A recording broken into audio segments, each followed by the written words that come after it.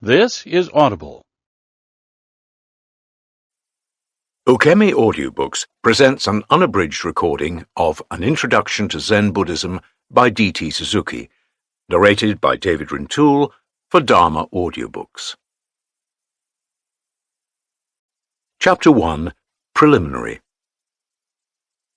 Buddhism, in its course of development, has completed a form which distinguishes itself from its original type, so greatly indeed that we are justified in emphasizing its historical division into two schools, Hinayana and Mahayana, or the lesser vehicle and the greater vehicle of salvation. As a matter of fact, the Mahayana, with all its varied formulae, is no more than a developed form of Buddhism and traces back its final authority to its Indian founder, the great Buddha Shakyamuni. When this developed form of the Mahayana was introduced into China and then into Japan, it achieved further development in these countries.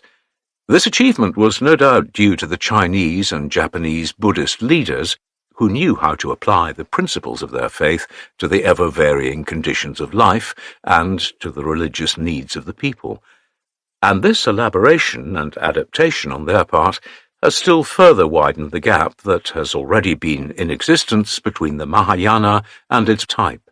To be accurate, the fundamental ideas of the Mahayana are expounded in the Prajnaparamita group of Buddhist literature, the earliest of which must have appeared at the latest within 300 years of the Buddha's death. The germs are no doubt in the writings belonging to Buddhism. Only their development, that is, a conscious grasp of them as most essential in the teachings of the founder, could not be effected without his followers actually living the teachings for some time through the variously changing conditions of life. Thus, enriched in experience and matured in reflection, the Indian Buddhists came to have the Mahayana form of Buddhism as distinguished from its primitive or original form.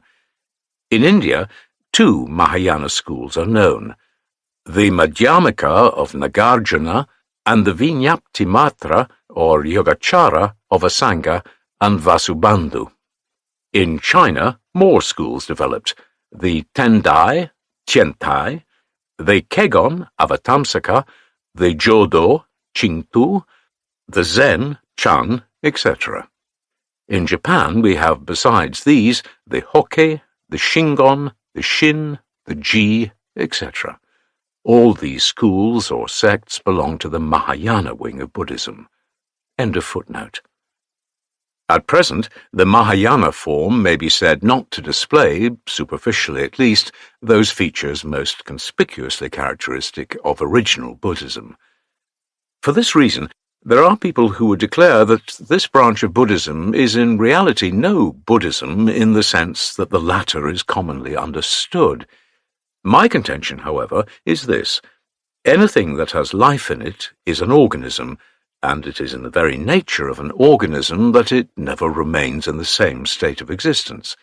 An acorn is quite different, even as a young oak with tender leaves just out of its protective shell is quite different from a full-grown tree so stately and gigantic and towering up to the sky. But throughout these varying phases of change, there is a continuation of growth and unmistakable marks of identity, whence we know that one and the same plant has passed through many stages of becoming. The so-called primitive Buddhism is the seed. Out of it, Far Eastern Buddhism has come into existence with the promise of still further growth. Scholars may talk of historical Buddhism, but my subject here is to see Buddhism not only in its historical development, but from the point of view of its still vitally concerning us as a quickening spiritual force in the Far East. Among the many sects of Buddhism that have grown up, especially in China and Japan, we find a unique order claiming to transmit the essence and spirit of Buddhism directly from its author, and this not through any secret document or by means of any mysterious rite. This order is one of the most significant aspects of Buddhism, not only from the point of view of its historical importance and spiritual vitality, but from the point of view of its most original and stimulating manner of demonstration. The doctrine of the Buddha heart, Buddha Hridaya, is its scholastic name, but more commonly it is known as Zen. That Zen is not the same as dhyana, though the term Zen is derived from the Chinese transliteration Channa, Zenna in Japanese, of the original Sanskrit, will be explained later on. This school is unique in various ways in the history of religion. Its doctrines, theoretically stated, may be said to be those of speculative mysticism, but they are presented and demonstrated in such a manner that only those initiates who, after long training, have actually gained an insight into the system can understand their ultimate signification. To those who have not acquired this penetrating knowledge, that is, to those who have not experienced Zen in their everyday active life, its teachings, or rather its utterances, assume quite a peculiar, uncouth, and even enigmatical aspect. Such people, looking at Zen more or less conceptually, consider Zen utterly absurd and ludicrous, or deliberately making itself unintelligible in order to guard its apparent profundity against outside criticism. But, according to the followers of Zen, its apparently paradoxical statements are not artificialities contrived to hide themselves behind a screen of obscurity, but simply because the human tongue is not an adequate organ for expressing the deepest truths of Zen. The latter cannot be made the subject of logical exposition. They are to be experienced in the inmost soul, when they become, for the first time, intelligible. In point of fact, no plainer and more straightforward expressions than those of Zen have ever been made by any other branch of human experience. Coal is black. This is plain enough. But Zen protests coal is not black. This is also plain enough, and indeed even plainer than the first positive statement when we come right down to the truth of the matter. Personal experience, therefore, is everything in Zen. No ideas are intelligible to those who have no backing of experience. This is a platitude. A baby has no ideas, for its mentality is not yet so developed as to experience anything in the way of ideas. If it has them at all, they must be something extremely obscure and blurred, and not in correspondence with realities. To get the clearest and most efficient understanding of a thing, therefore, it must be experienced personally. Especially when the thing is concerned with life itself, personal experience is an absolute necessity. Without this experience, nothing relative to its profound working will ever be accurately and therefore efficiently grasped. The foundation of all concepts is simple, unsophisticated experience. Zen places the utmost emphasis upon this foundation experience, and it is around this that Zen constructs all the verbal and conceptual scaffold which is to be found in its literature, known as sayings, Goroku, Japanese, Yulu, Chinese. Though the scaffold affords a most useful means to reach the inmost reality, it is still an elaboration and artificiality. We lose its whole significance when it is taken for a final reality. The nature of the human understanding compels us not to put too much confidence in the superstructure. Mystification is far from being the object of Zen itself, but to those who have not touched the central fact of life, Zen inevitably appears as mystifying, penetrates through the conceptual superstructure, and what is imagined to be a mystification will at once disappear, and at the same time there will be an enlightenment known as Satori. Zen, therefore, most strongly and persistently insists on an inner spiritual experience. It does not attach any intrinsic importance to the sacred sutras or to their exegeses by the wise and learned. Personal experience is strongly set against authority and objective revelation, and as the most practical method of attaining spiritual enlightenment, the followers of Zen propose the practice of dhyana, known as Zazen in Japanese. Footnote: Za means to sit, and Zazen may be summarily taken as meaning to sit in meditation. What it exactly signifies will be seen later in connection with the description of the meditation hall, Zendo, Japanese, Chantang, Chinese. End of footnote.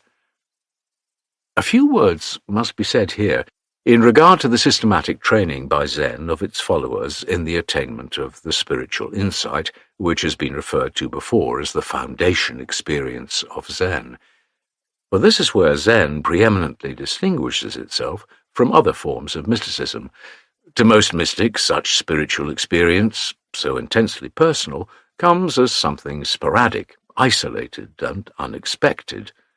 Christians use prayer, or mortification, or contemplation, so-called, as the means of bringing this on themselves, and leave its fulfillment to divine grace. But as Buddhism does not recognize a supernatural agency in such matters, the Zen method of spiritual training is practical and systematic. From the beginning of its history in China, there has been such a tendency, well marked, but as time went on, a regular system has finally come into existence, and the Zen school at present has a thoroughgoing method for its followers to train themselves in the attainment of their object. Herein lies the practical merit of Zen. While it is highly speculative on the one hand, its methodical discipline on the other hand produces most fruitful and beneficial results on moral character. We sometimes forget its highly abstract character when it is expressed in connection with the facts of our everyday practical life.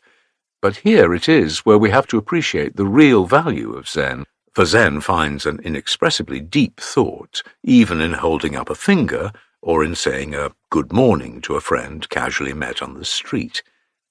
In the eye of Zen, the most practical is the most abstruse, and vice versa. All the system of discipline adopted by Zen is the outcome of this fundamental experience. I said that Zen is mystical. This is inevitable, seeing that Zen is the keynote of Oriental culture. It is what makes the West frequently fail to fathom exactly the depths of the Oriental mind, for mysticism, in its very nature, defies the analysis of logic, and logic is the most characteristic feature of Western thought. The East is synthetic in its method of reasoning. It does not care so much for the elaboration of particulars as for a comprehensive grasp of the whole, and this intuitively. Therefore, the Eastern mind, if we assume its existence, is necessarily vague and indefinite, and seems not to have an index which at once reveals the contents to an outsider. The thing is there before our eyes, for it refuses to be ignored, but when we endeavour to grasp it in our own hands in order to examine it more closely or systematically, it eludes and we lose its track.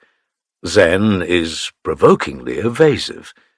This is not due, of course, to any conscious or premeditated artifice with which the Eastern mind schemes to shun the scrutiny of others.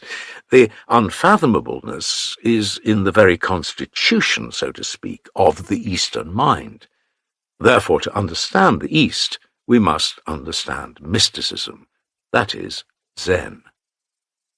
It is to be remembered, however, that there are various types of mysticism, rational and irrational, speculative and occult, sensible and fantastic. When I say that the East is mystical, I do not mean that the East is fantastic, irrational, and altogether impossible to bring within the sphere of intellectual comprehension.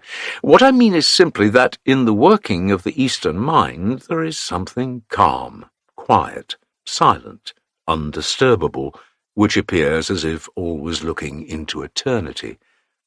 This quietude and silence, however, does not point to mere idleness or inactivity. The silence is not that of the desert shorn of all vegetation, nor is it that of a corpse forever gone to sleep and decay.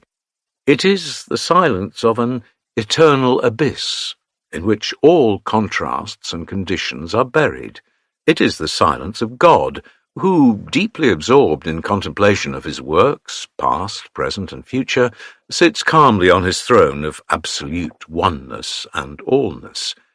It is the silence of thunder, obtained in the midst of the flash and uproar of opposing electrical currents. This sort of silence pervades all things Oriental. Woe unto those who take it for decadence and death, for they will be overwhelmed by an overwhelming outburst of activity out of the eternal silence.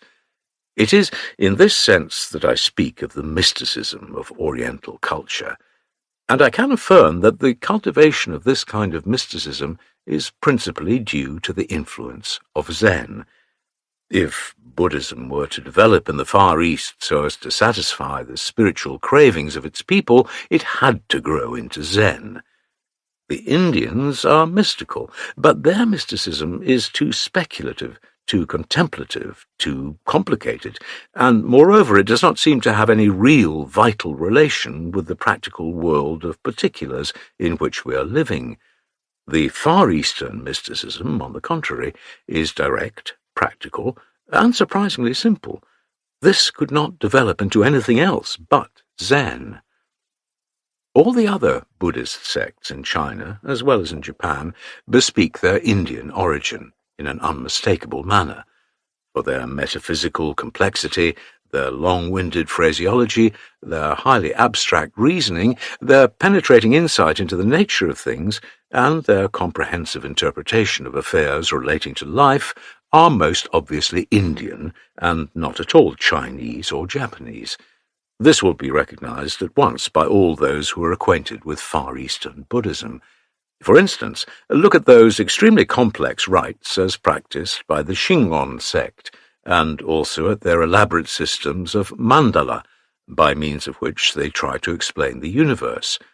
No Chinese or Japanese mind would have conceived such an intricate network of philosophy without being first influenced by Indian thought.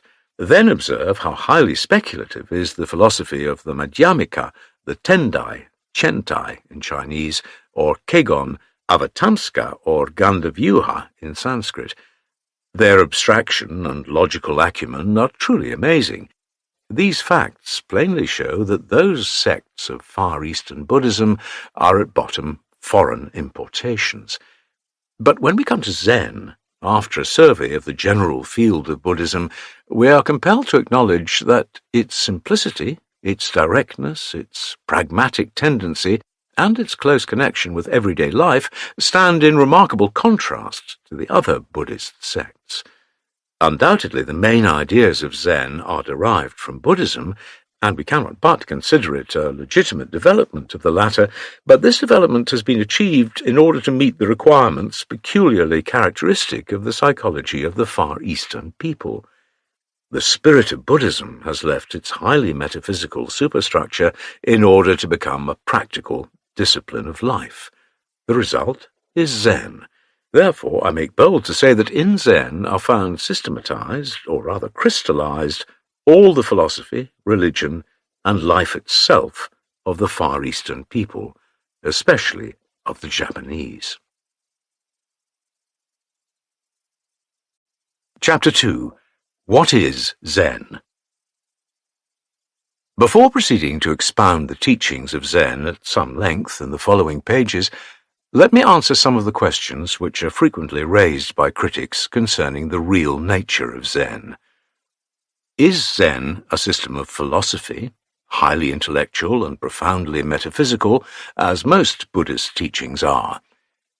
I have already stated that we find in Zen all the philosophy of the East crystallized, but this ought not to be taken as meaning that Zen is a philosophy in the ordinary application of the term. Zen is decidedly not a system founded upon logic and analysis. If anything, it is the antipode to logic, by which I mean the dualistic mode of thinking. There may be an intellectual element in Zen, for Zen is the whole mind, and in it we find a great many things. But the mind is not a composite thing that is to be divided into so many faculties, leaving nothing behind when the dissection is over. Zen has nothing to teach us in the way of intellectual analysis, nor has it any set doctrines which are imposed on its followers for acceptance. In this respect, Zen is quite chaotic, if you choose to say so. Probably Zen followers may have sets of doctrines, but they have them on their own account, and for their own benefit. They do not owe the fact to Zen. Therefore there are in Zen no sacred books or dogmatic tenets, nor are there any symbolic formulae through which an access might be gained into the signification of Zen. If I am asked then what Zen teaches, I would answer, Zen teaches nothing. Whatever teachings there are in Zen, they come out of one's own mind. We teach ourselves. Zen merely points the way. Unless this pointing is teaching, there is certainly nothing in Zen purposely set up as its cardinal doctrines or as its fundamental philosophy. Zen claims to be Buddhism, but all the Buddhist teachings, as propounded in the sutras and shastras, are treated by Zen as mere waste paper, whose utility consists in wiping off the dirt of intellect, and nothing more. Do not imagine, however, that Zen is nihilism. All nihilism is self-destructive. It ends nowhere. Negativism is sound as method, but the highest truth is an affirmation. When it is said that Zen has no philosophy, that it denies all doctrinal authority, that it casts aside all so-called sacred literature as rubbish, we must not forget that Zen is holding up, in this very act of negation, something quite positive and eternally affirmative. This will become clearer as we proceed. Is Zen a religion? It is not a religion in the sense that the term is popularly understood, for Zen has no god to worship, no ceremonial rites to observe, no future abode to which the dead are destined, and, last of all, Zen has no soul whose welfare is to be looked after by somebody else, and whose immortality is a matter of intense concern with some people. Zen is free from all these dogmatic and religious encumbrances. When I say there is no God in Zen, the pious reader may be shocked, but this does not mean that Zen denies the existence of God. Neither denial nor affirmation concerns Zen. When a thing is denied, the very denial involves something not denied. The same can be said of affirmation. This is inevitable in logic. Zen wants to rise above logic. Zen wants to find a higher affirmation where there are no antitheses. Therefore, in Zen, God is neither denied nor insisted upon. Only there is in Zen no such God as has been conceived by Jewish and Christian minds. For the same reason that Zen is not a philosophy, Zen is not a religion. As to all those images of various Buddhas and Bodhisattvas and Devas and other beings that one comes across in Zen temples, they are like so many pieces of wood or stone or metal. They are like the camellias, azaleas, or stone lanterns in my garden. Make obeisance to the camellia now in full bloom, and worship it if you like, Zen would say.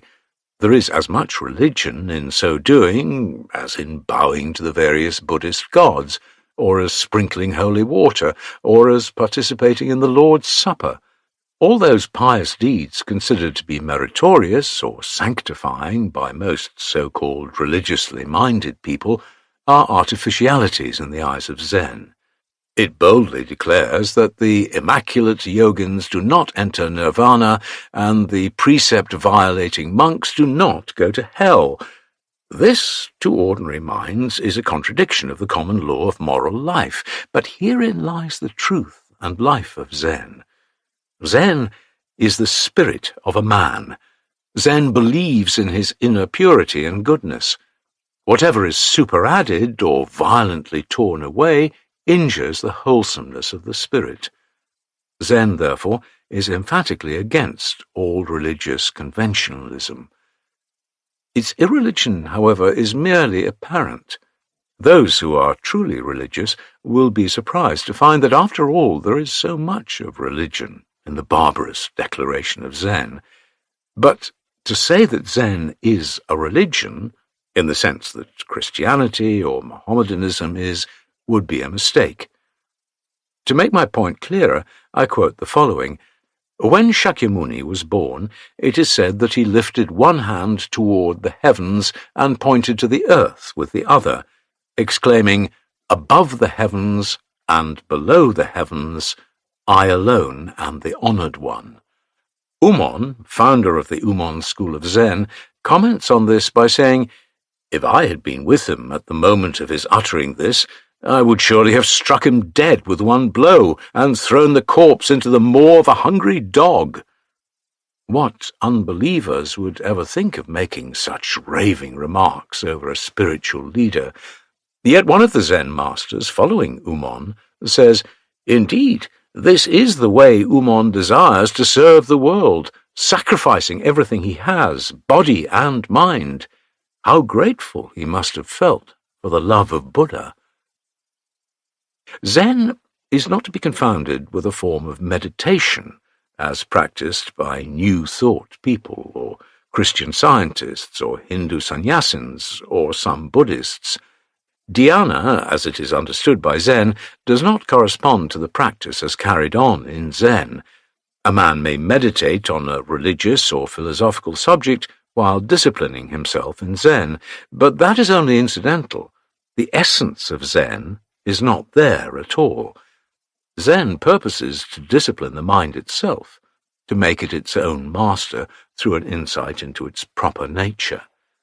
This getting into the real nature of one's own mind or soul is the fundamental object of Zen Buddhism. Zen, therefore, is more than meditation and dhyana in its ordinary sense.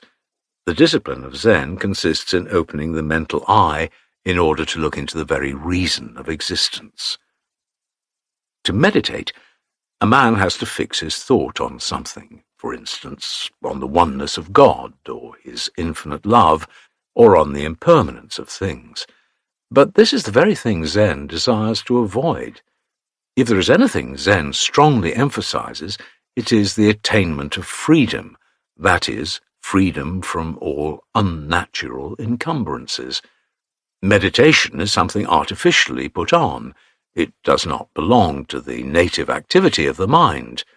Upon what do the fowl of the air meditate? Upon what do the fish in the water meditate? They fly, they swim. Is not that enough? Who wants to fix his mind on the unity of God and man, or on the nothingness of this life? Who wants to be arrested in the daily manifestations of his life activity by such meditations as the goodness of a divine being or the everlasting fire of hell? We may say that Christianity is monotheistic, and the Vedanta pantheistic, but we cannot make a similar assertion about Zen. Zen is neither monotheistic nor pantheistic. Zen defies all such designations. Hence there is no object in Zen upon which to fix the thought. Zen is a wafting cloud in the sky. No screw fastens it, no string holds it. It moves as it lists. No amount of meditation will keep Zen in one place. Meditation is not Zen. Neither pantheism nor monotheism provides Zen with its subjects of concentration. If Zen is monotheistic, it may tell its followers to meditate on the oneness of things, where all differences and inequalities, enveloped in the all-illuminating brightness of the divine light, are obliterated. If Zen were pantheistic, it would tell us that every meanest flower in the field reflects the glory of God. But what Zen says is, after all things are reduced to oneness, where would that one be reduced? Zen wants to have one's mind free and unobstructed. Even the idea of oneness or allness is a stumbling block and a strangling snare which threatens the original freedom of the spirit. Zen, therefore, does not ask us to concentrate our thought on the idea that a dog is God, or that 3 pounds of flax are divine. When Zen does this, it commits itself to a definite system of philosophy, and there is no more Zen. Zen just feels fire warm and ice cold, because when it freezes we shiver and welcome fire. The feeling is all in all, as Faust declares. All our theorization fails to touch reality. But the feeling here must be understood in its deepest sense, or in its purest form. Even to say that this is the feeling means that Zen is no more there. Zen defies all concept-making. That is why Zen is difficult to grasp. Whatever meditation Zen may propose, then, will be to take things as they are, to consider snow white and the raven black. When we speak of meditation, we in most cases refer to its abstract character. That is, meditation is known to be concentration of the mind on some highly generalized proposition, which is, in the nature of things, not always closely and directly connected with the concrete affairs of life. Zen perceives or feels and does not abstract nor meditate. Zen penetrates and is finally lost in the immersion. Meditation, on the other hand, is outspokenly dualistic and consequently inevitably superficial. One critic regards Zen as the Buddhist counterpart of the spiritual exercises of St. Ignatius Loyola. The critic shows a great inclination to find Christian analogies for things Buddhistic, and this is one of such instances. Those who have at all a clear understanding of Zen will at once see how wide of the mark this comparison is. Even superficially speaking, there is not a shadow of similitude between the exercises of Zen and those proposed by the founder of the Society of Jesus. The contemplations and prayers of St. Ignatius are, from the Zen point of view, merely so many fabrications of the imagination elaborately woven for the benefit of the piously minded, and, in reality, this is like piling tiles upon tiles on one's head, and there is no true gain in the life of the spirit. We can say this, however, that those spiritual exercises in some ways resemble certain meditations of Hinayana Buddhism, such as the 5 mind-quieting methods, or the 9 thoughts on impurity, or the 6 or 10 subjects of memory. Zen is sometimes made to mean mind murder and the curse of idle reverie. This is the statement of Griffiths, the well-known author of Religions of Japan. By mind murder, I do not know what he really means, but does he mean that Zen kills the activities of the mind by making one's thought fix on one thing, or by inducing sleep?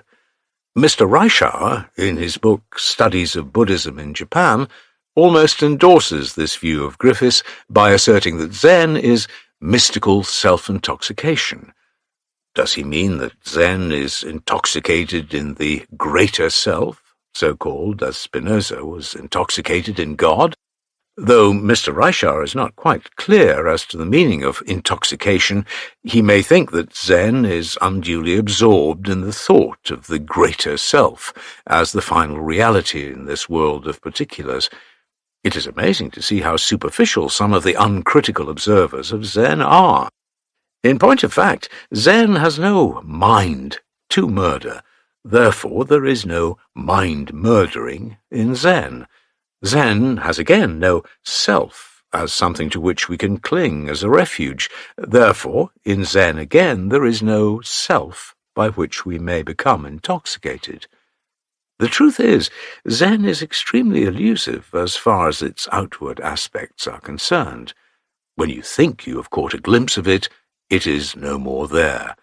From afar it looks so approachable, but as soon as you come near it, you see it even further away from you than before. Unless, therefore, you devote some years of earnest study to the understanding of its primary principles, it is not to be expected that you will begin to have a fair grasp of Zen. The way to ascend unto God is to descend into one's self. These are Hugo's words. If thou wishest to search out the deep things of God, search out the depths of thine own spirit. This comes from Richard of St. Victor. When all these deep things are searched out, there is, after all, no self. Where you can descend, there is no spirit, no God whose depths are to be fathomed. Why? Because Zen is a bottomless abyss. Zen declares, though in a somewhat different manner, nothing really exists throughout the triple world. Where do you wish to see the mind or spirit? The four elements are all empty in their ultimate nature. Where could the Buddha's abode be? But lo, the truth is unfolding itself right before your eye. This is all there is to it, and indeed nothing more. A minute's hesitation, and Zen is irrevocably lost. All the Buddhas of the past, present, and future may try to make you catch it once more, and yet it is 1,000 miles away. Mind murder and self-intoxication, forsooth? Zen has no time to bother itself with such criticisms. The critics may mean that the mind is hypnotized by Zen to a state of unconsciousness, and that when this obtains, the favorite Buddhist doctrine of emptiness, shunyata, is realized, where the subject is not conscious of an objective world or of himself being lost in one vast emptiness, whatever this may be. This interpretation again fails to hit Zen aright. It is true that there are some expressions in Zen as might suggest this kind of interpretation, but to understand Zen, we must make a leap here. The vast emptiness must be traversed. The subject must be awakened from a state of unconsciousness if he does not wish to be buried alive. Zen is attained only when self-intoxication is abandoned and the drunkard is really awakened to his deeper self. If the mind is ever to be murdered, leave the work in the hand of Zen, for it is Zen that will restore the murdered and lifeless one into a state of eternal life. Be born again. Be awakened from the dream. Rise from the death, O ye drunkards, Zen would exclaim. Do not try, therefore, to see Zen with the eyes bandaged, and your hands are too unsteady to take hold of it. And remember, I'm not indulging in figures of speech. I might multiply many such criticisms if it were necessary, but I hope that the above have sufficiently prepared the reader's mind for the following more positive statements concerning Zen. The basic idea of Zen is to come in touch with the inner workings of our being, and to do this in the most direct way possible, without resorting to anything external or superadded. Therefore, anything that has the semblance of an external authority is rejected by Zen. Absolute faith is placed in a man's own inner being. For whatever authority there is in Zen, all comes from within. This is true in the strictest sense of the word. Even the reasoning faculty is not considered final or absolute. On the contrary, it hinders the mind from coming into the directest communication with itself. The intellect accomplishes its mission when it works as an intermediary, and Zen has nothing to do with an intermediary except when it desires to communicate itself to others. For this reason, all the scriptures are merely tentative and provisory. There is in them no finality. The central fact of life as it is lived is what Zen aims to grasp, and this in the most direct and most vital manner. Zen professes itself to be the spirit of Buddhism, but in fact it is the spirit of all religions and philosophies.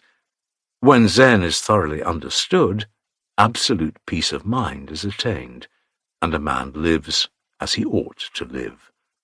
What more may we hope? Some say that as Zen is admittedly a form of mysticism, it cannot claim to be unique in the history of religion. Perhaps so. But Zen is a mysticism of its own order.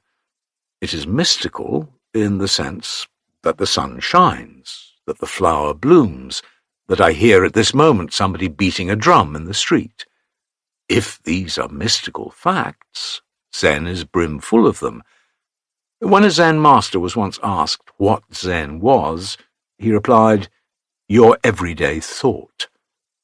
Is this not plain and most straightforward? It has nothing to do with any sectarian spirit. Christians as well as Buddhists can practice Zen, just as big fish and small fish are both contentedly living in the same ocean. Zen is the ocean. Zen is the air. Zen is the mountain. Zen is thunder and lightning, the spring flower, summer heat, and winter snow. Nay, more than that, Zen is the man.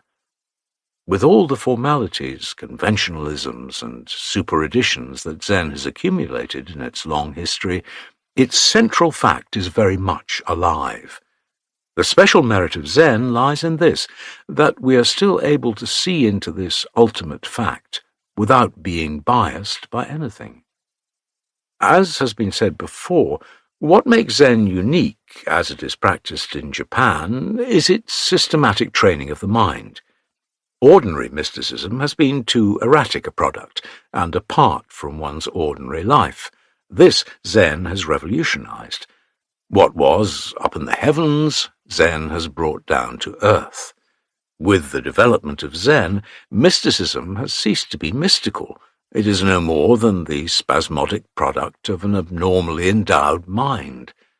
For Zen reveals itself in the most uninteresting and uneventful life of a plain man of the street, recognizing the fact of living in the midst of life as it is lived. Zen systematically trains the mind to see that.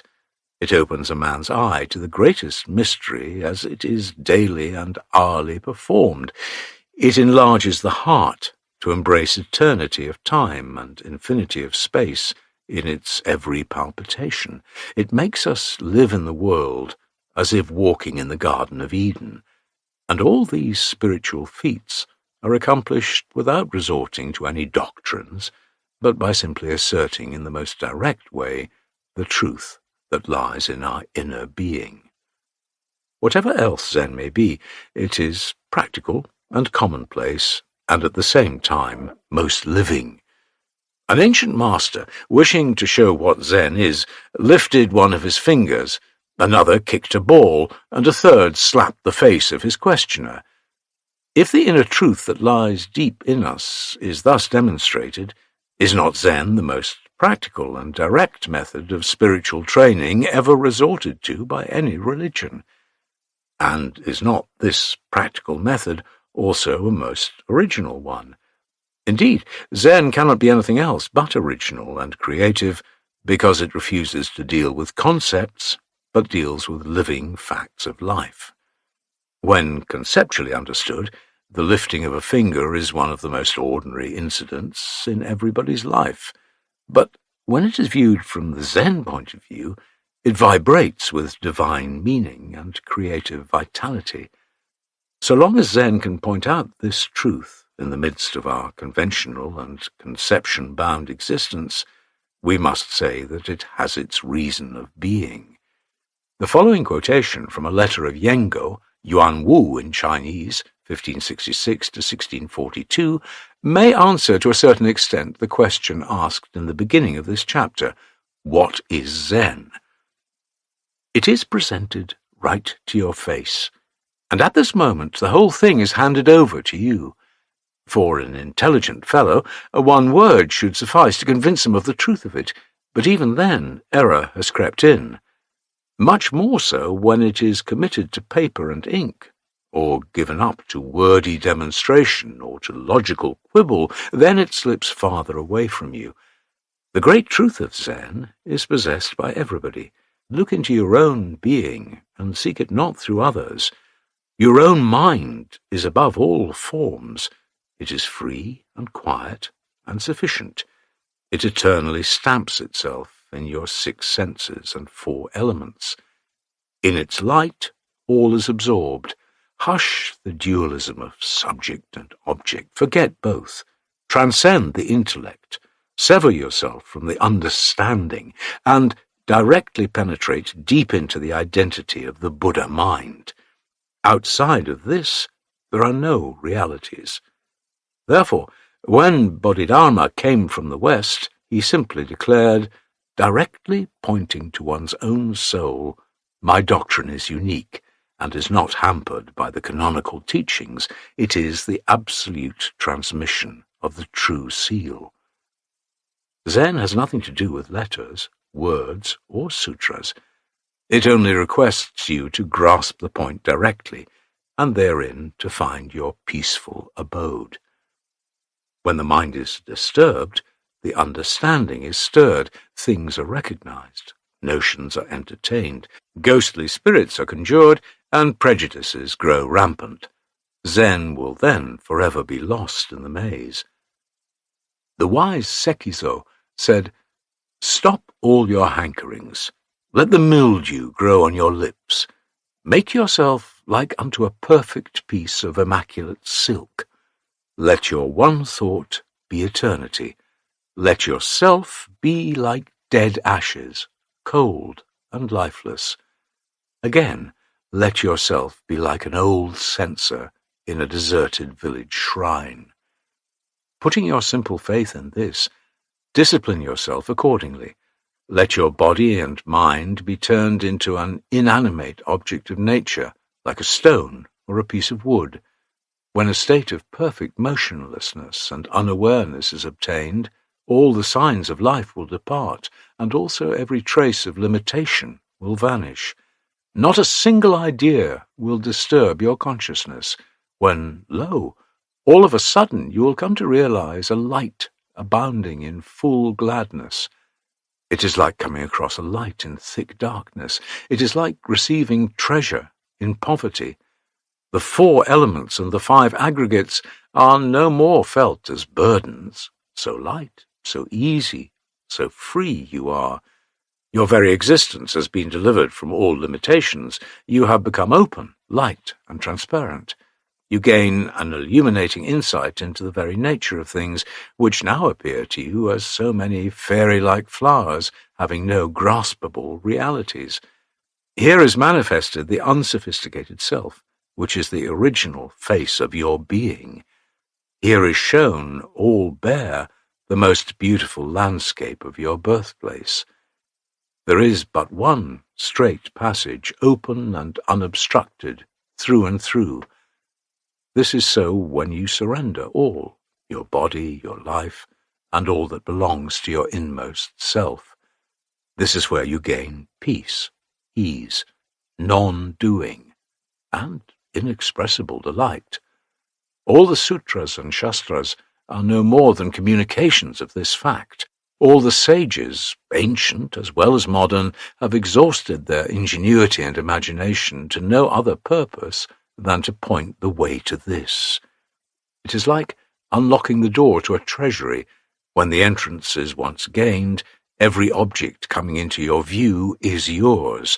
Every opportunity that presents itself is available for your use. For are they not, however multitudinous, all possessions obtainable within the original being of yourself? Every treasure there is but waiting your pleasure and utilization. This is what is meant by once gained, eternally gained, even unto the end of time. Yet really, there is nothing gained. What you have gained is no gain, and yet there is something truly gained in this. Chapter 3. Is Zen nihilistic? In the history of Zen, Yeno, Huineng, 638–713, traditionally considered the 6th patriarch of the Zen sect in China, cuts a most important figure. In fact, he is the founder of Zen as distinguished from the other Buddhist sects then existing in China. The standard set up by him as the true expression of Zen faith is this stanza. The Bodhi, true wisdom, is not like the tree. The mirror bright is nowhere shining. As there is nothing from the first, where does the dust itself collect? This was written in answer to a stanza composed by another Zen monk who claimed to have understood the faith in its purity. His lines run thus. This body is the Bodhi tree. The soul is like the mirror bright. Take heed to keep it always clean, and let no dust collect upon it. They were both disciples of the 5th patriarch, Gunin Hongzhen, died 675. and he thought that Yeno rightly comprehended the spirit of Zen, and therefore was worthy of wearing his mantle and carrying his bowl as his true successor in Zen. This recognition by the master of the significance of the first stanza by Yeno stamps it as the orthodox expression of Zen faith. As it seems to breathe the spirit of nothingness, many people regard Zen as advocating nihilism. The purpose of the present chapter is to refute this.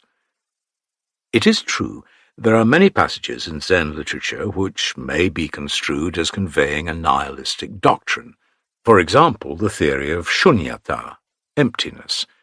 Even among those scholars who are well acquainted with the general teaching of Mahayana Buddhism, some still cling to the view that Zen is the practical application of the Sanron philosophy, otherwise known as the Madhyamika school. Sanron means the three treatises, which are Nagarjuna's Madhyamika Shastra and the Discourse of 12 sections, and Deva's Discourse of 100 stanzas. They comprise all the essential doctrines of this school. Nagarjuna is thought to be its founder, and, as the Mahayana Sutras classified under the head of Prajna Paramita expounded more or less similar views, the philosophy of this school is sometimes designated as the Prajna doctrine. Zen, therefore, they think, practically belongs to this class. In other words, the ultimate signification of Zen would be the upholding of the shunyata system. To a certain extent, superficially at least, this view is justifiable. For instance, read the following. "I come here to seek the truth of Buddhism," a disciple asked a master. "Why do you seek such a thing here?" answered the master. "Why do you wander about, neglecting your own precious treasure at home? I have nothing to give you. And what truth of Buddhism do you desire to find in my monastery? There is nothing, absolutely nothing." A master would sometimes say, "I do not understand Zen. I have nothing here to demonstrate. Therefore do not remain standing so, expecting to get something out of nothing. Get enlightened by yourself, if you will. If there is anything to take hold of, take it by yourself." Again, true knowledge, bodhi, transcends all modes of expression. There has been nothing from the very beginning which one can claim as having attained towards enlightenment. Or, in Zen there is nothing to explain by means of words, there is nothing to be given out as holy doctrine. 30 blows, whether you affirm or negate. Do not remain silent, nor be discursive. The question, how can one always be with Buddha, called forth the following answer from a master. Have no stirrings in your mind. Be perfectly serene toward the objective world. To remain thus all the time in absolute emptiness and calmness is the way to be with the Buddha. Sometimes we come across the following. The middle way is where there is neither middle nor two sides. When you are fettered by the objective world, you have one side. When you are disturbed in your own mind, you have the other side. When neither of these exists, there is no middle part. And this is the middle way. A Japanese Zen master who flourished several hundred years ago used to say to his disciples, who would implore him to instruct them in the way to escape the fetters of birth and death, "Here is no birth and death." Bodhidharma, Daruma, Japanese, Tamo, Chinese, the first patriarch of the Zen sect in China, was asked by Wu, the first emperor, reigned AD 502 to 549, of the Liang dynasty, as to the ultimate and holiest principle of Buddhism. The sage is reported to have answered, "Vast emptiness and nothing holy in it."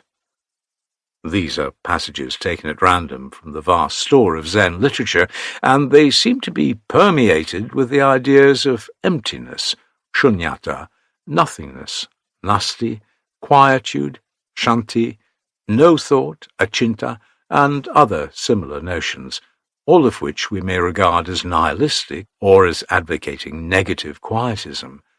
A quotation from the Prajnaparamita Hridaya Sutra may prove to be more astounding than any of the above passages. In fact, all the sutras belonging to this prajna class of Mahayana literature are imbued thoroughly with the idea of shunyata, and those who are not familiar with this way of thinking will be taken aback and may not know how to express their judgment. This sutra, considered to be the most concise and most comprehensive of all the prajna sutras, is daily recited in the Zen monasteries. In fact, it is the first thing the monks recite in the morning as well as before each meal. Thus, Shariputra, all things have the character of emptiness. They have no beginning, no end. They are faultless and not faultless. They are not perfect and not imperfect. Therefore, O Shariputra, here in this emptiness there is no form, no perception, no name, no concepts, no knowledge, no eye, no ear, no nose, no tongue, no body, no mind, no form, no sound, no smell, no taste, no touch, no objects. There is no knowledge, no ignorance, no destruction of ignorance. There is no decay nor death. There are no four truths, viz., there is no pain, no origin of pain, no stoppage of pain, and no path to the stoppage of pain. There is no knowledge of nirvana, no obtaining of it, no not obtaining of it. Therefore, O Shariputra, as there is no obtaining of nirvana, a man who has approached the prajnaparamita of the bodhisattvas dwells unimpeded in consciousness. When the impediments of consciousness are annihilated, then he becomes free of all fear, is beyond the reach of change, enjoying final nirvana. Going through all these quotations, it may be thought that the critics are justified in charging Zen with advocating a philosophy of pure negation, but nothing is so far from Zen as this criticism would imply, for Zen always aims at grasping the central fact of life, which can never be brought to the dissecting table of the intellect. To grasp this central fact of life, Zen is forced to propose a series of negations. Mere negation, however, is not the spirit of Zen, but as we are so accustomed to the dualistic way of thinking, this intellectual error must be cut at its root. Naturally, Zen would proclaim, not this, not that, not anything. But we may insist upon asking Zen what it is that is left after all these denials, and the master will, perhaps on such an occasion, give us a slap in the face, exclaiming, "You fool, what is this?" Some may take this as only an excuse to get away from the dilemma, or as having no more meaning than a practical example of ill breeding. But when the spirit of Zen is grasped in its purity, it will be seen what a real thing that slap is. For here is no negation, no affirmation, but a plain fact, a pure experience, the very foundation of our being and thought. All the quietness and emptiness one might desire in the midst of most active mentation lies therein. Do not be carried away by anything outward or conventional. Zen must be seized with bare hands, with no gloves on. Zen is forced to resort to negation because of our innate ignorance, avidya, which tenaciously clings to the mind as wet clothes do to the body. Ignorance is all very well as far as it goes, but it must not go out of its proper sphere. Ignorance is another name for logical dualism. White is snow and black is the raven. But these belong to the world and its ignorant way of talking. If we want to get to the very truth of things, we must see them from the point where this world has not yet been created, where the consciousness of this and that has not yet been awakened, and where the mind is absorbed in its own identity, that is, in its serenity and emptiness. This is a world of negations, but leading to a higher or absolute affirmation, an affirmation in the midst of negations. Snow is not white, the raven is not black, yet each in itself is white or black. This is where our everyday language fails to convey the exact meaning as conceived by Zen. Apparently, Zen negates, but it is always holding up before us something which indeed lies right before our own eyes, and if we do not pick it up by ourselves, it is our own fault. Most people, whose mental vision is darkened by the clouds of ignorance, pass it by and refuse to look at it.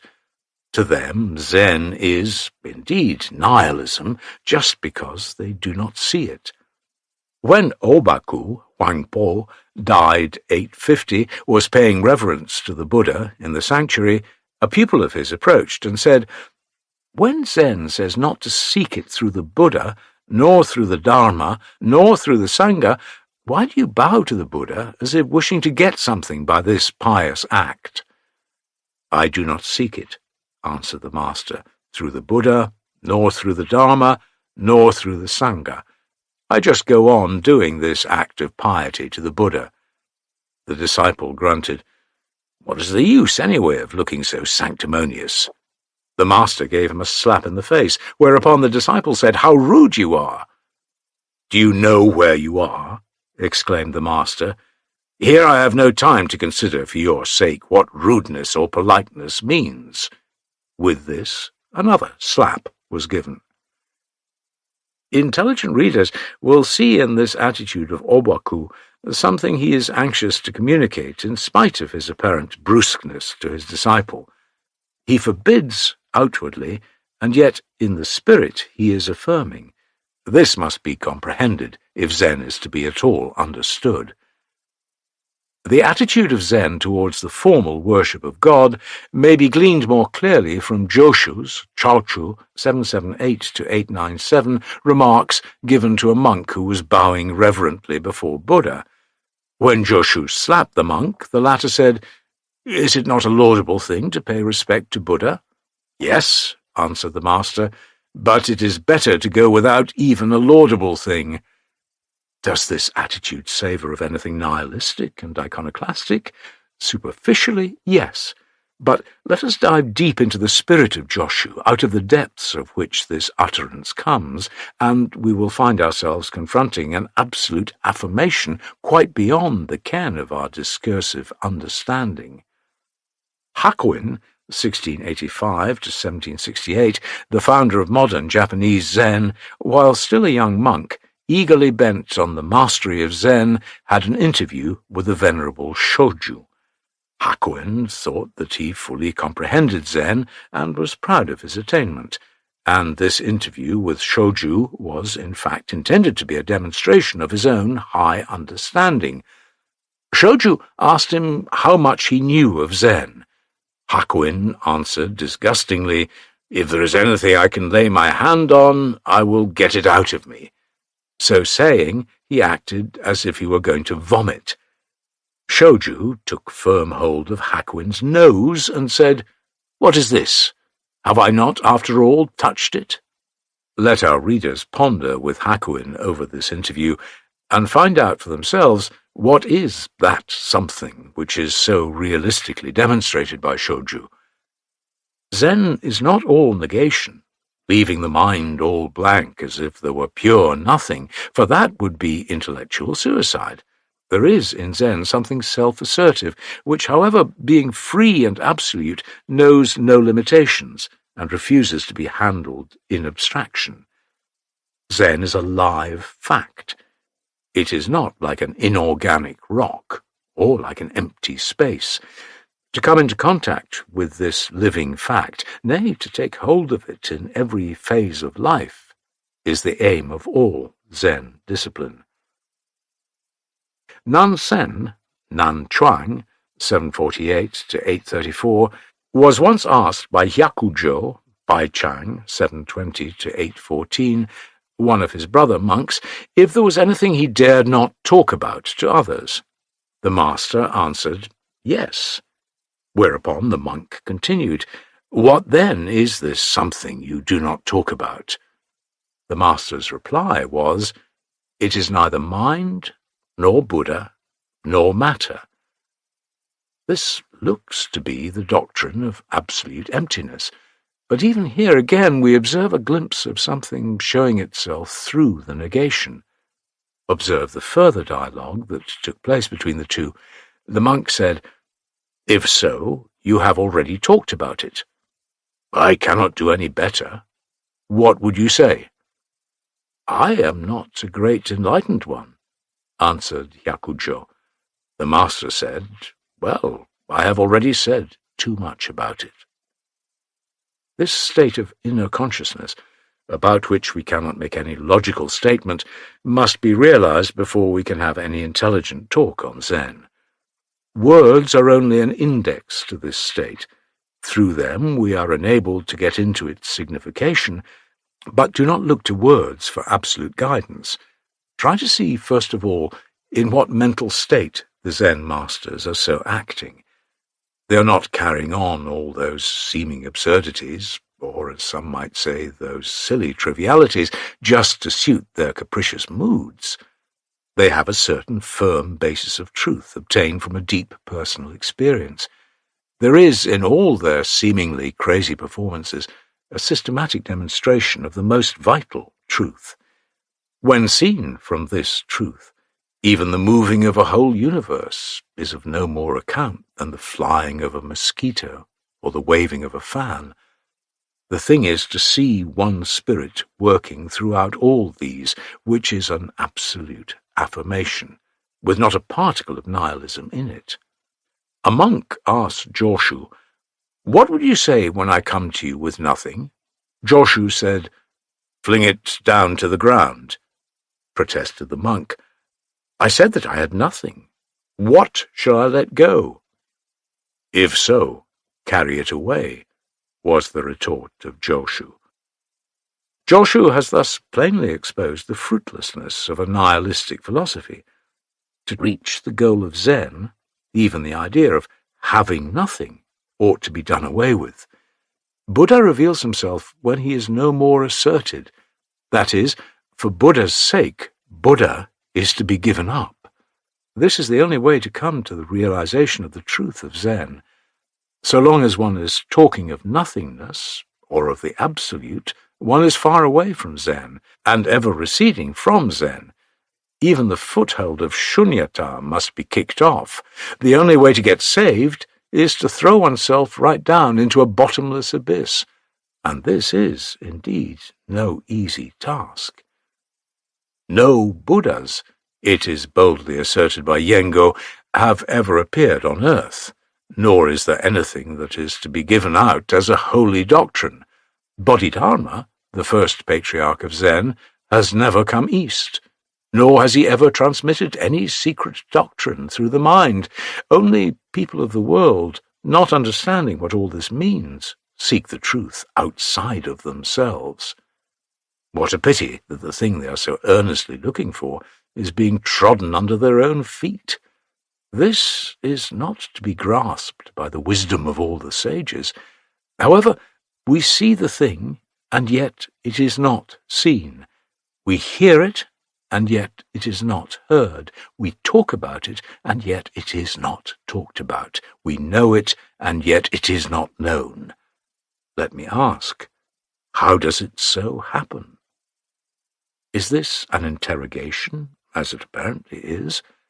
Or, in fact, is it an affirmative statement describing a certain definite attitude of mind? Therefore, when Zen denies, it is not necessarily a denial in the logical sense. The same can be said of an affirmation.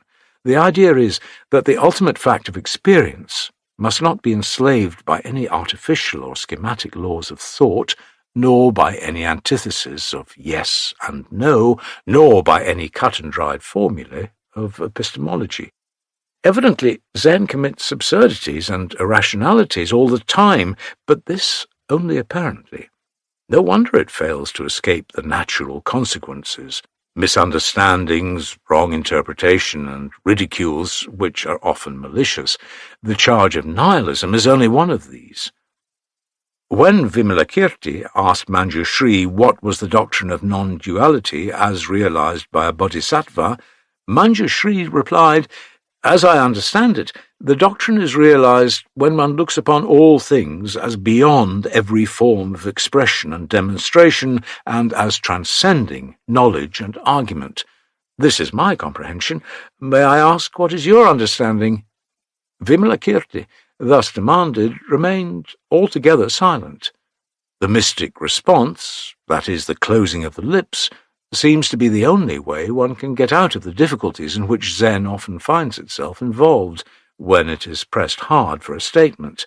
Therefore Yengo, commenting on the above, has this to say: "I say yes, and there is nothing about which this affirmation is made. I say no, and there is nothing about which this is made. I stand above yes and no. I forget what is gained and what is lost. There is just a state of absolute purity, a state of stark nakedness.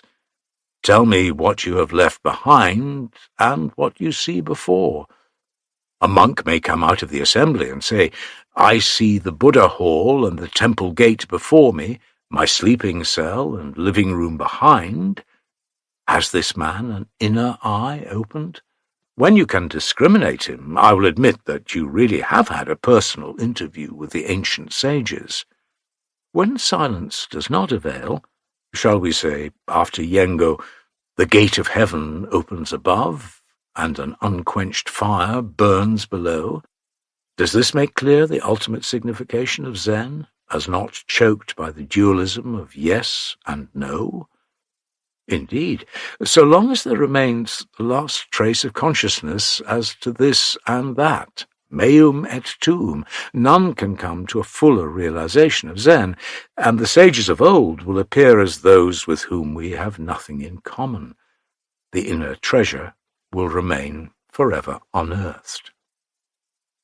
A monk asked, "According to Vimalakirti, one who wishes for the pure land ought to have his mind purified. But what is the purified mind?" Answered the Zen master, "When the mind is absolutely pure, you have a purified mind, and a mind is said to be absolutely pure when it is above purity and impurity. You want to know how this is to be realized? Have your mind thoroughly void in all conditions. Then you will have purity. But when this is attained, do not harbour any thought of it, or you get non-purity. Again, when this state of non-purity is attained, do not harbour any thought of it, and you are free of non-purity. This is absolute purity." Now, absolute purity is absolute affirmation, as it is above purity and non-purity, and at the same time unifies them in a higher form of synthesis. There is no negation in this, nor any contradiction. What Zen aims at is to realize this form of unification in one's everyday life of actualities, and not to treat life as a sort of metaphysical exercise. In this light, all Zen questions and answers, mondo, are to be considered. There are no quibblings, no playing at words, no sophistry. Zen is the most serious concern in the world. Let me conclude this chapter with the following quotation from one of the earliest Zen writings. Doko, Dao Kuang, a Buddhist philosopher and a student of the Vinyapti Matra, absolute idealism, came to a Zen master and asked, "With what frame of mind should one discipline oneself in the truth?"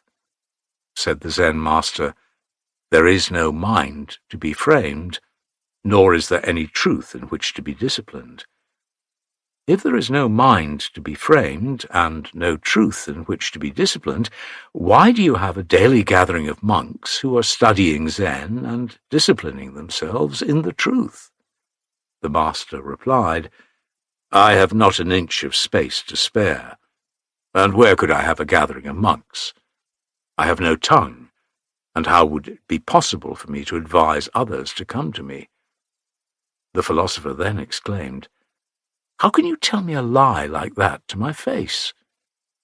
When I have no tongue to advise others, is it possible for me to tell a lie? Said Doko despairingly, I cannot follow your reasoning. Neither do I understand myself, concluded the Zen master. Chapter 4. Illogical Zen. Empty-handed I go, and behold, the spade is in my hands. I walk on foot, and yet on the back of an ox I am riding. When I pass over the bridge, lo, the water floweth not, but the bridge doth flow. This is the famous gatha of Zhenye, Shanhui, AD 497 to 469, who is commonly known as Fudaishi, and it summarily gives the point of view as entertained by the followers of Zen. Though it by no means exhausts all that Zen teaches, it indicates graphically the way toward which Zen tends. Those who desire to gain an intellectual insight, if possible, into the truth of Zen, must first understand what this stanza really means. Nothing can be more illogical and contrary to common sense than these 4 lines. The critics will be inclined to call Zen absurd, confusing, and beyond the ken of ordinary reasoning. But Zen is inflexible, and would protest that the so-called common-sense way of looking at things is not final, and that the reason why we cannot attain to a thoroughgoing comprehension of the truth is due to our unreasonable adherence to a logical interpretation of things. If we really want to get to the bottom of life, we must abandon our cherished syllogisms. We must acquire a new way of observation whereby we can escape the tyranny of logic and the one-sidedness of our everyday phraseology. However paradoxical it may seem, Zen insists that the spade must be held in your empty hands, and that it is not the water but the bridge that is flowing under your feet. These are not, however, the only irrational statements Zen makes. There are many more equally staggering ones. Some may declare Zen irrevocably insane or silly. Indeed, what would our readers say to such assertions as the following? When Tom drinks, Dick gets tipsy. Who is the teacher of all the Buddhas, past, present, and future? John the cook. Last night a wooden horse neighed, and a stone man cut capers. Lo, a cloud of dust is rising from the ocean, and the roaring of the waves is heard over the land. Sometimes Zen will ask you such questions as the following. It is pouring now. How would you stop it? When both hands are clapped, a sound is produced. Listen to the sound of one hand. If you have heard the sound of one hand, can you make me hear it too? When we see about us mountains towering high and seas filling hollow places, why do we read in the sacred sutras that the Dharma is sameness, and there is nothing high, nothing low? Have the followers of Zen lost their senses, or are they given up to deliberate mystification? Have all these statements no inner meaning, no edifying signification, except to produce confusion in our minds? What is Zen, through these apparent trivialities and irrationalities, really driving us to comprehend? The answer is simple. Zen wants us to acquire an entirely new point of view, whereby to look into the mysteries of life and the secrets of nature. This is because Zen has come to the definite conclusion that the ordinary logical process of reasoning is powerless to give final satisfaction to our deepest spiritual needs. We generally think that A is absolute, and that the proposition A is not A, or A is B, is unthinkable. We have never been able to break through these conditions of the understanding.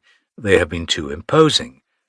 But now Zen declares that words are words and no more. When words cease to correspond with facts, it is time for us to part with words and return to facts. As long as logic has its practical value, it is to be made use of, but when it fails to work, or when it tries to go beyond its proper limits, we must cry, halt. Ever since the awakening of consciousness, we have endeavored to solve the mysteries of being and to quench our thirst for logic through the dualism of A and not A, that is, by calling a bridge, by making the water flow and the dust arise from the earth. But to our great disappointment, we have never been able to obtain peace of mind, perfect happiness, and a thorough understanding of life and the world. We have come, as it were, to the end of our wits. No further steps could we take which would lead us to a broader field of reality. The inmost agonies of the soul could not be expressed in words when, lo, light comes over our entire being. This is the beginning of Zen, for we now realize that A is not A after all, that logic is one-sided, that illogicality, so-called, is not, in the last analysis, necessarily illogical. What is superficially irrational has, after all, its own logic, which is in correspondence with the true state of things. Empty-handed I go, and behold, the spade is in my hands. By this we are made perfectly happy, for strangely, this contradiction is what we have been seeking for all the time, ever since the dawning of the intellect. The dawning of the intellect did not mean the assertion of the intellect, but the transcending of itself.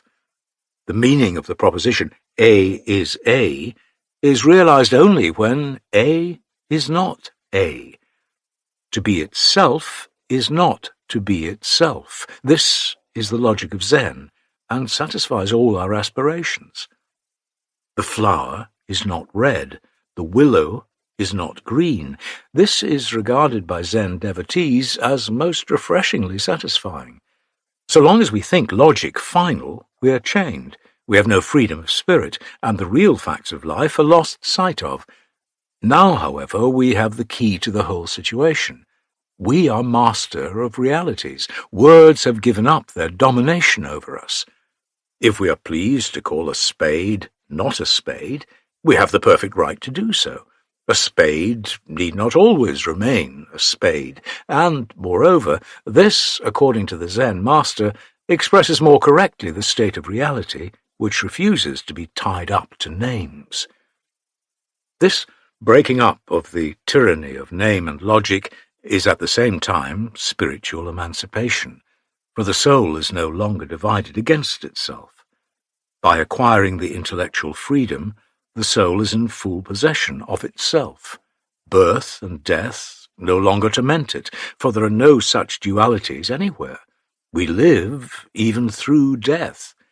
Hitherto, we have been looking at things in their contradicting and differentiating aspect, and have assumed an attitude towards them in accordance with that view, that is, more or less antagonistic. But this has been revolutionized. We have at last attained the point where the world can be viewed, as it were, from within. Therefore, the iron trees are in full bloom, and in the midst of pouring rain I am not wet.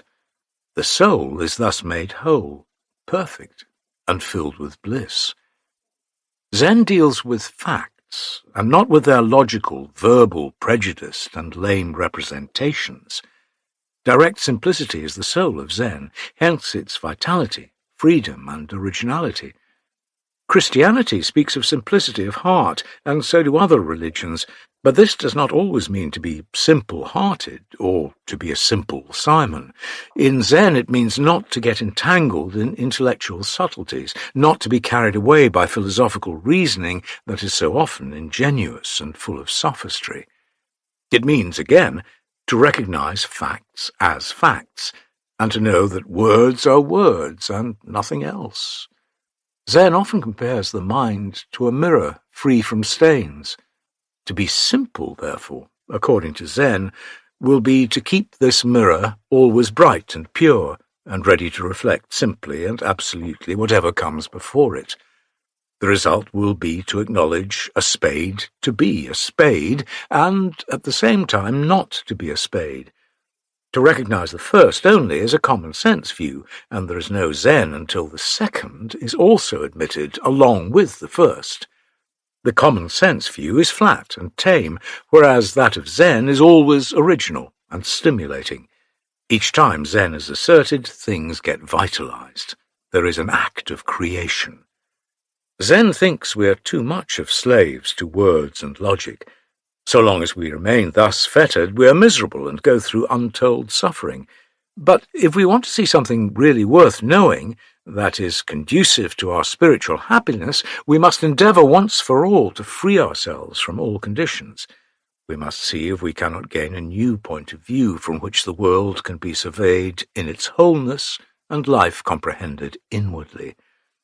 This consideration has compelled one to plunge oneself deep into the abyss of the nameless and take hold directly of the spirit as it is engaged in the business of creating the world. Here is no logic, no philosophizing. Here is no twisting of facts to suit our artificial measures. Here is no murdering of human nature in order to submit it to intellectual dissections. The one spirit stands face to face with the other spirit like two mirrors facing each other, and there is nothing to intervene between their mutual reflections. In this sense, Zen is preeminently practical. It has nothing to do with abstractions or with subtleties of dialectics. It seizes the spade lying in front of you and, holding it forth, makes the bold declaration, "I hold a spade, yet I hold it not." No reference is made to God or to the soul. There is no talk about the infinite or a life after death. This handling of a homely spade, a most ordinary thing to see about us, opens all the secrets we encounter in life. And nothing more is wanted. Why? Because Zen has now cleared up a new approach to the reality of things. When a humble flower in the crannied walls is understood, the whole universe and all things in it and out of it are understood. In Zen, the spade is the key to the whole riddle. How fresh and full of life it is, the way Zen grapples with the knottiest questions of philosophy. A noted Christian father of the early Middle Ages once exclaimed, "O poor Aristotle, thou who hast discovered for the heretics the art of dialectics, the art of building up and destroying, the art of discussing all things and accomplishing nothing. So much ado about nothing indeed. See how philosophers of all ages contradict one another. After spending all their logical acumen and analytical ingenuity on the so-called problems of science and knowledge, no wonder the same old wise man, wanting to put a stop once for all such profitless discussions, has boldly thrown the following bomb right into the midst of those sand-builders. Certum est quia impossibile est. You are certain that it is impossible, or more logically, credo quia absurdum est. I believe that it is absurd. Is this not an unqualified confirmation of Zen? An old master brought out his stick before an assemblage of monks and said, "O monks, do you see this? If you see it, what is it you see? Would you say it is a stick? If you do, you are ordinary people, you have no Zen. But if you say, we do not see any stick, then I would say, here, I hold one, and how can you deny the fact?" There is no trifling in Zen. Until you have a third eye opened to see into the inmost secret of things, you cannot be in the company of the ancient sages. What is this third eye that sees the stick and yet sees it not? Where does one get this illogical apprehension of things? Zen says, Buddha preached 49 years, and yet his broad tongue never once moved. Can one talk without moving one's tongue? Why this absurdity?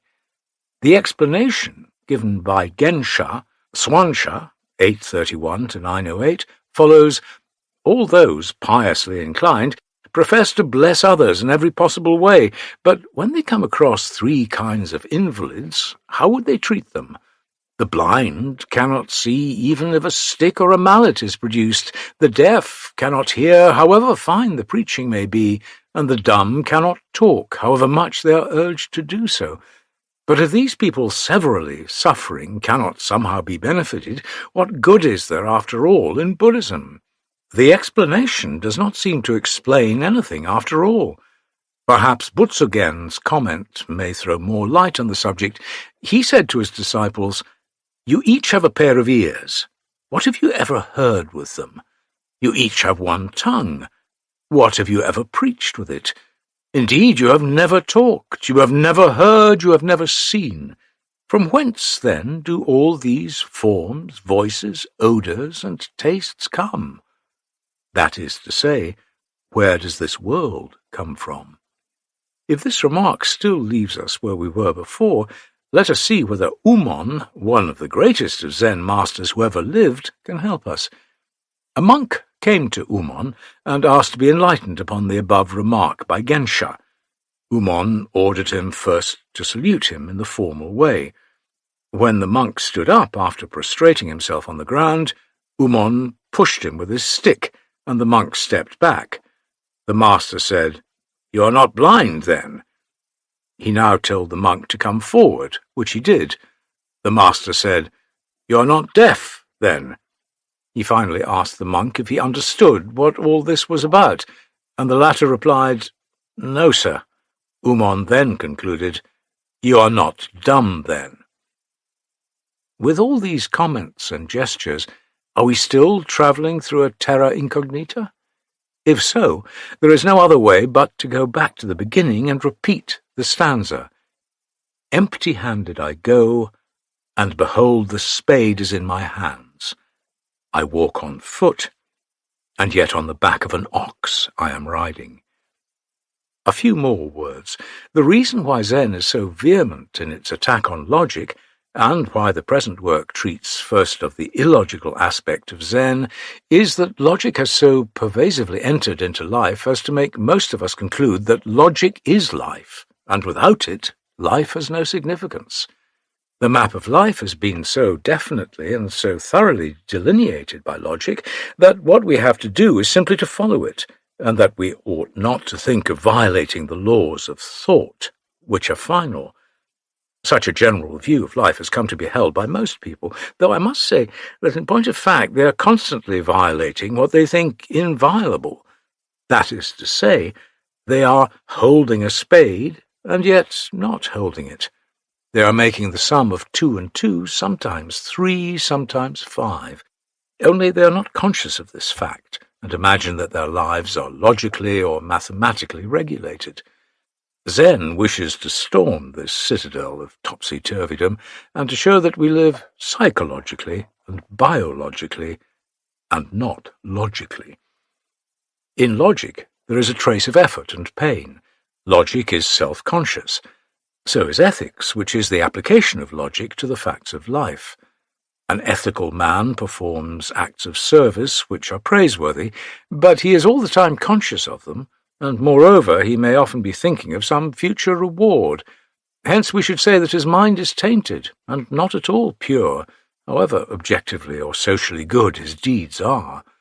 Zen abhors this. Life is an art, and like perfect art it should be self-forgetting. There ought not to be any trace of effort or painful feeling.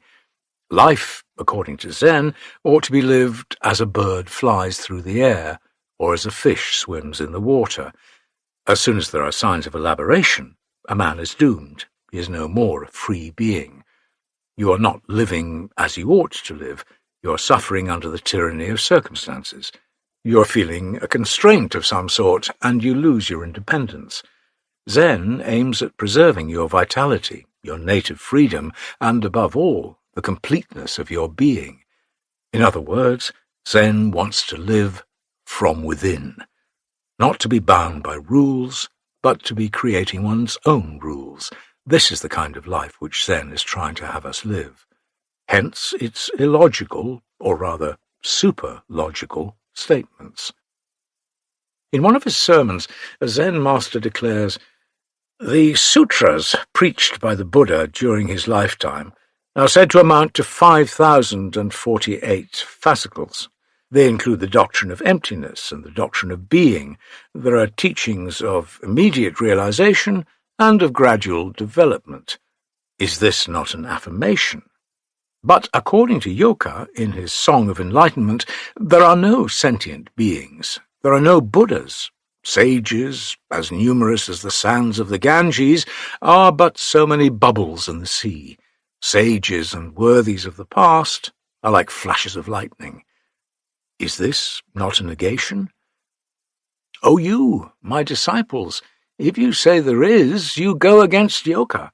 If you say there is not, you contradict our old master Buddha. If he were with us, then how would he pass through the dilemma? If you know, however, just exactly where we are, we shall be interviewing Buddha in the morning and saluting him in the evening. If, on the other hand, you confess your ignorance, I will let you see into a secret. When I say there is not, this does not necessarily mean a negation. When I say there is, this also does not signify an affirmation. Turn eastward and look at the western land. Face the south, and the North Star is pointed out there. Chapter 5. Zen, a Higher Affirmation. Shushan, 926 to 992, once held up his shippei to an assembly of his disciples and declared, "Call this a shippei, and you assert. Call it not a shippei, and you negate. Now, do not assert nor negate, and what would you call it? Speak, speak." One of the disciples came out of the ranks, took the shippei away from the master, and, breaking it in two, exclaimed, "What is this?" To those who are used to dealing with abstractions and high subjects, this may appear to be quite a trivial matter, for what have they, deep learned philosophers, to do with an insignificant piece of bamboo? How does it concern those scholars who are absorbed in deep meditation, whether it is called a bamboo stick or not, whether it is broken or thrown on the floor? But to the followers of Zen, this declaration by Shushan is pregnant with meaning. Let us really realize the state of his mind in which he proposed this question, and we have attained our first entrance into the realm of Zen. There were many Zen masters who followed Shushan's example, and, holding forth their shippei, demanded of their pupils a satisfactory answer.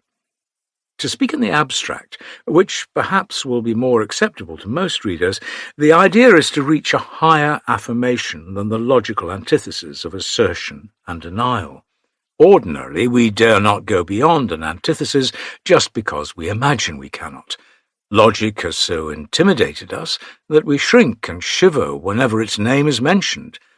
The mind made to work, ever since the awakening of the intellect under the strictest discipline of logical dualism, refuses to shake off its imaginary kang. It has never occurred to us that it is possible for us to escape this self-imposed intellectual limitation. Indeed, unless we break through the antithesis of yes and no, we can never hope to live a real life of freedom. And the soul has always been crying out for it, forgetting that it is not, after all, so very difficult to reach, a higher form of affirmation where no contradicting distinctions obtain between negation and assertion. It is due to Zen that this higher affirmation has finally been reached by means of a stick of bamboo in the hand of the Zen master. It goes without saying that this stick thus brought forward can be any one of myriads of things existing in this world of particulars. In this stick we find all possible existences and also all our possible experiences concentrated. When we know it, this homely piece of bamboo, we know the whole story in a most thoroughgoing manner. Holding it in my hand, I hold the whole universe. Whatever statement I make about it is also made of everything else. When one point is gained, all other points go with it. As the Avatamsaka, Kegon philosophy teaches, the one embraces all, and all is merged in the one. The one is all, and all is the one. The one pervades all, and all is in the one. This is so with every object and every existence. But mind you, there is no pantheism, nor the theory of identity, for when the stick of bamboo is held out before you, it is just the stick. There is no universe epitomized in it, no all, no one, even when it is stated that I see the stick, or that here is a stick, we all miss the mark. Zen is no more there, much less the philosophy of the Avatamsaka. I spoke of the illogicalness of Zen in one of the preceding chapters. The reader will now know why Zen stands in opposition to logic, formal or informal. It is not the object of Zen to look illogical for its own sake, but to make people know that logical consistency is not final, and that there is a certain transcendental statement that cannot be obtained by mere intellectual cleverness. The intellectual groove of yes and no is quite accommodating when things run their regular course, but as soon as the ultimate question of life comes up, the intellect fails to answer it satisfactorily. When we say yes, we assert, and by asserting we limit ourselves. When we say no, we deny, and to deny is exclusion. Exclusion and limitation, which after all are the same thing, murder the soul. For is it not the life of the soul that lives in perfect freedom and in perfect unity? There is no freedom or unity in exclusion or in limitation. Zen is well aware of this. In accordance with the demands of our inner life, therefore, Zen takes us to an absolute realm wherein there is no antithesis of any sort. We must remember, however, that we live in affirmation and not in negation, for life is affirmation itself, and this affirmation must not be the one accompanied or conditioned by a negation. Such an affirmation is relative and not at all absolute. With such an affirmation, life loses its creative originality and turns into a mechanical process, grinding forth nothing but soulless flesh and bones. To be free, life must be an absolute affirmation. It must transcend all possible conditions, limitations, and antitheses that hinder its free activity. When Shuzan held forth his stick of bamboo, what he wanted of his disciples was for them to understand and realize this form of absolute affirmation. Any answer is satisfactory if it flows out of one's inmost being, for such is always an absolute affirmation. Therefore, Zen does not mean a mere escape from intellectual imprisonment, which sometimes ends in sheer wantonness. There is something in Zen that frees us from conditions and at the same time gives us a certain firm foothold, which, however, is not a foothold in a relative sense. The Zen master endeavors to take away all footholds from the disciple which he has ever had since his first appearance on earth, and then to supply him with one that is really no foothold. If the stick of bamboo is not to the purpose, anything that comes handy will be made use of. Nihilism is not Zen, for this bamboo stick or anything else cannot be done away with as words and logic can. This is the point we must not overlook in the study of Zen. Some examples will be given for illustration. Toku-san, Peishan, 780-865, used to swing his big stick whenever he came out to preach in the hall, saying, "If you utter a word, I will give you 30 blows. If you utter not a word, just the same, 30 blows on your head." This was all he would say to his disciples. No lengthy talk on religion or morality, no abstract discourse, no hair-splitting metaphysics. On the contrary, quite rough-shod riding.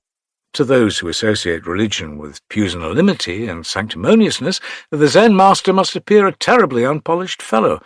But when facts are handled as facts, without any intermediary, they are generally rude things. We must squarely face them, for no amount of winking or evading will be of any avail. The inner eye is to be opened under a shower of 30 blows. An absolute affirmation must rise from the fiery crater of life itself. Hoyen, died 1104, of Gozozan, once asked, "When you meet a wise man on your way, if you do not speak to him or remain silent, how would you interview him?" The point is to make one realize what I call an absolute affirmation, not merely to escape the antithesis of yes and no, but to find a positive way in which the opposites are perfectly harmonized. This is what is aimed at in this question. A master once pointed to a live charcoal and said to his disciples, "I call this fire, but you call it not so. Tell me what it is." The same thing here again. The master intends to free his disciples' minds from the bondage of logic, which has ever been the bane of humanity. This ought not to be regarded as a riddle proposed to puzzle you. There is nothing playful about it. If you fail to answer, you are to face the consequences. Are you going to be eternally chained by your own laws of thought, or are you going to be perfectly free in an assertion of life which knows no beginning or end? You cannot hesitate, grasp the fact, or let it slip. Between these there is no choice. The Zen method of discipline generally consists in putting one in a dilemma, out of which one must contrive to escape, not through logic indeed, but through a mind of higher order. Yakusan, Yue-shan, 751 to 834, studied Zen first under Sekito, Shiku, 700 to 790, and asked him, "As to the 3 divisions and 12 departments of Buddhism, I'm not altogether unacquainted with them, but I have no knowledge whatever concerning the doctrine of Zen as taught in the South." Footnote: Zen, in contradistinction to the other Buddhist schools, originated in the southern provinces of China. End of footnote. Its followers assert it to be the doctrine of directly pointing at the mind and attaining Buddhahood through a perception of its real nature. If this is so, how may I be enlightened? Sekito replied, "Assertion prevails not, nor does denial. When neither of them is to the point, what would you say?" Yakusan remained meditative, as he did not grasp the meaning of the question. The master then told him to go to Badaishi of Jiangxi, who might be able to open the monk's eye to the truth of Zen. Thereupon, the monk Yakusan went to the new teacher with the same problem. His answer was, "I sometimes make one raise the eyebrows or wink, while at other times to do so is altogether wrong." Yakusan at once comprehended the ultimate purport of this remark. When Baso asked, "What makes you come to this?" Yakusan replied, "When I was with Sekito, it was like a mosquito biting at an iron bull." Was this a satisfactory reason or explanation? How strange, this so-called affirmation. Riko, a high government official of the Tang dynasty, asked Nansen, "A long time ago, a man kept a goose in a bottle. It grew larger and larger until it could not get out of the bottle any more. He did not want to break the bottle, nor did he wish to hurt the goose. How would you get it out?" The master called out, "Oh, officer!" to which Riko at once responded, "Yes, there it is out." This was the way Nansen produced the goose out of its imprisonment. Did Riko get his higher affirmation? Kyogen said, "Suppose a man climbing up a tree takes hold of a branch by his teeth, and his whole body is thus suspended. His hands are not holding anything, and his feet are off the ground. Now another man comes along and asks the man in the tree as to the fundamental principle of Buddhism. If the man in the tree does not answer, he is neglecting the questioner, but if he tries to answer, he will lose his life. How can he get out of this predicament?" While this is put in the form of a fable, its purport is like those already mentioned. If you open your mouth trying to affirm or to negate, you are lost. Zen is no more there, but merely remaining silent will not do either. A stone lying there is silent. A flower in bloom under the window is silent, but neither of them understands Zen. There must be a certain way in which silence and eloquence become identical, that is, where negation and assertion are unified in a higher form of statement. When we attain to this, we know Zen. What, then, is an absolute affirmative statement? When Hyakujo, by Chang, 720 to 814, wished to decide who would be the next chief of Taikuei-shan Monastery, he called in 2 of his chief disciples, and producing a pitcher, which a Buddhist monk generally carries about him, said to them, "Do not call it a picture, but tell me what it is." The first one replied, "It cannot be called a piece of wood." The abbot did not consider the reply quite to the mark. Thereupon the second one came forward, lightly pushed the picture down, and, without making any remark, quietly left the room. He was chosen to be the new abbot, who afterwards became the master of 1,500 monks. Was this upsetting a picture an absolute affirmation? You may repeat this act, but you will not necessarily be regarded as understanding Zen. Zen abhors repetition or imitation of any kind, for it kills. For the same reason, Zen never explains, but only affirms. Life is fact, and no explanation is necessary or pertinent. To explain is to apologize, and why should we apologize for living? To live, is that not enough? Let us, then, live. Let us affirm. Herein lies Zen, in all its purity, and in all its nudity as well. In the monastery of Nansen, monks of the eastern wing quarrelled with those of the western wing over the possession of a cat. The master seized it, and, lifting it before the disputing monks, said, "If any of you can say something to save the poor animal, I will let it go." As nobody came forward to utter a word of affirmation, Nansen cut the object of dispute in two, thus putting an end forever to an unproductive quarrelling over yours and mine. Later on, Joshu came back from an outing, and Nansen put the case before him and asked him what he would have done to save the animal. Joshu, without further ado, took off his straw sandals, and, putting them on his head, went out. Seeing this, Nansen said, "If you were here at the time, you would have saved the cat." What does all this mean? Why was a poor innocent creature sacrificed? What has Joshu's placing his sandals over his head to do with the quarrelling? Did Nansen mean to be irreligious and inhuman by killing a living being? Was Joshu really a fool to play such a strange trick? And then, absolute denial and absolute affirmation, are these really two? There is something fearfully earnest in both these actors, Joshu and Nansen. Unless this is apprehended, Zen is indeed a mere farce. The cat certainly was not killed to no purpose. If any of the lower animals is ever to attain Buddhahood, this cat was surely the one so destined. The same Joshu was once asked by a monk, "All things are reducible to the one. Where is this one to be reduced?"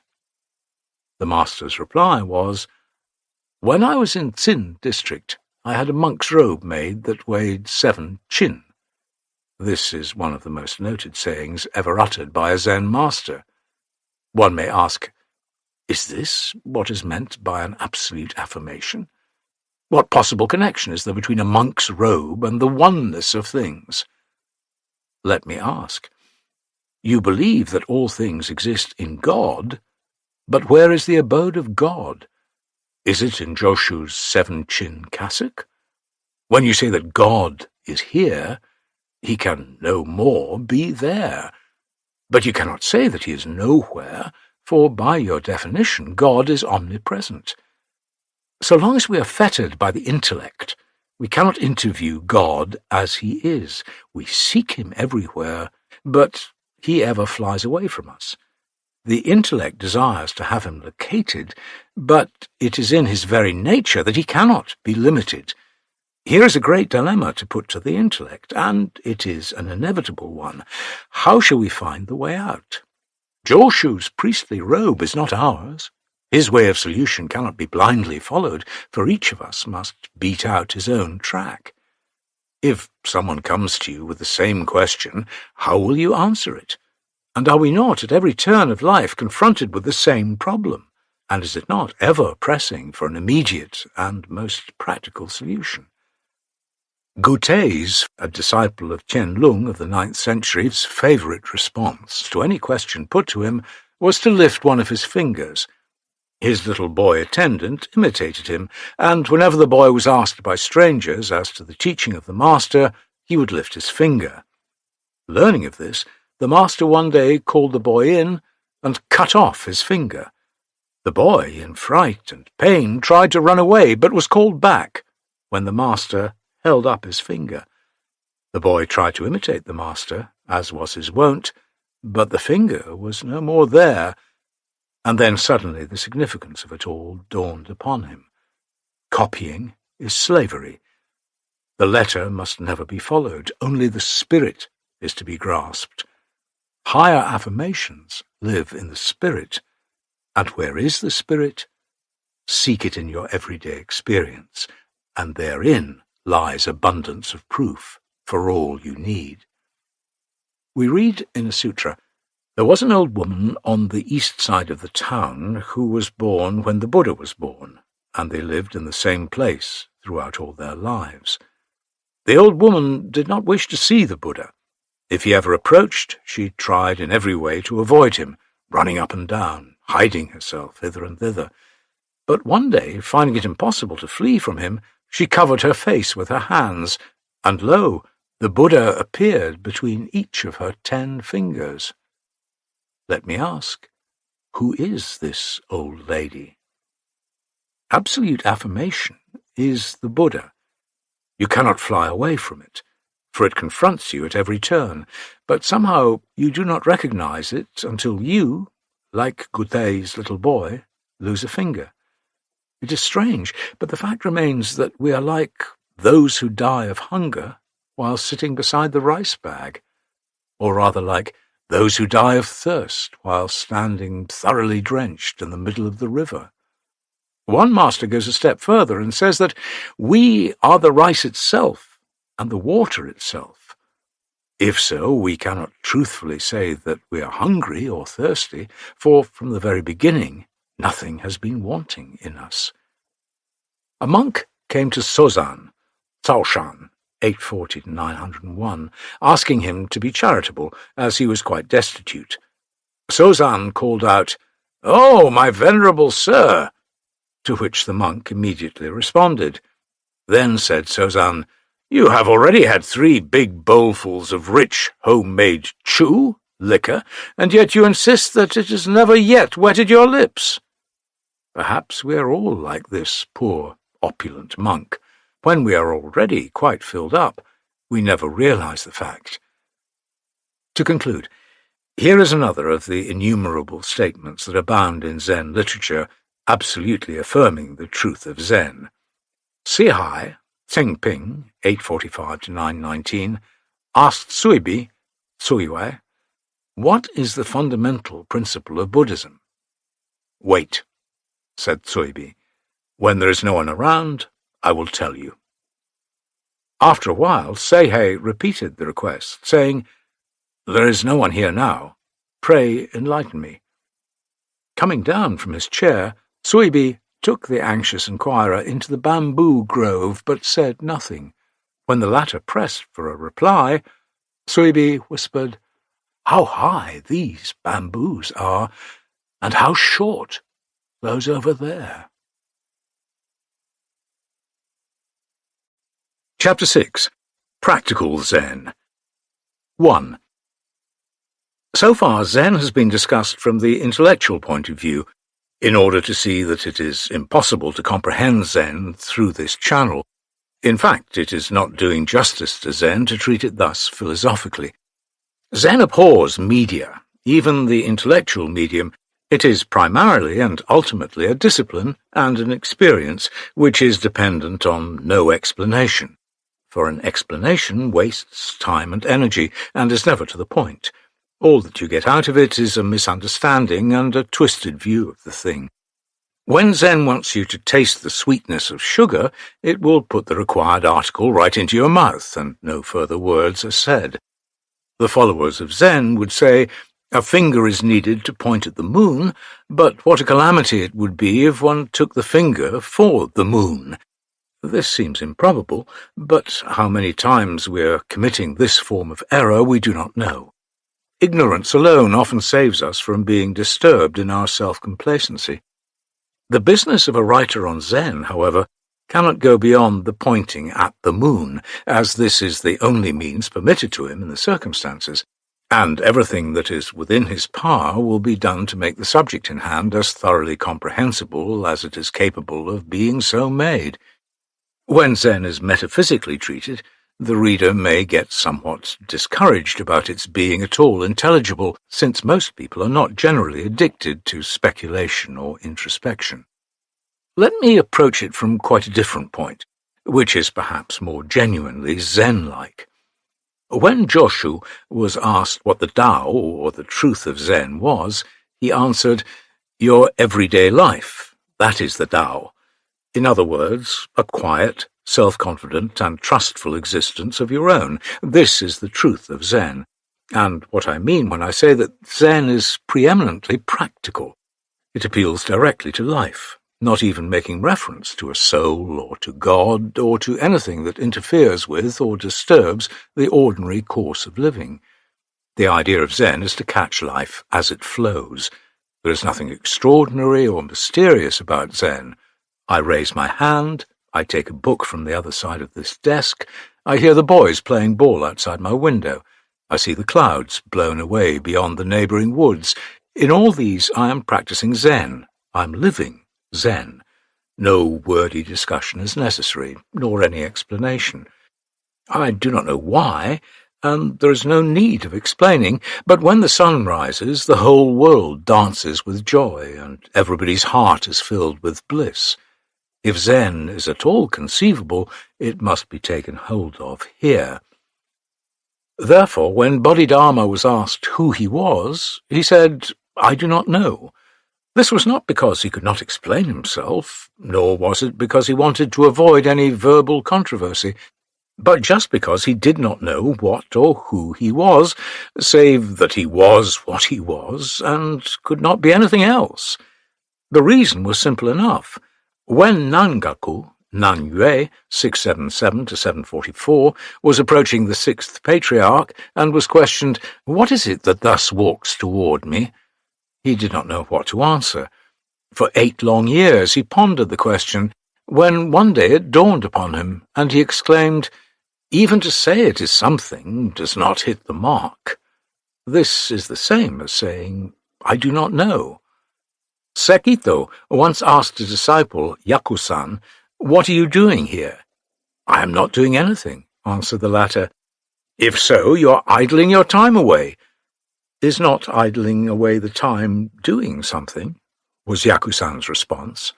Sekito still pursued him. "You say you are not doing anything. Who then is this one who is doing nothing?" Yaku-san's reply was not the same as that of Bodhidharma.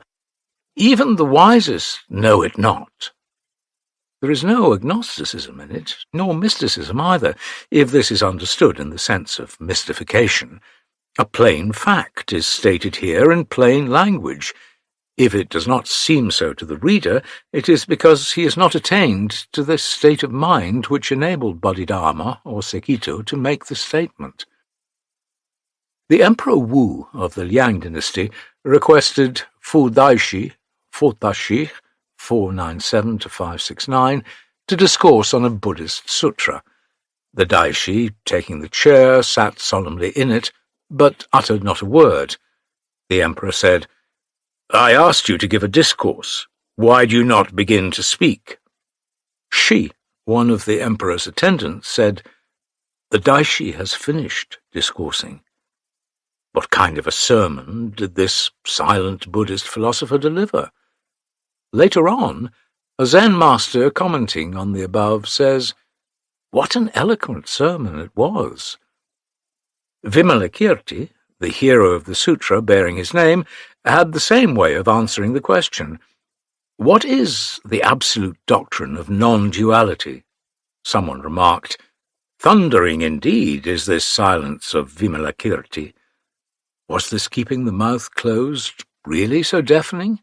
If so, I hold my tongue now, and the whole universe, with all its hullabaloo and hurly-burly, is at once absorbed in this absolute silence.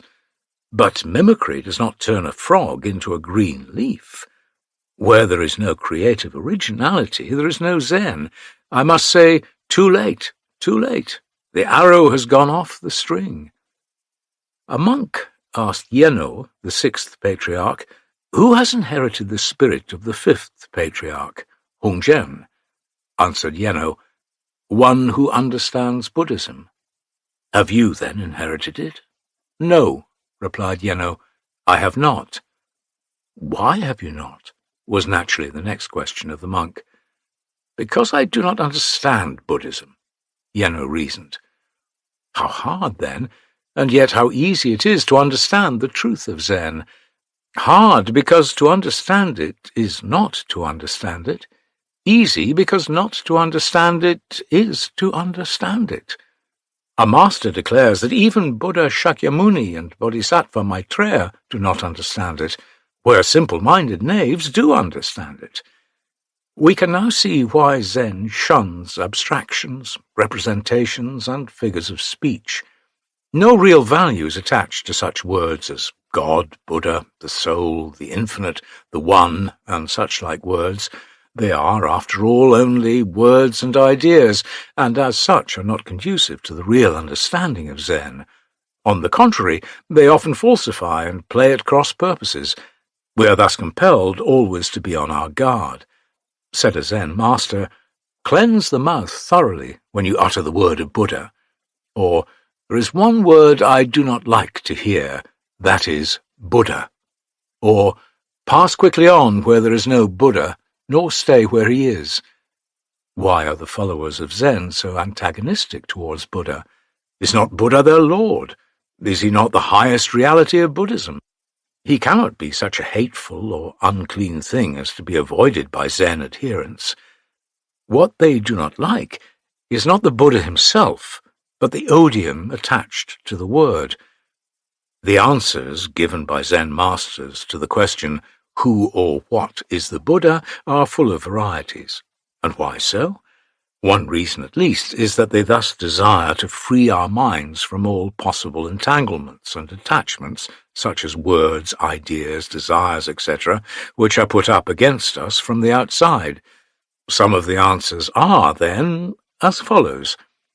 One made of clay and decorated with gold. Even the finest artist cannot paint him. The one enshrined in the Buddha hall. He is no Buddha. Your name is Yeko. The dirt scraper, all dried up. See the eastern mountains moving over the waves. No nonsense here. Surrounded by the mountains are we here. The bamboo grove at the foot of Changlin Hill. 3 pounds of flax. The mouth is the gate of woe. Lo, the waves are rolling over the plateau. See the 3-legged donkey go trotting along. A reed has grown piercing through the leg. Here goes a man with the chest exposed and the legs all naked. These are culled at random from a few books I am using for the purpose. When a thorough, systematic search is made in the entire body of Zen literature, we get quite a collection of the most strange statements ever made concerning such a simple question as, who is the Buddha? Some of the answers given above are altogether irrelevant. They are indeed far from being appropriate so far as we judge them from our ordinary standard of reasoning. The others seem to be making sport of the question or of the questioner himself. Can the Zen masters who make such remarks be considered to be in earnest and really desiring the enlightenment of their followers? But the point is to have our minds work in complete union with the state of mind in which the masters uttered these strange words. When this is done, every one of these answers appears in an altogether new light and becomes wonderfully transparent. Being practical and directly to the point, Zen never wastes time or words in explanation. Its answers are always curt and pithy. There is nothing circumlocutory in Zen. The master's words come out spontaneously and without a moment's delay. A gong is struck, and its vibrations instantly follow. If we are not on the alert, we fail to catch them. A mere winking, and we miss the mark forever. They justly compare Zen to lightning. The rapidity, however, does not constitute Zen. Its naturalness, its freedom from artificialities, its being expressive of life itself, its originality, these are the essential characteristics of Zen. Therefore, we have always to be on guard not to be carried away by outward signs when we really desire to get into the core of Zen. How difficult and how misleading it would be to try and understand Zen literally and logically, depending on those statements which have been given above as answers to the question, what is the Buddha? Of course, so far as they are given as answers, they are pointers by which we may know where to look for the presence of the Buddha, but we must remember that the finger pointing at the moon remains a finger, and under no circumstances can it be changed into the moon itself. Danger always lurks where the intellect slyly creeps in and takes the index for the moon itself. Yet there are philosophers who, taking some of the above utterances in their literary and logical sense, try to see something of pantheism in them. For instance, when the master says 3 pounds of flax, or a dirt scraper, by this is apparently meant, they would insist, to convey a pantheistic idea. That is to say that those Zen masters consider the Buddha to be manifesting himself in everything, in the flax, in a piece of wood, in the running stream, in the towering mountains, or in works of art. Mahayana Buddhism, especially Zen, seems to indicate something of the spirit of pantheism, but nothing is in fact further from Zen than this representation. The masters from the beginning have foreseen this dangerous tendency, and that is why they make those apparently incoherent statements. Their intention is to set the minds of their disciples or of scholars free from being oppressed by any fixed opinions or prejudices or so-called logical interpretations. When Tozan, a disciple of Umon, answered 3 pounds of flax to the question, what is the Buddha, which, by the way, is the same thing as asking, what is God, he did not mean that the flax he might have been handling at the time was a visible manifestation of Buddha, that Buddha, when seen with an eye of intelligence, could be met with in every object. His answer simply was 3 pounds of flax. He did not imply anything metaphysical in this plain, matter-of-fact utterance. These words came out of his inmost consciousness as water flows out of a spring, or as a bud bursts forth in the sun. There was no premeditation or philosophy on his part. Therefore, if we want to grasp the meaning of 3 pounds of flax, we first have to penetrate into the inmost recess of Tozan's consciousness, and not to try to follow up his mouth. At another time he may give an entirely different answer, which might directly contradict the one already given. Logicians will naturally be nonplussed. They may declare him altogether out of mind. But the students of Zen will say, "It is raining so gently. See how fresh and green the grass is." And they know well that their answer is in full accord with Tozan's 3 pounds of flax. The following will perhaps show further that Zen is not a form of pantheism. If we understand by this any philosophy that identifies the visible universe with the highest reality, called God or mind or otherwise, and states that God cannot exist independent of his manifestations. In fact, Zen is something more than this. In Zen there is no place for time-wasting philosophical discussion. But philosophy is also a manifestation of life activity, and therefore Zen does not necessarily shun it. When a philosopher comes to be enlightened, the Zen master is never loath to meet him on his own ground. The earlier Zen masters were comparatively tolerant towards the so-called philosophers, and not so impatient as in the case of Rinzai, Lin-Chi, died 867, or Tokusan, Taishan, 780 to 865, whose dealings with them were swift and most direct. What follows is taken from a treatise by Daiju on some principles of Zen compiled in the 8th or 9th century, when Zen had begun to flourish in all its brilliance and with all its uniqueness. A monk asked Daiju, "Are words the mind?" "No, words are external conditions." "Apart from external conditions, where is the mind to be sought?" There is no mind independent of words. That is to say, the mind is in words, but is not to be identified with them. If there is no mind independent of words, what is the mind? The mind is formless and imageless. The truth is, it is neither independent of nor dependent upon words. It is eternally serene and free in its activity. Says the patriarch, when you realize that the mind is no mind, you understand the mind and its workings. Daiju further writes, that which produces all things is called Dharma nature, or Dharmakaya. By the so-called Dharma is meant the mind of all beings. When this mind is stirred up, all things are stirred up. When the mind is not stirred up, there is nothing stirring and there is no name. The confused do not understand that the Dharmakaya, in itself formless, assumes individual forms according to conditions. The confused take the green bamboo for Dharmakaya itself, the yellow blooming tree for Prajna itself. But if the tree were Prajna, Prajna would be identical with the non-sentient. If the bamboo were Dharmakaya, Dharmakaya would be identical with a plant. But Dharmakaya exists. Prajna exists, even when there is no blooming tree, no green bamboo. Otherwise, when one eats a bamboo shoot, this would be eating up Dharmakaya itself. Such views as this are really not worth talking about. 2.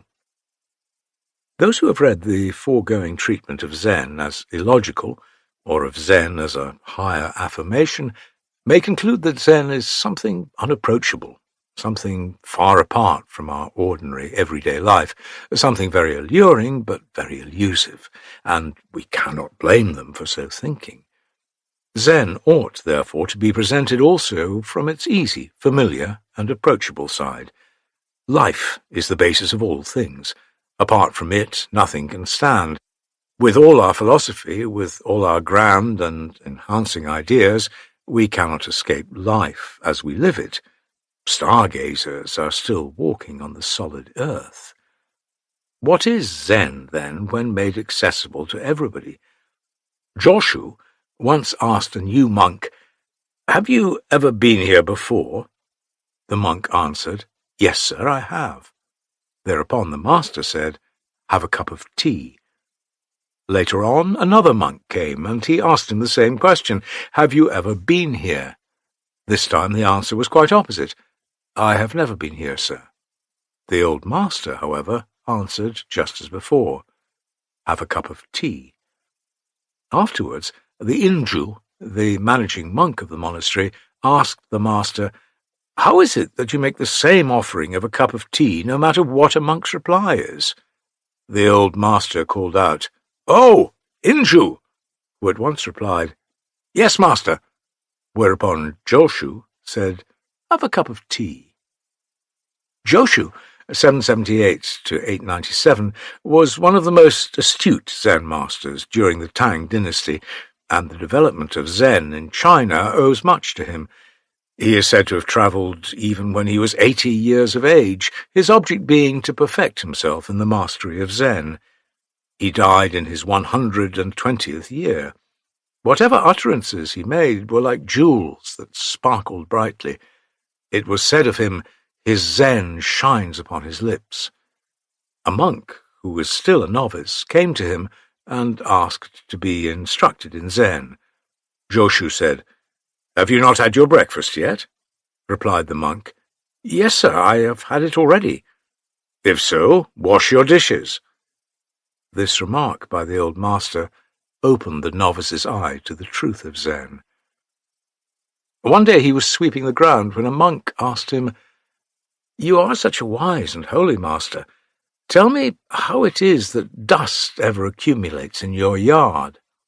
Said the master, "It comes from the outside." Another time he was asked, "Why does this holy place attract dust?" To which his reply was, "There, another particle of dust." was a famous stone bridge at Joshu's monastery, which was one of the sights there. A stranger monk inquired of him, "I have for some time heard of your famous stone bridge, but I see no such thing here, only a plank." Said Joshu, "You see a plank and don't see a stone bridge." "Where, then, is the stone bridge?" "You have just crossed it," was the prompt reply. At another time, when Joshu was asked about this same stone bridge, his answer was, "Horses pass it, people pass it, everybody passes it."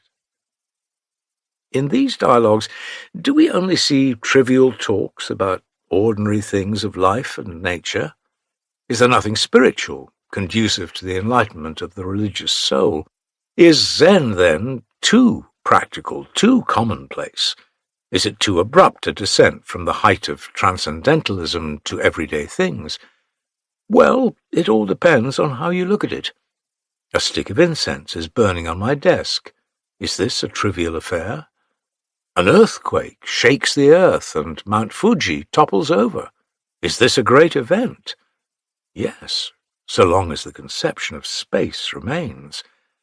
But are we really living confined within an enclosure called space?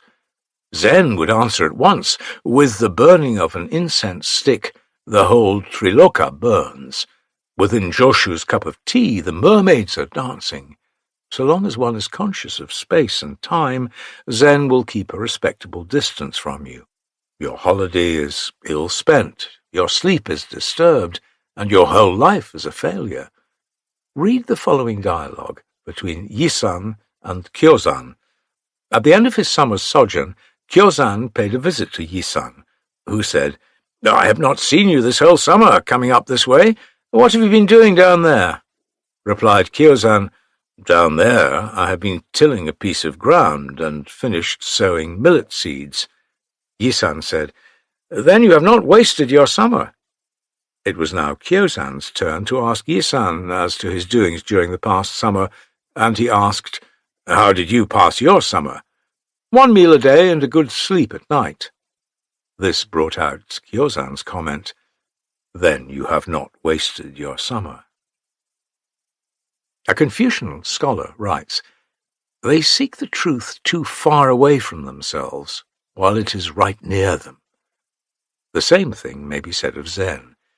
We look for its secrets where they are most unlikely to be found, that is, in verbal abstractions and metaphysical subtleties, whereas the truth of Zen really lies in the concrete things of our daily life. A monk asked the master, "It is some time since I came to you to be instructed in the holy path of the Buddha, but you have never given me even an inkling of it. I pray you to be more sympathetic." To this the following answer was given, "What do you mean, my son? Every morning you salute me, and do I not return it? When you bring me a cup of tea, do I not accept it and enjoy drinking it? Besides this, what more instructions do you desire from me?" Is this Zen? Is this the kind of life experience Zen wants us to have? A Zen poet sings, "How wondrously strange and how miraculous this! I draw water, I carry fuel." When Zen is said to be illogical and irrational, timid readers are frightened and may wish to have nothing to do with it. But I'm confident that the present chapter devoted to practical Zen will mitigate whatever harshness and uncouthness there may have been in it when it was intellectually treated. Insofar as the truth of Zen is on its practical side and not in its irrationality, we must not put too much emphasis on its irrationality. This may tend only to make Zen more inaccessible to ordinary intellects, but in order to show further what a simple and matter-of-fact business Zen is, and at the same time to emphasize the practical side of Zen, I will cite some more of the so-called cases, in which appeal is made to the most naive experience one may have in life. Naive they are, indeed, in the sense of being free from conceptual demonstration or from intellectual analysis. You see a stick raised, or you are asked to pass a piece of household furniture, or are simply addressed by your name. Such as these are the simplest incidents of life, occurring every day and being passed without any particular notice. And yet Zen is there, the Zen that is supposed to be so full of irrationalities, or, if you like to put it so full of the highest speculations that are possible to the human understanding. The following are some more of these instances, simple, direct, and practical, and yet pregnant with meaning. Sekyo asked one of his accomplished monks, "Can you take hold of empty space?" "Yes, sir," he replied. "Show me how you do it." The monk stretched out his arm and clutched at empty space. Sekyo said, "Is that the way? But after all, you've not got anything." "What then," asked the monk, "is your way?" The master straightway took hold of the monk's nose and gave it a hard pull, which made the latter exclaim, "Oh, how hard you pull at my nose! You're hurting me terribly." "That is the way to have good hold of empty space," said the master. When Yen Quan, one of Ma Tzu's disciples, was asked by a monk who the real Vairochana Buddha was, he told the monk to pass over a water pitcher which was nearby. The monk brought it to him, as requested, but Yen Quan now ordered it to be taken back to its former place. After obediently following the order, the monk again asked the master who the real Vairochana Buddha was. "The venerable old Buddha is no more here," was the reply. Concerning this incident, another Zen master comments, "Yes, the venerable old Buddha has long been here." If these incidents are regarded as not entirely free from intellectual complications, what would you think of the following case of Chung, died 775, the national teacher of Nanyang, who used to call his attendant 3 times a day, saying, "Oh, my attendant, my attendant!" To this the attendant would respond regularly, "Yes, master." Finally the master remarked, "I thought I was in the wrong with you, but it is you that is in the wrong with me." Is this not simple enough? Just calling one by name? Chu's last comment may not be so very intelligible from an ordinary logical point of view, but one calling and another responding is one of the commonest and most practical affairs of life. Zen declares that the truth is precisely there, so we can see what a matter-of-fact thing Zen is. There is no mystery in it. The fact is open to all. I hail you, and you call back. One hello calls forth another hello, and this is all there is to it. Ryosui was studying Zen under Mayoku, a contemporary of Rinzai, and when Mayoku called out, "O Ryosui," he answered, "Yes." Thus called 3 times, he answered 3 times, when the master remarked, "Oh, you stupid fellow." This brought Ryosui to his senses. He now understood Zen and exclaimed, "Oh, master, don't deceive me any more. If I had not come to you, I should have been miserably led astray all my life by the sutras and the shastras." Later on, Ryosui said to some of his fellow monks who had been spending their time in the mastery of Buddhist philosophy, "All that you know, I know, but what I know, none of you know." Is it not wonderful that Ryosui could make such an utterance just by understanding the significance of his master's call? Do these examples make the subject in hand any clearer or more intelligible than before? I can multiply such instances indefinitely, but those so far cited may suffice to show that Zen is, after all, not a very complicated affair, or a study requiring the highest faculty of abstraction and speculation. The truth and power of Zen consists in its very simplicity, directness, and utmost practicalness. "Good morning. How are you today?" "Thank you, I am well." Here is Zen. "Please have a cup of tea." This again is full of Zen. When a hungry monk at work heard the dinner gong, he immediately dropped his work and showed himself in the dining room. The master, seeing him, laughed heartily, for the monk had been acting Zen to its fullest extent. Nothing could be more natural. The one thing needful is just to open one's eyes to the significance of it all. But here is a dangerous loophole, which the student of Zen ought to be especially careful to avoid. Zen must never be confused with naturalism or libertinism, which means to follow one's natural bent without questioning its origin and value. There is a great difference between human action and that of the animals, which are lacking in moral intuition and religious consciousness. The animals do not know anything about exerting themselves in order to improve their conditions or to progress in the way to higher virtues. Sekio was one day working in the kitchen when Baso, his Zen teacher, came in and asked what he was doing. "I am herding the cow," said the pupil. "How do you attend her?" "If she goes out of the path even once, I pull her back straight away by the nose. Not a moment's delay is allowed." Said the master, "You truly know how to take care of her." This is not naturalism. Here is an effort to do the right thing. A distinguished teacher was once asked, "Do you ever make any effort to get disciplined in the truth?" "Yes, I do." "How do you exercise yourself?" "When I am hungry, I eat. When tired, I sleep." This is what everybody does. Can they be said to be exercising themselves in the same way as you do? No. Why not? Because when they eat, they do not eat, but are thinking of various other things, thereby allowing themselves to be disturbed.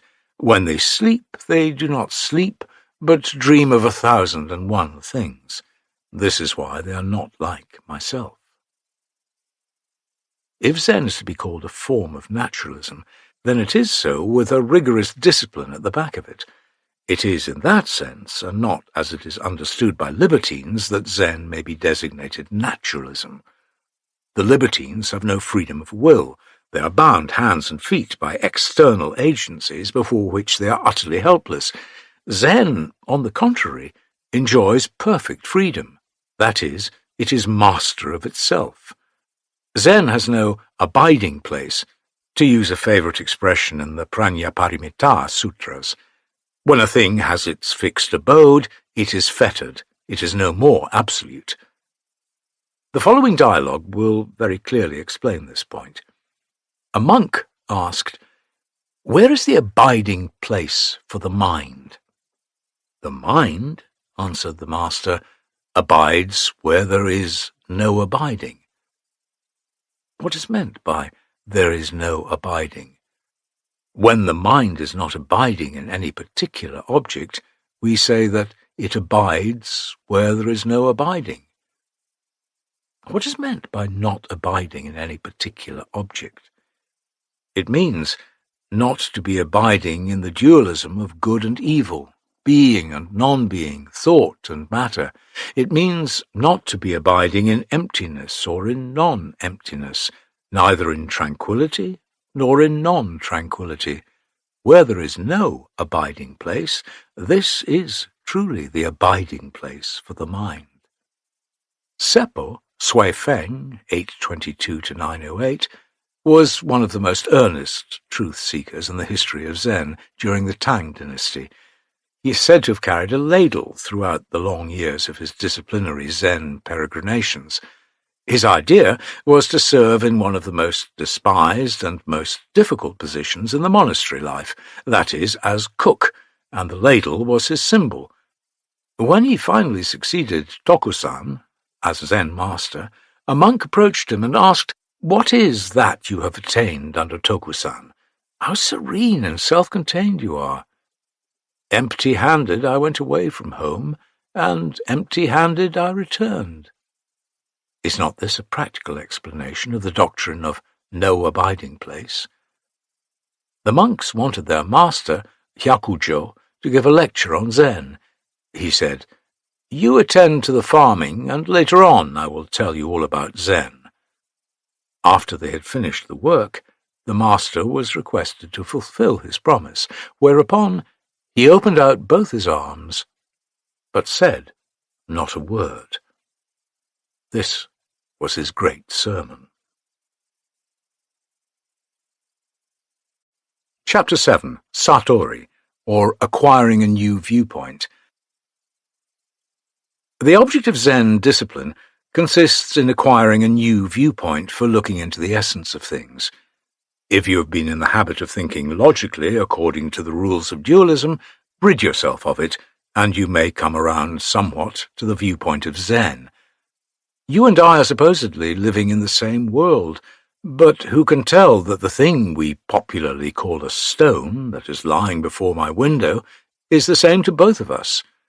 You and I sip a cup of tea. That act is apparently alike to us both, but who can tell what a wide gap there is subjectively between your drinking and my drinking? In your drinking there may be no Zen, while mine is brimful of it.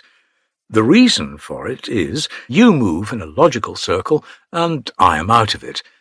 Though there is, in fact, nothing new in the so-called new viewpoint of Zen, the term new is convenient to express the Zen way of viewing the world, but its use here is a condescension on the part of Zen. This acquiring of a new viewpoint in Zen is called Satori, Wu in Chinese, and its verb form is Satoru. Without it there is no Zen, for the life of Zen begins with the opening of Satori. Satori may be defined as intuitive looking into, in contradistinction to intellectual and logical understanding. Whatever the definition, Satori means the unfolding of a new world hitherto unperceived in the confusion of a dualistic mind. With this preliminary remark, I wish the reader to ponder the following mondo, literally asking and answering, which I hope will illustrate my statement. A young monk asked Joshu to be instructed in the faith of Zen. Said the master, "Have you had your breakfast or not?" "Yes, master, I have," answered the monk. "Go and get your bowls washed," was the immediate response. And this suggestion at once opened the monk's mind to the truth of Zen. Later on, Umon commented on the response, saying, "Was there any special instruction in this remark by Joshu, or was there not? If there was, what was it?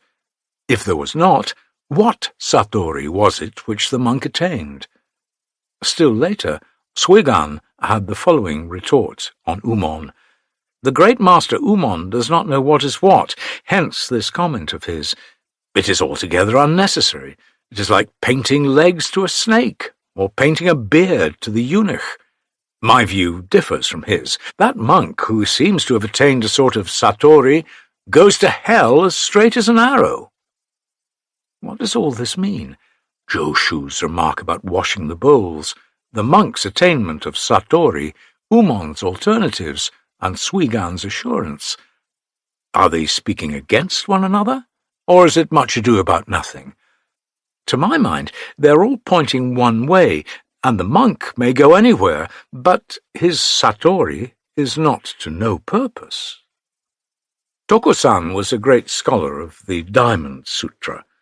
Learning that there was such a thing as Zen, ignoring all the written scriptures, and directly laying hands on one's soul, he went to Ryutan to be instructed in the teaching. One day, Tokusan was sitting outside, trying to look into the mystery of Zen. Ryutan said, "Why don't you come in?" Replied Tokusan, "It is pitch dark." A candle was lighted and held out to Tokusan. When he was at the point of taking it, Ryutan suddenly blew out the light, whereupon the mind of Tokusan was opened. Hyakujo went out one day attending his master Baso, when they saw a flock of wild geese flying. Baso asked, "What are they?" "They are wild geese, sir." "Whither are they flying?" "They have flown away." Baso abruptly, taking hold of Hyakujo's nose, gave it a twist. Overcome with pain, Hyakujo cried out, "Oh! Oh!"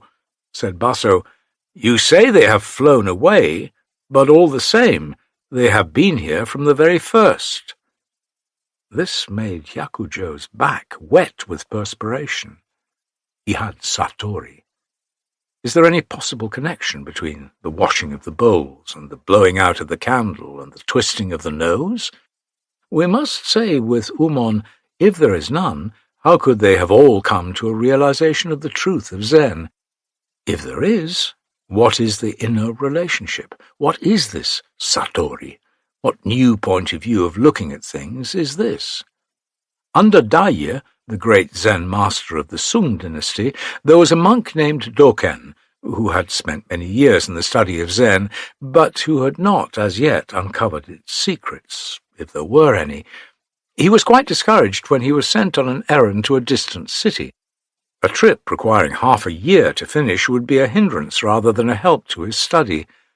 Sogen, one of his fellow students, was most sympathetic and said, "I will accompany you on this trip and do all I can for you. There is no reason why you cannot go on with your meditation even while travelling." One evening, Doken despairingly implored his friend to assist him in the solution of the mystery of life. The friend said, "I am willing to help you in every way I can, but there are some things in which I cannot be of any help to you. These you must look after for yourself." Doken expressed the desire to know what these things were. Said his friend, "For instance, when you are hungry or thirsty, my eating of food or drinking will not fill your stomach. You must eat and drink for yourself. When you want to respond to the calls of nature, you must take care of yourself, for I cannot be of any use to you, and then it will be nobody else but yourself that will carry your body along this highway." This friendly counsel at once opened the mind of the truth-seeking monk, who was so transported with his discovery that he did not know how to express his joy. Sogen said that his work was now done, and that his further companionship would have no meaning after this, so he left Doken to continue his journey all by himself. After a half-year, Doken returned to his own monastery. Daiye, on his way down the mountains, happened to meet Doken and at once made the following remark, "This time he knows it all." What was it, let me ask, that flashed through Doken's mind when his friend Sogen gave him such matter-of-fact advice? Kyogen was a disciple of Hyakujo. After his master's death, Kyogen went to Yisan, who had been a senior disciple of Hyakujo. Yisan asked him, "I am told that you have been studying under my late master, and also that you have remarkable intelligence. The understanding of Zen through this medium necessarily ends in intellectual analytical comprehension, which is not of much use, but nevertheless you may have had an insight into the truth of Zen. Let me have your view as to the reason of birth and death, that is, as to your own being before your parents had given birth to you." Thus asked, Kyogen did not know how to reply. He retired into his own room and assiduously made research into the notes which he had taken of the sermons given by their late master. He failed to come across a suitable passage which he might present as his own view. He returned to Yisan and implored him to teach him in the faith of Zen, but Yisan replied, "I really have nothing to impart to you, and if I tried to do so, you might have occasion to make me an object of ridicule. Besides, whatever I can tell you is my own, and can never be yours." Kyogen was disappointed, and considered him unkind. Finally, he came to the decision to burn up all his notes and memoranda, which seemed to be of no help to his spiritual welfare, and, retiring altogether from the world, to spend the rest of his life in solitude and the simple life, in accordance with Buddhist rules. He reasoned, "What is the use of studying Buddhism, which is so difficult to comprehend, and which is too subtle to receive as instruction from another? I will be a plain, homeless monk, troubled with no desire to master things too deep for thought." He left Yisan and built a hut near the tomb of Chu, the national master at Nanyang. One day he was weeding and sweeping the ground when a pebble which he had swept away struck a bamboo. The unexpected sound produced by the percussion elevated his mind to a state of Satori. His joy was boundless. The question proposed by Yisan became transparent. He felt as if meeting his lost parents. Besides, he came to realize the kindness of Yisan in refusing him instruction, for now he realized that this experience could not have happened to him if Yisan had been unkind enough to explain things to him. Cannot Zen be so explained that a master can lead all his pupils to enlightenment through explanation? Is Satori something that is not at all capable of intellectual analysis? Yes, it is an experience which no amount of explanation or argument can make communicable to others unless the latter themselves had it previously. If Satori is amenable to analysis, in the sense that by so doing it becomes perfectly clear to another who has never had it, that Satori will be no Satori. For a Satori turned into a concept ceases to be itself, and there will no more be a Zen experience. Therefore, all that we can do in Zen in the way of instruction is to indicate or to suggest, or to show the way so that one's attention may be directed towards the goal. As to attaining the goal and taking hold of the thing itself, this must be done by one's own hands, for nobody else can do it for one. As regards the indication, it lies everywhere. When a man's mind is matured for Satori, it tumbles over one everywhere. An inarticulate sound, an unintelligent remark, a blooming flower, or a trivial incident such as stumbling is the condition or occasion that will open his mind to Satori. Apparently an insignificant event produces an effect which, in importance, is altogether out of proportion.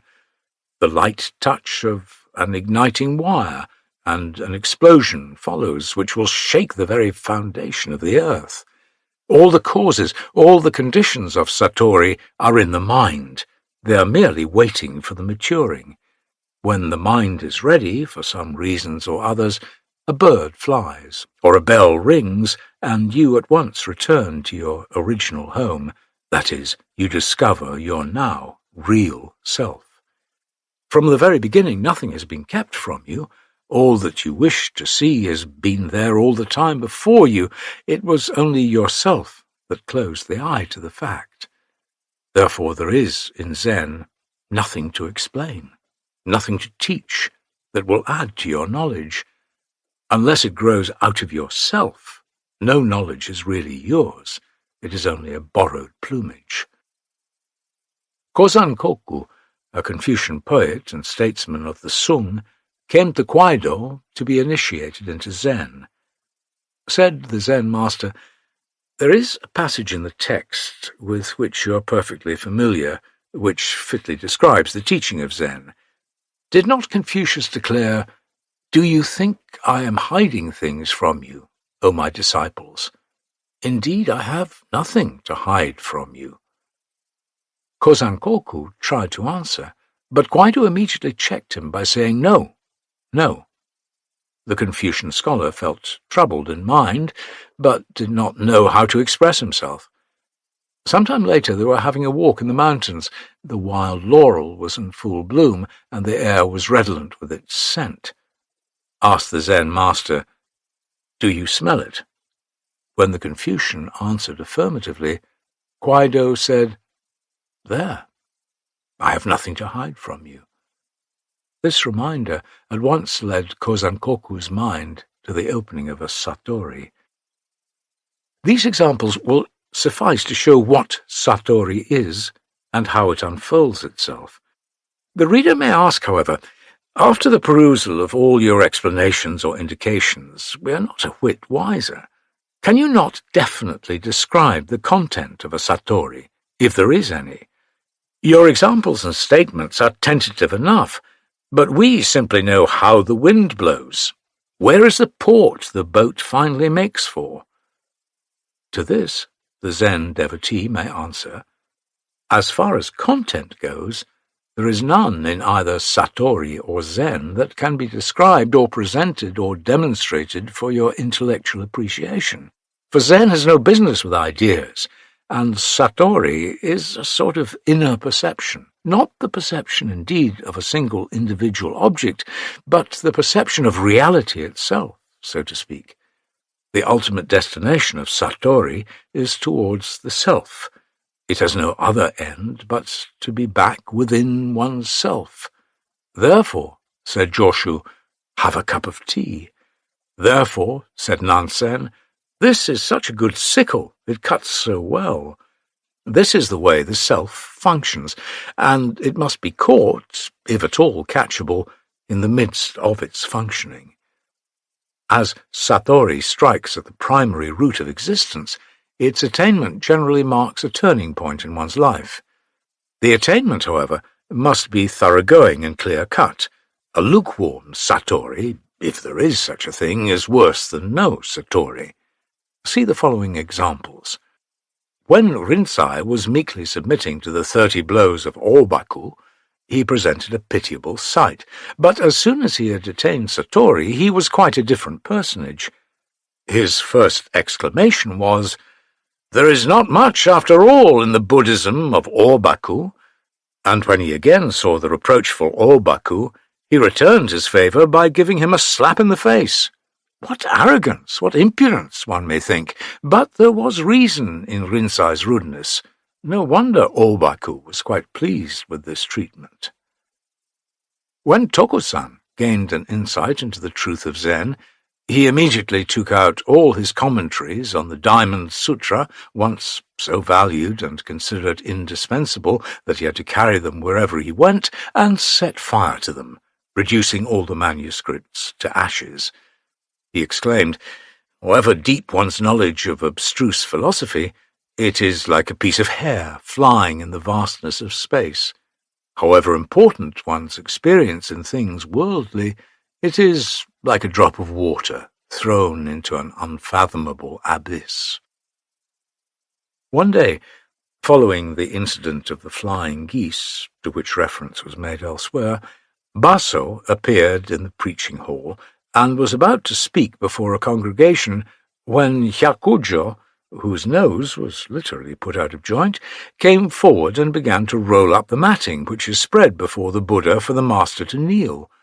The rolling up generally means the end of the sermon. Baso, without protesting, came down from the pulpit and returned to his room. He sent for Hyakujo and asked him why he rolled up the matting before he had even uttered a word. Replied Hyakujo, "Yesterday you twisted my nose, and it was quite painful."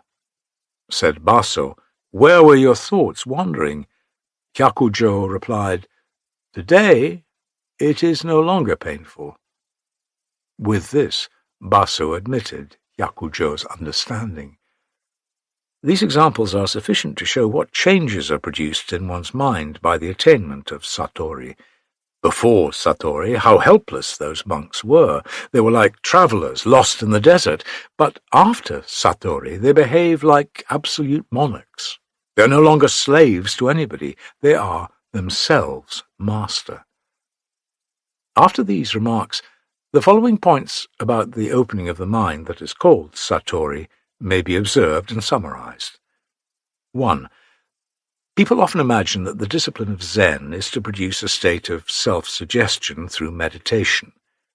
This entirely misses the mark, as can be seen from the various instances cited above.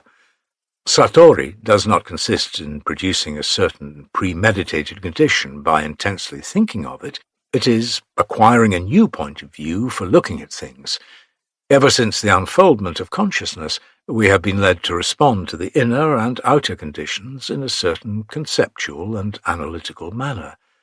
The discipline of Zen consists in upsetting this groundwork once for all and reconstructing the old frame on an entirely new basis.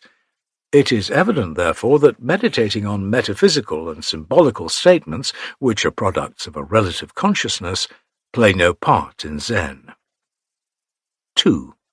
Without the attainment of Satori, no one can enter into the truth of Zen. Satori is the sudden flashing into consciousness of a new truth hitherto undreamt of. It is a sort of mental catastrophe taking place all at once after much piling up of matters intellectual and demonstrative. The piling has reached a limit of stability, and the whole edifice has come tumbling to the ground, when, behold, a new heaven is opened to full survey. When the freezing point is reached, water suddenly turns into ice, the liquid has suddenly turned into a solid body, and no more flows freely.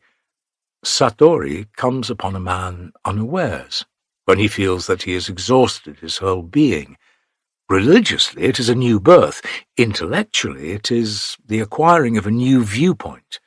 The world now appears as if dressed in a new garment, which seems to cover up all the unsightliness of dualism, which is called delusion in Buddhist phraseology. 3. Satori is the raison d'être of Zen, without which Zen is no Zen. Therefore, every contrivance, disciplinary or doctrinal, is directed towards Satori. Zen masters could not remain patient for Satori to come by itself, that is, to come sporadically or at its own pleasure. In their earnestness to aid their disciples in the search after the truth of Zen, their manifestly enigmatical presentations were designed to create in their disciples a state of mind which would more systematically open the way to enlightenment. All the intellectual demonstrations and exhortatory persuasions so far carried out by most religious and philosophical leaders had failed to produce the desired effect, and their disciples thereby had been farther and farther led astray. Especially was this the case when Buddhism was first introduced into China, with all its Indian heritage of highly metaphysical abstractions and most complicated systems of yoga discipline, which left the more practical Chinese at a loss as to how to grasp the central point of the doctrine of Shakyamuni. Bodhidharma, the sixth patriarch Baso, and other Chinese masters noticed this fact, and the proclamation and development of Zen was the natural outcome. By them, Satori was placed above sutra learning and scholarly discussions of the Shastras, and was identified with Zen itself. Zen, therefore, without Satori, is like pepper without its pungency, but there is also such a thing as too much attachment to the experience of Satori, which is to be detested. 4. This emphasizing of Satori in Zen makes the fact quite significant that Zen is not a system of dhyana, as practiced in India and by other Buddhist schools in China. By dhyana is generally understood a kind of meditation or contemplation directed towards some fixed thought. In Hinayana Buddhism, it was the thought of transiency, while in the Mahayana it was more often the doctrine of emptiness. When the mind has been so trained as to be able to realize a state of perfect void in which there is not a trace of consciousness left, even the sense of being unconscious having departed, in other words, when all forms of mental activity are swept away clean from the field of consciousness, leaving the mind, like the sky, devoid of every speck of cloud, a mere broad expanse of blue, dhyana is said to have reached its perfection. This may be called ecstasy or trance, but it is not Zen. In Zen, there must be Satori. There must be a general mental upheaval which destroys the old accumulations of intellection and lays down the foundation for a new life. There must be the awakening of a new sense which will review the old things from a hitherto undreamt-of angle of observation. In dhyana there are none of these things, for it is merely a quieting exercise of mind. As such, dhyana doubtless has its own merit, but Zen must not be identified with it. 5. Satori is not seeking God as he is, as might be contended by some Christian mystics. Zen has from the beginning made clear and insisted upon the main thesis, which is to see into the work of creation. The Creator may be found busy moulding his universe, or he may be absent from his workshop, but Zen goes on with its own work. It is not dependent upon the support of a Creator. When it grasps the reason for living a life, it is satisfied. Hoyen, Fa Yan, died 1104, of Goso-san, used to produce his own hand and ask his disciples why it was called a hand. When we know the reason, there is Satori and we have Zen. Whereas with the god of mysticism, there is the grasping of a definite object. When you have God, what is no God is excluded. This is self-limiting. Zen wants absolute freedom, even from God. No abiding place means that very thing. Cleanse your mouth when you utter the word Buddha amounts to the same thing. It is not that Zen wants to be morbidly unholy and godless, but that it recognizes the incompleteness of a mere name. Therefore, when Yakusan, Yue-shan, 751 to 834, was asked to give a lecture, he did not say a word, but instead came down from the pulpit and went off to his own room. Hyakujo merely walked forward a few steps, stood still, and then opened out his arms, which was his exposition of the great principle. 6. Satori is not a morbid state of mind, a fit subject for the study of abnormal psychology. If anything, it is a perfectly normal state of mind. When I speak of a mental upheaval, some may be led to consider Zen as something to be shunned by ordinary people. This is a most mistaken view of Zen, but one, unfortunately, often held by prejudiced critics. As Joshu declared, Zen is your everyday thought. It all depends on the adjustment of the hinge, whether the door opens in or opens out. Even in the twinkling of an eye, the whole affair is changed, and you have Zen, and you are as perfect and as normal as ever. More than that, you have acquired in the meantime something altogether new. All your mental activities will now be working to a different key, which will be more satisfying, more peaceful, and fuller of joy than anything you ever experienced before. The tone of life will be altered. There is something rejuvenating in the possession of Zen. The spring flowers look prettier, and the mountain stream runs cooler and more transparent. The subjective revolution that brings about this state of things cannot be called abnormal. When life becomes more enjoyable, and its expanse broadens to include the universe itself, there must be something in Satori that is quite precious and well worth one's striving after. Chapter 8. The Koan. Zen is a unique product of the Oriental mind, and its uniqueness consists, so far as its practical aspect goes, in its methodical training of the mind in order to mature it to the state of Satori, when all its secrets are revealed. Zen may be called a form of mysticism, but it differs from all other forms of it in system, in discipline, and in final attainment. By this I mean principally the koan exercise and zazen. Zazen, and its Sanskrit equivalent dhyana, means sitting cross-legged in quietude and in deep contemplation. The practice originated in India and spread all over the East. It has been going on through centuries now, and the modern followers of Zen still strictly observe it. In this respect, Zazen is the prevailing practical method of spiritual discipline in the East, but when it is used in connection with the koan, it assumes a special feature and becomes the monopoly of Zen. To explain fully what Zazen or dhyana is not the object of this chapter, which is chiefly concerned with the koan as the most essential feature of Zen now practiced in the Far East. Originally, in Buddhism, dhyana was one of its three branches of discipline: shila, moral precepts; dhyana, contemplation; and prajna, wisdom. Good Buddhists are supposed to be morally observant of all the precepts laid down by the Buddha, to be thoroughly versed in the methods for keeping their inordinate passions well under control, and finally to be intellectual enough to know all the intricacies of logic in the advancement of Buddhist metaphysics. Footnote: Prajna is the highest power of intuition which sounds the depths of our soul life, and is naturally much more than merely intellectual. End of footnote.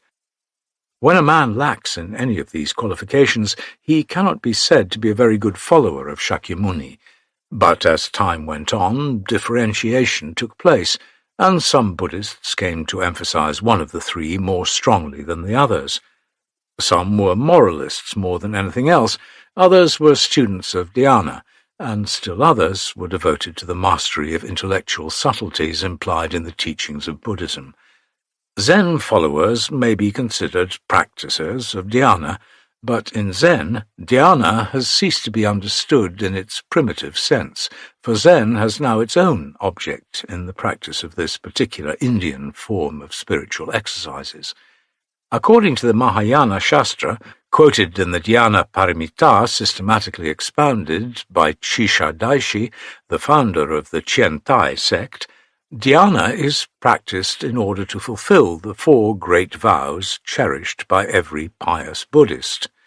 Footnote: the 4 great vows practiced by every pious Buddhist are 1. All sentient beings, however infinite, I vow to save. 2. All the passions, however inexhaustible, I vow to cut asunder. 3. All the holy teachings, however innumerable, I vow to learn. 4. All the Buddha ways, however unsurpassable, I vow to fulfill. End of footnote. Dhyana is the storage of good wisdom, and the farm of blissful merits.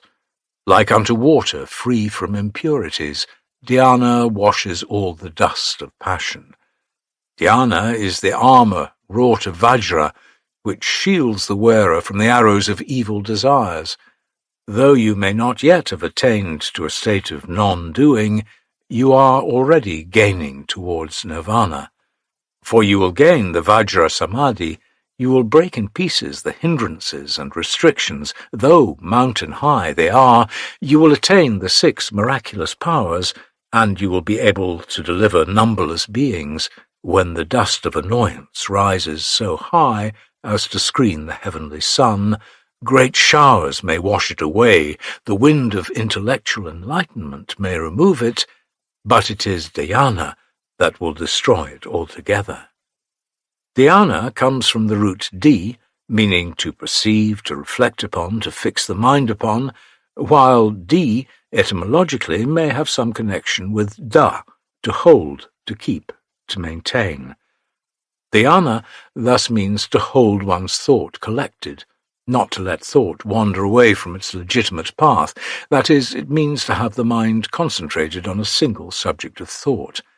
Therefore, when Zen or dhyana is practiced, all the outer details are to be so controlled as to bring the mind into the most favourable condition in which it will gradually rise above the turbulence of passions and sensualities. For instance, eating and drinking have to be properly regulated. Sleep is not to be too much indulged in. The body is to be kept in an easy and comfortable position, but straight and erect. And as to the control of breathing, the Indians are, as is well known, consummate artists. Next, the choice of the place where the dhyana practicer is to sit is another important consideration, and naturally such places as the market, the factory, or the business office may better be avoided. There are many more rules or suggestions relating to the control of the body and the mind, which are fully treated in Shisha's work on Dhyana Paramita. As is evident even from this brief account of dhyana, Zazen, as is practiced by Zen devotees, has not the same object in mind as is the case with Buddhists generally. In Zen, dhyana, or Zazen, is used as the means of reaching the solution of the koan. Zen does not make dhyana an end in itself, for apart from the koan exercise, the practicing of Zazen is a secondary consideration. It is no doubt a necessary accompaniment to the mastery of Zen. Even when the koan is understood, its deep spiritual truth will not be driven home to the mind of the Zen student if he is not thoroughly trained in Zazen. Koan and Zazen are the 2 handmaids of Zen. The first is the eye, and the second is the foot.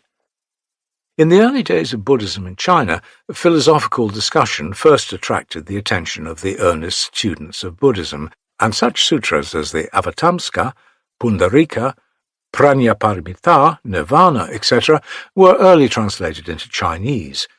The deep metaphysical thoughts contained in these sacred texts interested Chinese scholars more than did other matters that were also to be found in them, and it was probably chiefly due to the incomparable Kumarajiva that a great impetus was given to the Chinese Buddhists to the intellectual mastery of the texts.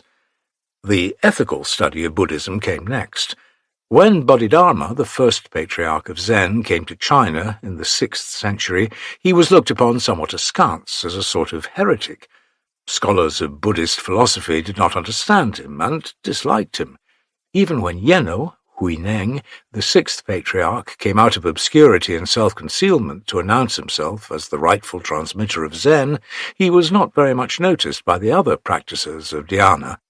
So far, dhyana, or Zazen, had been practiced chiefly after the Hinayana fashion, as we read in the biographical writings of earlier Buddhism in China, and also as we can infer from the sutras on dhyana, which were translated down to those days.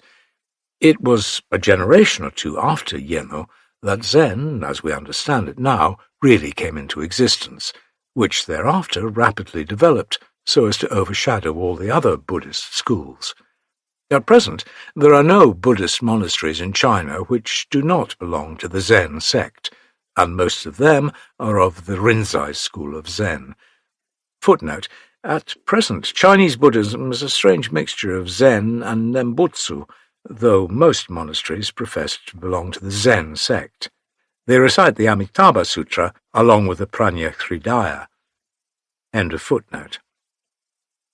One reason, among others, for this conquest is to be found in the practice of Zazen as the means of mastering the koan and thus attaining Satori. Koan literally means a public document, or authoritative statute, a term coming into vogue toward the end of the Tang dynasty. It now denotes some anecdote of an ancient master, or a dialogue between a master and monks, or a statement or question put forward by a teacher, all of which are used as the means for opening one's mind to the truth of Zen. In the beginning, of course, there was no koan as we understand it now.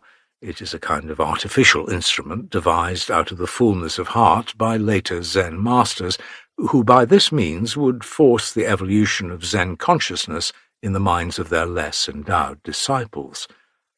The mind may grow by itself, even when it is left to nature to achieve her own ends, but man cannot always wait for her. He likes to meddle, for better or worse. He is never patient. Whenever there is a chance to put his fingers in, he is sure to do so. The interference is sometimes helpful, sometimes decidedly not. As a rule, it works two ways. We welcome human interference when more is to be gained than lost, and call it improvement and progress, but when it turns out otherwise, we call it retrogression. Civilization is human and artificial. Some are not satisfied with it and want to go back to nature. Well, so-called modern progress is by no means unmitigated bliss, but on the whole, at least on the material side of life, we seem to be better off these days than ever before, and we see some signs of further improvement. Therefore, our grumblings generally are not very vehemently asserted. In a similar way, the introduction of the system of koan into Zen, pure, natural, and elementary, is at once a deterioration and an improvement. But once brought out into existence, the system seems very hard to do away with. It was, of course, quite human on the part of the Zen master to be thinking of his less fortunate brothers, whose natural endowments were not so rich as his own, and who, therefore, would be likely to miss opportunities to come into the truth of Zen. He wanted to impart to them, if possible, the same wonderful bliss of the understanding which he had gained through the mastery of Zen. His motherly instinct made him think of some way to open, or even to coerce, the minds of his disciples to the unknown beauties of Satori, which, when left to their own ignorant ways, would never come upon them except by a happy, rare chance. The master knew that the device of a koan was an artificiality and a superfluity, for unless Zen grew out of a man's own inner activity, it could not be truly genuine and full of creative vitality as it ought to be. But even a semblance would be a blessing when the genuine thing is so difficult and rare to have. and, moreover, it was likely, if it is left to itself, to disappear altogether out of the lore of human experience. The semblance is not necessarily a mere makeshift, but may have in it something quite true and full of possibilities, for the system of koan and zazen, when properly made use of, really does unfold the mind to the truth of Zen. Why, then, should we not adopt it and work it out to its fullness? At the beginning, a Zen master was a kind of self-made man. He had no school education, he had not been sent to college to pass through a certain course of studies, but out of an inner, impelling necessity which stirred up his spirit, he could not help going about and picking up whatever knowledge he needed. He was perfected by himself. Of course, he had a teacher, but the teacher did not help him in the way scholars nowadays are helped too frequently, indeed, beyond the actual needs of the disciple, more than is really good for him. This lack of soft education made the ancient Zen master all the stronger and more full of virility. This was the reason why, in those early days of Zen, that is, during the Tang dynasty, it was so active, so brilliant, so intense. When the koan system came into vogue during the Sung dynasty, the halcyon days of Zen were almost over, and it gradually showed signs of decline and senility. Here, then, is one of the first koans given to latter-day students.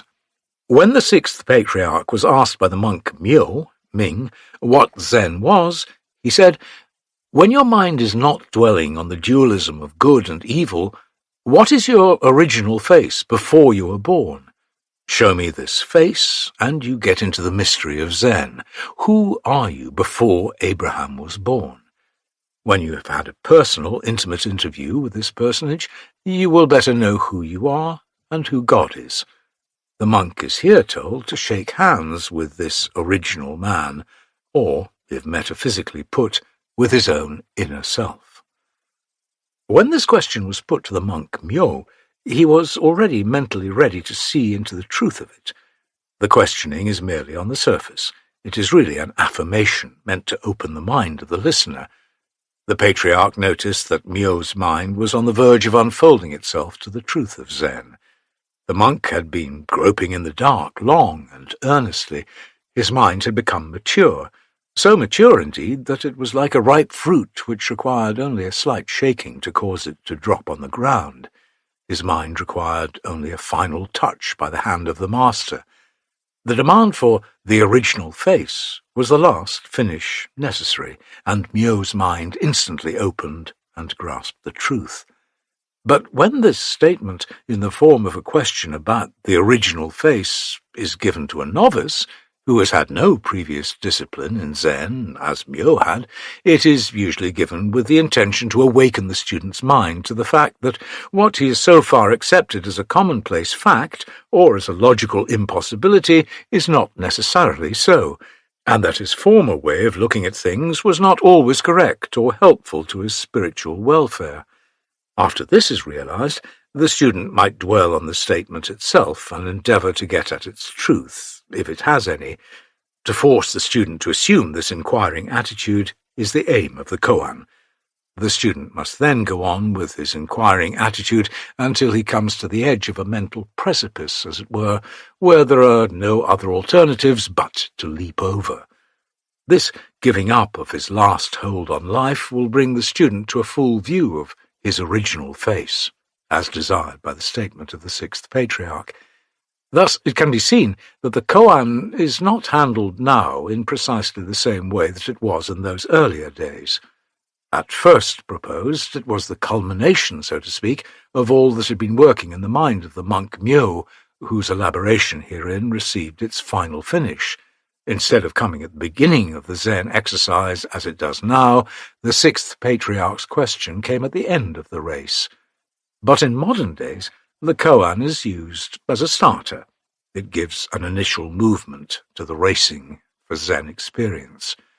More or less mechanical in the beginning, the movement acquires the tone needed for the maturing of Zen consciousness. The koan works as a leaven. When the sufficient conditions obtain, the mind unfolds itself into the full bloom of a Satori. To use a koan, thus instrumentally for the opening of the mind to its own secrets, is characteristic of modern Zen. Hakuin used to produce one of his hands, and demand of his disciples to hear the sound of it. Ordinarily, a sound is heard only when two hands are clapped, and in that sense no possible sound can come from one hand alone. Hakuin wants, however, to strike at the root of our everyday experience, which is constructed on a so-called scientific or logical basis. This fundamental overthrowing is necessary in order to build up a new order of things on the basis of Zen experience. Hence this apparently most unnatural and therefore illogical demand made by Hakuin on his pupils. The former koan was about the face, something to look at, while the latter is about the sound, something that appeals to the sense of hearing. But the ultimate purport of both is the same. Both are meant to open up the secret chamber of the mind, where the devotees can find numberless treasures stored. The sense of seeing or hearing has nothing to do with the essential meaning of the koan. As the Zen masters say, the koan is only a piece of brick used to knock at the gate, an index finger pointing at the moon. It is only intended to synthesize or transcend, whichever expression you may choose, the dualism of the senses. So long as the mind is not free to perceive a sound produced by one hand, it is limited and is divided against itself. Instead of grasping the key to the secrets of creation, the mind is hopelessly buried in the relativity of things, and therefore in their superficiality. Until the mind is free from the fetters, the time never comes for it to view the whole world with any amount of satisfaction. The sound of one hand, as a matter of fact, reaches the highest heaven as well as the lowest hell, just as one's original face looks over the entire field of creation, even to the end of time. Hakuin and the sixth patriarch stand on the same platform, with their hands mutually joined. To mention another instance, when Joshu was asked about the significance of Bodhidharma's coming east, which proverbially is the same as asking about the fundamental principle of Buddhism, he replied, "The cypress tree in the courtyard." "You are talking," said the monk, "of an objective symbol." "No, I am not talking of an objective symbol." "Then," asked the monk again, "what is the ultimate principle of Buddhism?" "The cypress tree in the courtyard," again replied Joshu. This is also given to a beginner as a koan. Abstractly speaking, these koans cannot be said to be altogether nonsensical, even from a common-sense point of view, and if we want to reason about them, there is perhaps room enough to do so. For instance, some may regard Hakuin's one hand as symbolizing the universe or the unconditioned, and Joshu's cypress tree as a concrete manifestation of the highest principle, through which the pantheistic tendency of Buddhism may be recognized. But to understand the koan thus intellectually is not Zen, nor is such metaphysical symbolism at all present here. Under no circumstances ought Zen to be confounded with philosophy. Zen has its own reason for standing for itself, and this fact must never be lost sight of. Otherwise the entire structure of Zen falls to pieces. The cypress tree is forever a cypress tree, and has nothing to do with pantheism or any other ism. Joshu was not a philosopher, even in its broadest and most popular sense. He was a Zen master through and through, and all that comes forth from his lips is an utterance directly ensuing from his spiritual experience.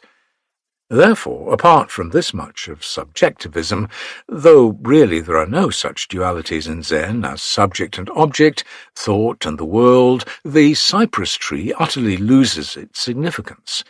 If it is an intellectual or conceptual statement, we may endeavour to understand its meaning through the ratiocinative chain of ideas as contained in it, and we may come to imagine that we have finally solved the difficulty. But Zen masters will assure you that even then Zen is yet 3,000 miles away from you, and the spirit of Joshu will be heard laughing at you from behind the screen, which, after all, you had failed to remove.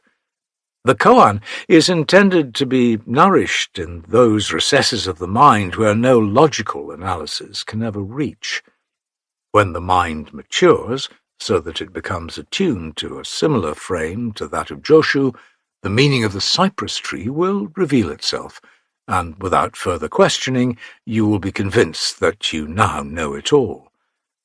A disciple of Joshu, called Kakutetsushi, was asked after the death of his master whether he had really made the statement about the cypress tree in response to the question, "What is the fundamental principle of Buddhism?" The disciple unhesitatingly declared, "My master never made that statement." This was a direct contradiction of the fact, for everybody then knew that Joshu had made it, and the one who asked Kakutetsushi about it was himself not ignorant of it. His questioning was to see what insight this disciple of Joshu had into the meaning of the story of the cypress tree. Therefore, the questioner further pursued Tetsu by saying, "But this is asserted by everybody, and how can you deny it?" Tetsu insisted, "My master never said it, and you will do well if you do not thus disparage him." What an audacious statement! But those that know Zen know that this flat denial is the irrevocable proof that Tetsu thoroughly understood the spirit of his master.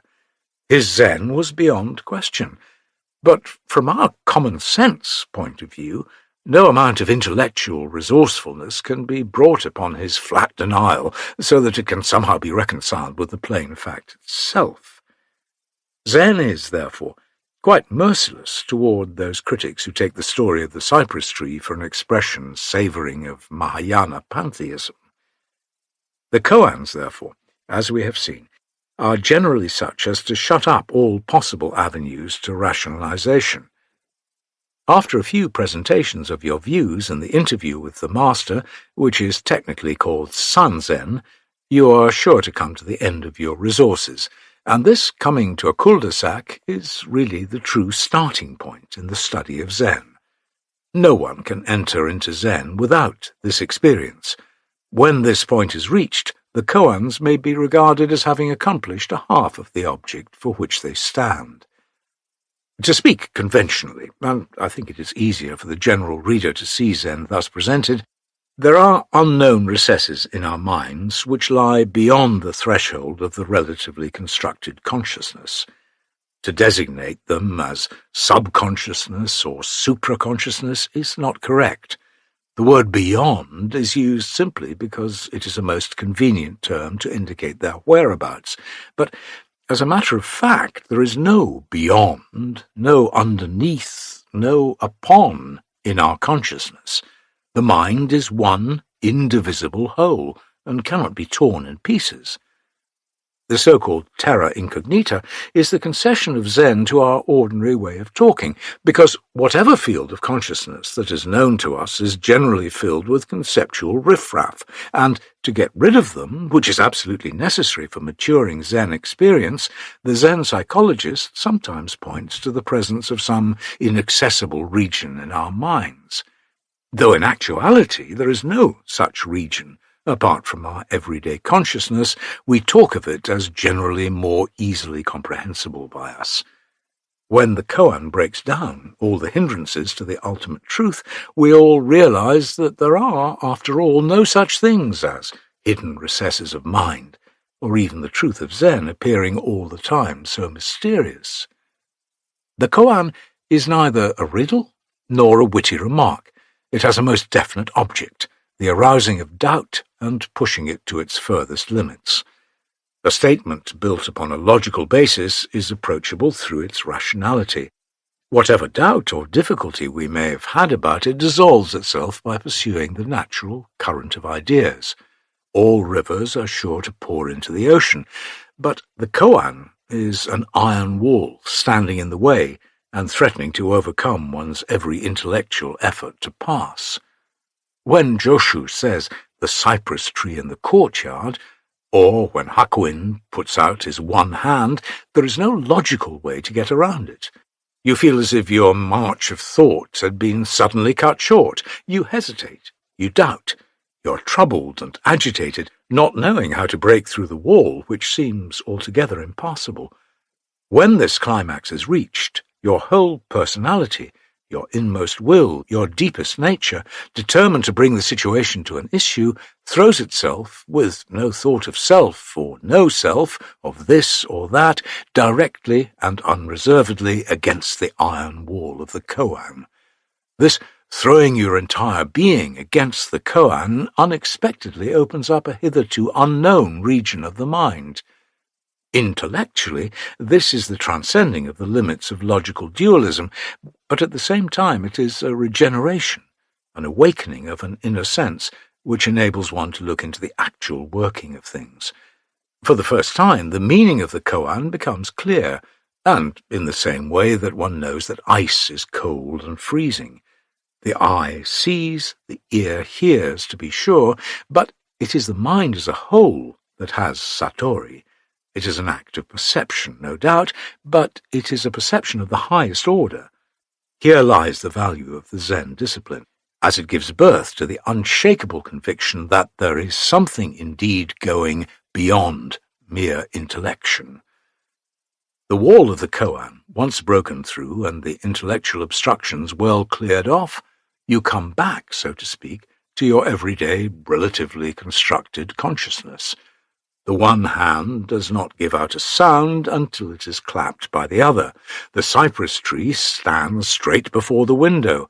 All human beings have the nose vertically set and the eyes horizontally arranged. Zen is now the most ordinary thing in the world. A field that we formerly supposed to lie far beyond is now found to be the very field in which we walk, day in, day out. When we come out of Satori, we see the familiar world with all its multitudinous objects and ideas together with their logicalness, and pronounce them good. When there was, as yet, no system of koan, Zen was more natural and purer, perhaps, but it was only the few elect who could get into the spirit of it. Supposing you had lived in those days, what would you do if you were roughly shaken by the shoulder? How would you take it if you were called a dry dirt scraper, or if you were simply requested to hand the cushion over there, and when you had handed it to the master, to be struck with it? If you had a determination to fathom the depths of Zen as strong as steel, and a faith in the reasonableness of Zen which was as firm as the earth, you, after many years of meditation, might succeed in mastering Zen. But such examples are rare in our modern days. We are so distracted with all kinds of business that we are unable to walk all by ourselves into the labyrinthine passageway of Zen. In the early days of the Tang dynasty, people were more simple-hearted and believing. Their minds were not crammed with intellectual biases. But this state of affairs could not, in the nature of things, last very long. To maintain the vitality of Zen, it was necessary to find some device whereby Zen could be made more approachable and, to that extent, more popular.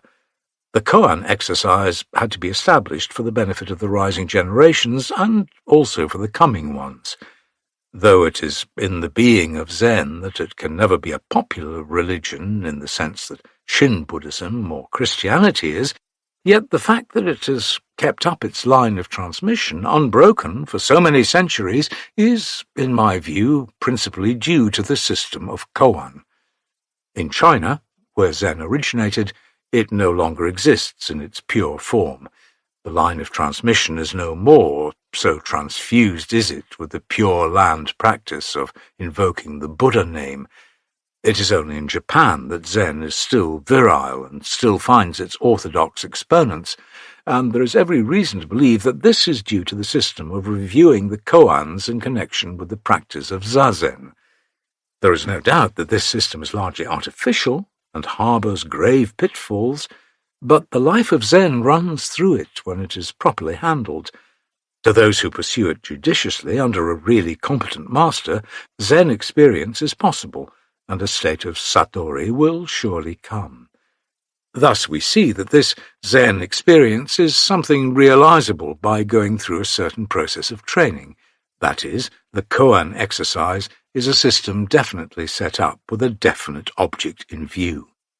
Zen is not like other forms of mysticism, entirely left to the sporadic nature or capriciousness of luck for its experience.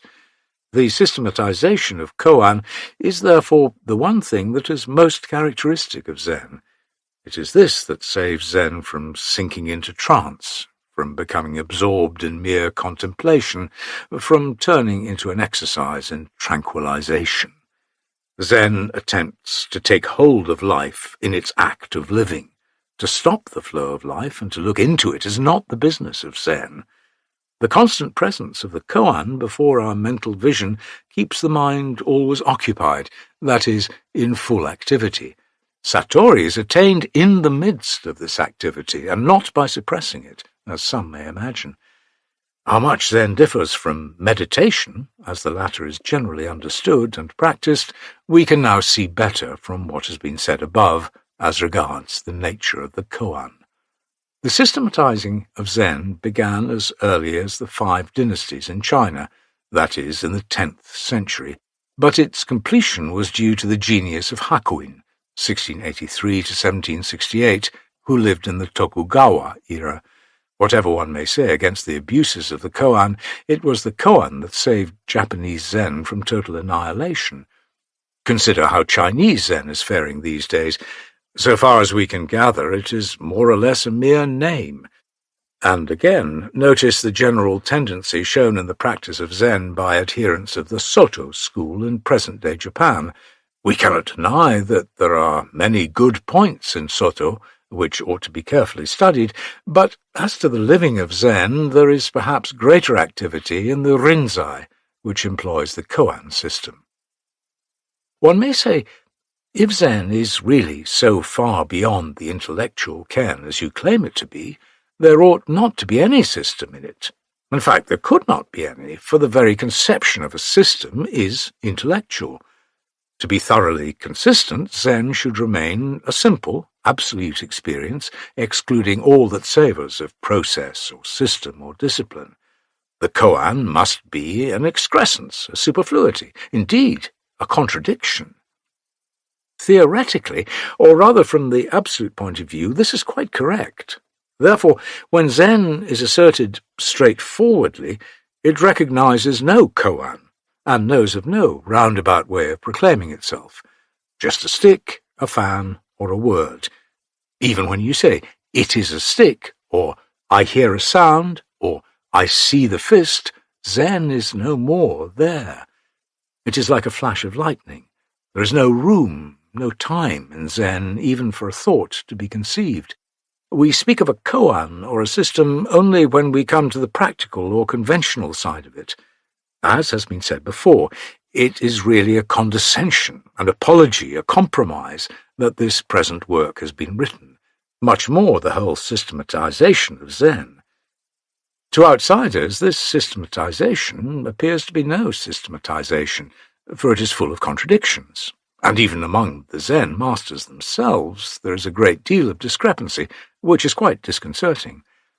What one asserts, another flatly denies, or makes a sarcastic remark about it, so that the uninitiated are at a loss what to make out of all these everlasting and hopeless entanglements. But the fact is that Zen really ought not to be considered from its surface. Such terms as system, rationality, consistency, contradiction, or discordance belong to the surface of Zen. To understand Zen, we are to turn up the whole piece of brocade and examine it from the other side, where we can trace at a glance all the intricacies of woof and warp. This reversing of the order is very much needed in Zen. Let us quote an example to see how it is treated by different masters. Funyo, a great Zen master of the Tang dynasty, said, "If a man knows what this staff is, his study of Zen comes to a close." This seems to be a simple enough koan. The master generally carries a long staff, which is now a kind of insignia of his religious authority, but in ancient days it was really a travelling stick that was useful in climbing mountains or fording streams. Being one of the most familiar objects, it is produced any time by a master before his congregation to illustrate a sermon. It is often the subject of a great discussion among the monks.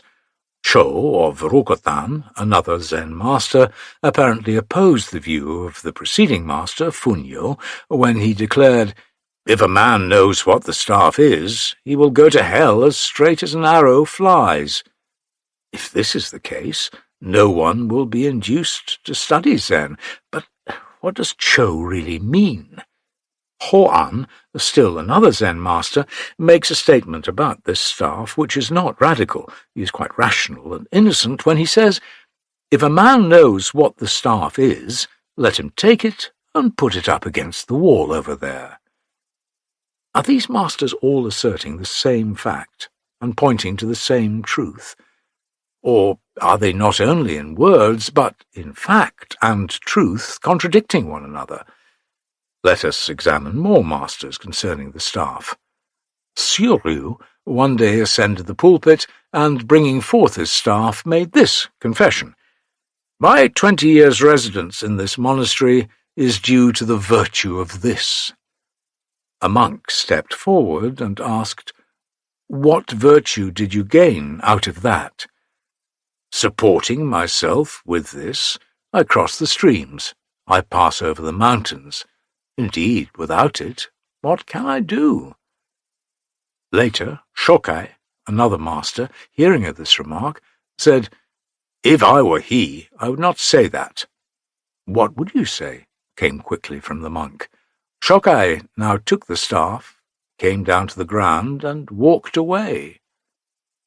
Hoan now makes the observation about these two masters. "Syoryu's staff was a pretty good one, but what a pity! It has a dragon's head with a snake's tail. It makes Shokai follow him up, and the result is another pity. His was like putting speckles on a painted tiger." When the monk asked what power of the staff he had got, why did he not take it out and throw it away before the congregation? Then there would have been a real dragon, a real tiger, calling forth clouds and mists.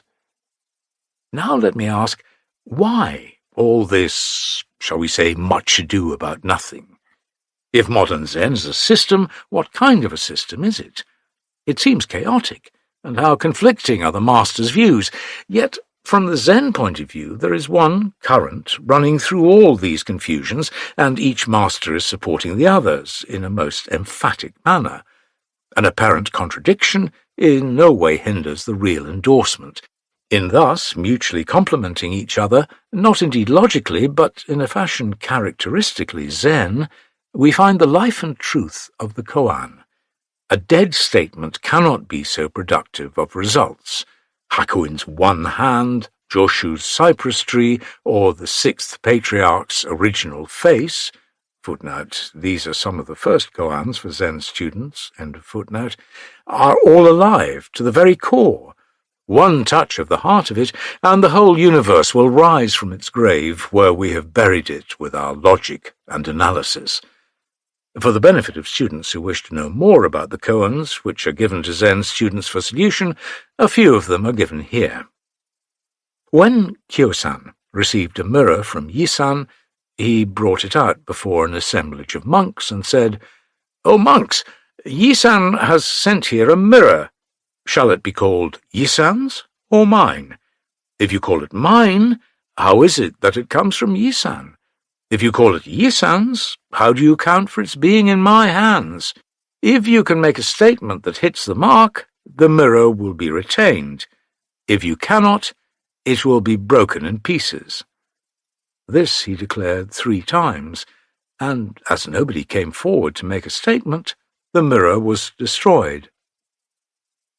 Tosan came to Umon for instruction. The latter asked, "Where do you come from?" "From Sato." "Where have you spent the summer?" "At Hoji of Konan." "When did you leave there?" "On the 25th of the 8th month." Umon suddenly raised his voice and said, "I spare you 30 blows. You may now retire." In the evening, Tozan went to Umon's room and asked what his fault was, so grave as to deserve 30 blows. Said the master, "Is this the way you wander all over the country? Oh, you rice bag!"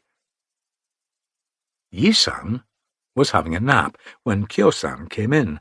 Hearing the visitor, Yi-san turned about toward the wall.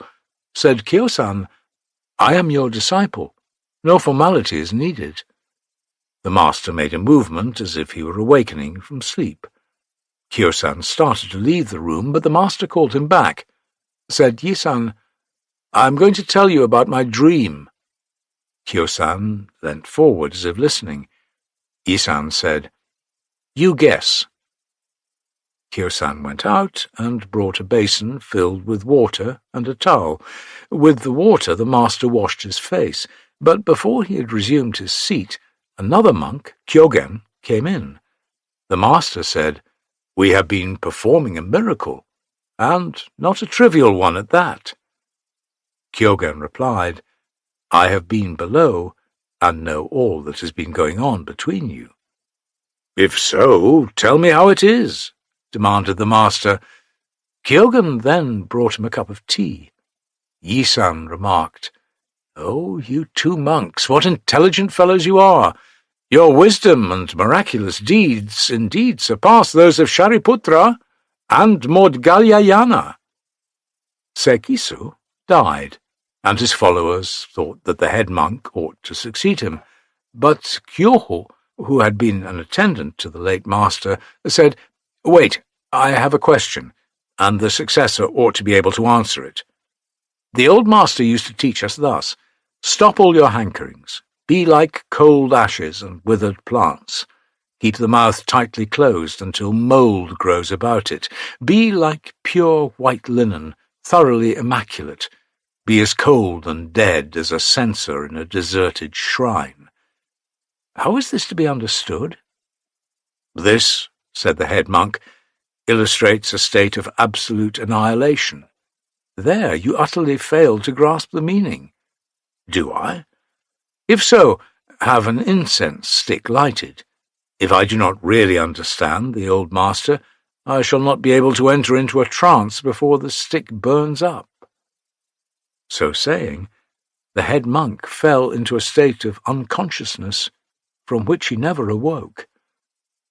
Stroking the back of his departed fellow monk, Kyuho said, "As to getting into a trance, you have shown a splendid example, but as to understanding the old master, you have just the same significantly failed." This well illustrates the fact that Zen is entirely different from being absorbed in nothingness. The number of koans is traditionally estimated at 1,700, which, however, is a very generous way of counting them. For all practical purposes, less than 10, or even less than 5, or just 1, may be sufficient to open one's mind to the ultimate truth of Zen.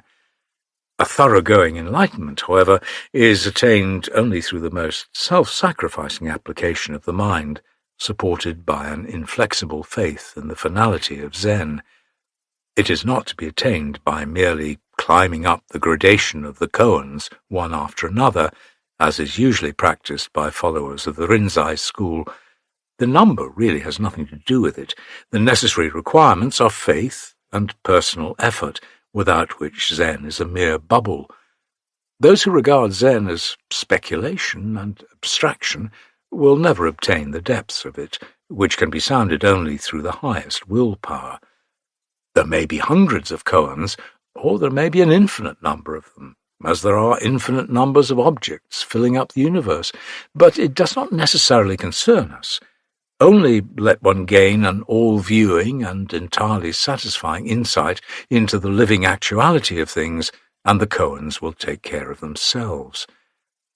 This is where lurks the danger of the koan system. One is apt to consider it as everything in the study of Zen, forgetting the true object of Zen, which is the unfolding of a man's inner life. There are many who have fallen into this pitfall, and the inevitable result has been the corruption and decay of Zen. Daiei was quite apprehensive of this when he burned up the book on 100 koans, which was compiled by his master Yengo. These 100 koans were selected from Zen literature by Sekko, who commented on them with verses, one to each. Daiei was a true follower of Zen. He knew well the object which his master had in view when he made remarks upon these selections. He knew very well also that they would subsequently prove a self-murdering weapon against Zen, so he committed them all to the flames. The book, however, has survived the fire and is still in our possession as one of the most important treatises on Zen. Indeed, it is a standard text and authority, to which appeal is still made to settle points of doubt in the study of Zen. The work is known in Japanese as Hekigan-shu. To outsiders, it is a sealed book. In the first place, the Chinese is not after the classical model, but is filled with colloquialisms of the Tang and Sung period, which can now be traced only in Zen literature, while it is most vigorously written. Secondly, the style is peculiar to this kind of work, and its thoughts and expressions seem to be so unexpected as to stagger the reader who expects to find in it ordinary Buddhist nomenclature, or at least tame classicalism. Besides these literary difficulties, the Hekigan is naturally full of Zen. However, those who want to know how koans are handled by Zen followers will do well to consult the book. There are some other books dealing with the koans which are more or less after the style of the Hekigan. Such are the Shoyoroku, Mumonkwan, Kwayan-kokugo, etc. In fact, all the Zen writings known as Goroku, sayings and dialogues, as well as the biographical histories of Zen masters, of which we have a large list, treat the koans in the way peculiar to Zen. Almost every master of note has left his Goroku, which largely constitute what is known as Zen literature. Where the philosophical study of Buddhism abounds with all sorts of annotations and exegeses and analyses, which are often very detailed and complicated, Zen offers pithy remarks, epigrammatic suggestions, and ironical comments, which conspicuously contrast with the former. Another characteristic of Zen literature is its partiality to poetry. The koans are poetically appreciated or criticized. Of this, the Hekigan-shu, or Shoyoroku, are most significant examples. The first is by Sekko, as was already mentioned, and the latter is by Wanshi, who also poetically comments on a different collection of koans. Zen naturally finds its readiest expression in poetry rather than in philosophy, because it has more affinity with feeling than with intellect. Its poetic predilection is inevitable. Chapter 9. The Meditation Hall and the Monk's Life. The meditation hall, Zendo, is where Zen educates its monks. To see how it is regulated is to get a glimpse into the practical and disciplinary aspect of Zen. It is a unique institution, and most of the main monasteries in Japan of the Zen sect are provided with it. In the life of the Zen monks in the meditation hall, we are reminded of the life of the Sangha in India. The system was founded by the Chinese Zen master Hyakujo more than 1,000 years ago. He left a famous saying which had been the guiding principle of his life: "A day of no work is a day of no eating," which is to say, no eating without working.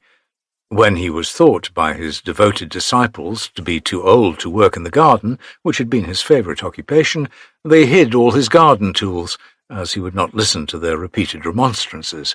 He then refused to eat. No work, no living. At all the meditation halls, work, especially that which is commonly regarded as menial, is the vital element in the life of the monk.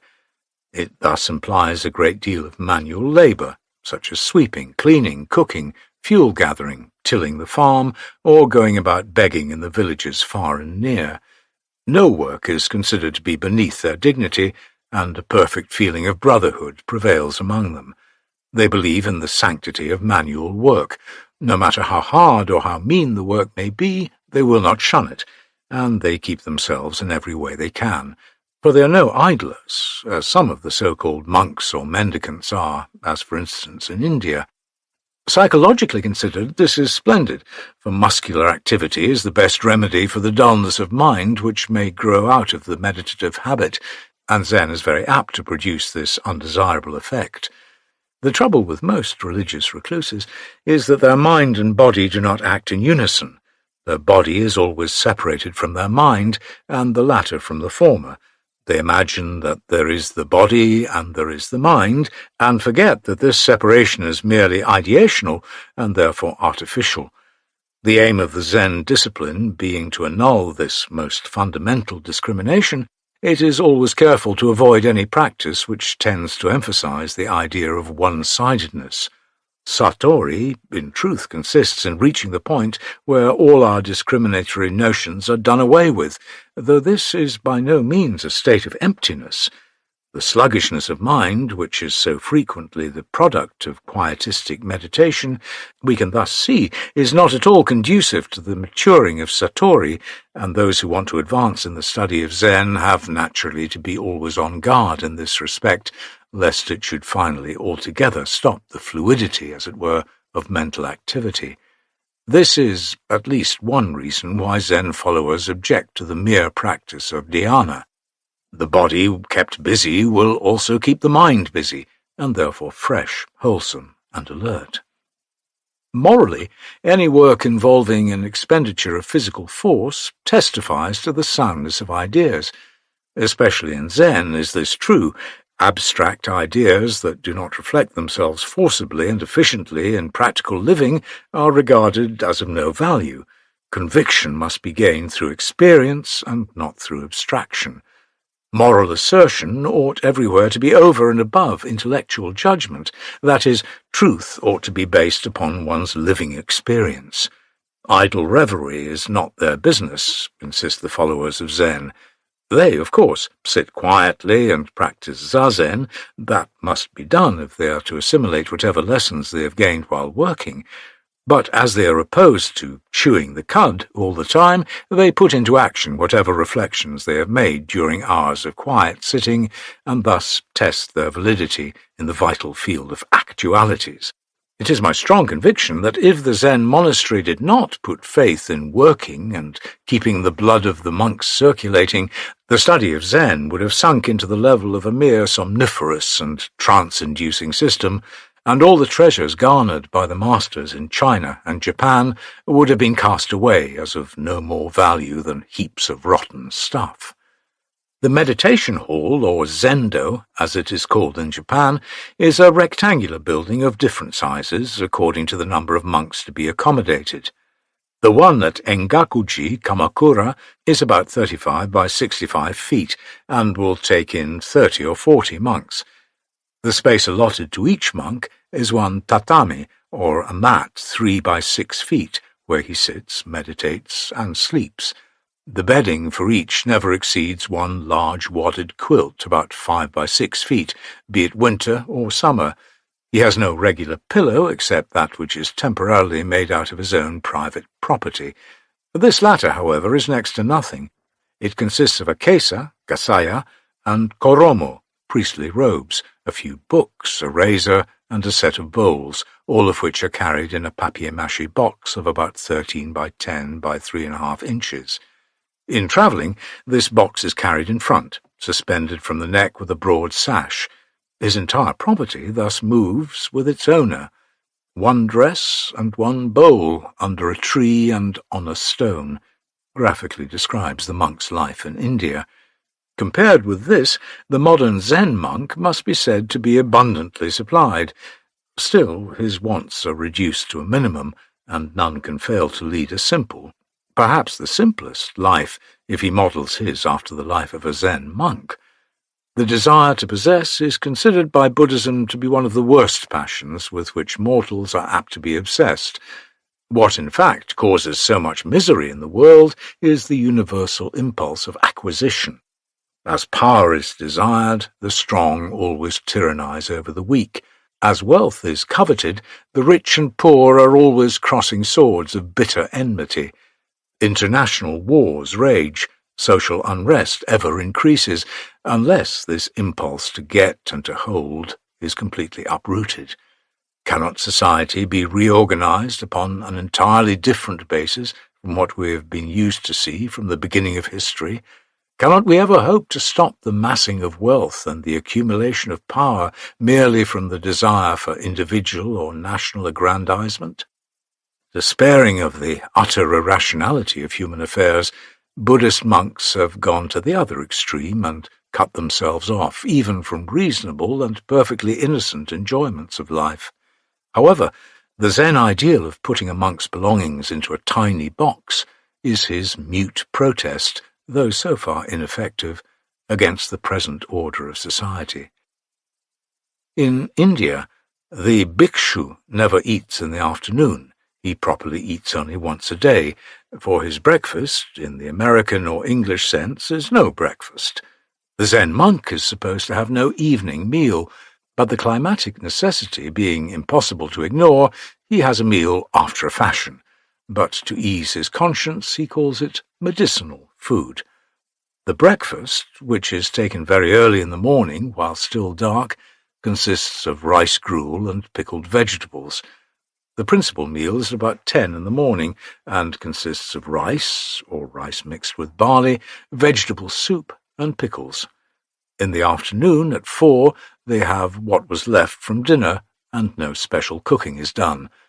Unless invited out, or given an extra treatment at home by some generous patron, their meals are as described above, year in, year out.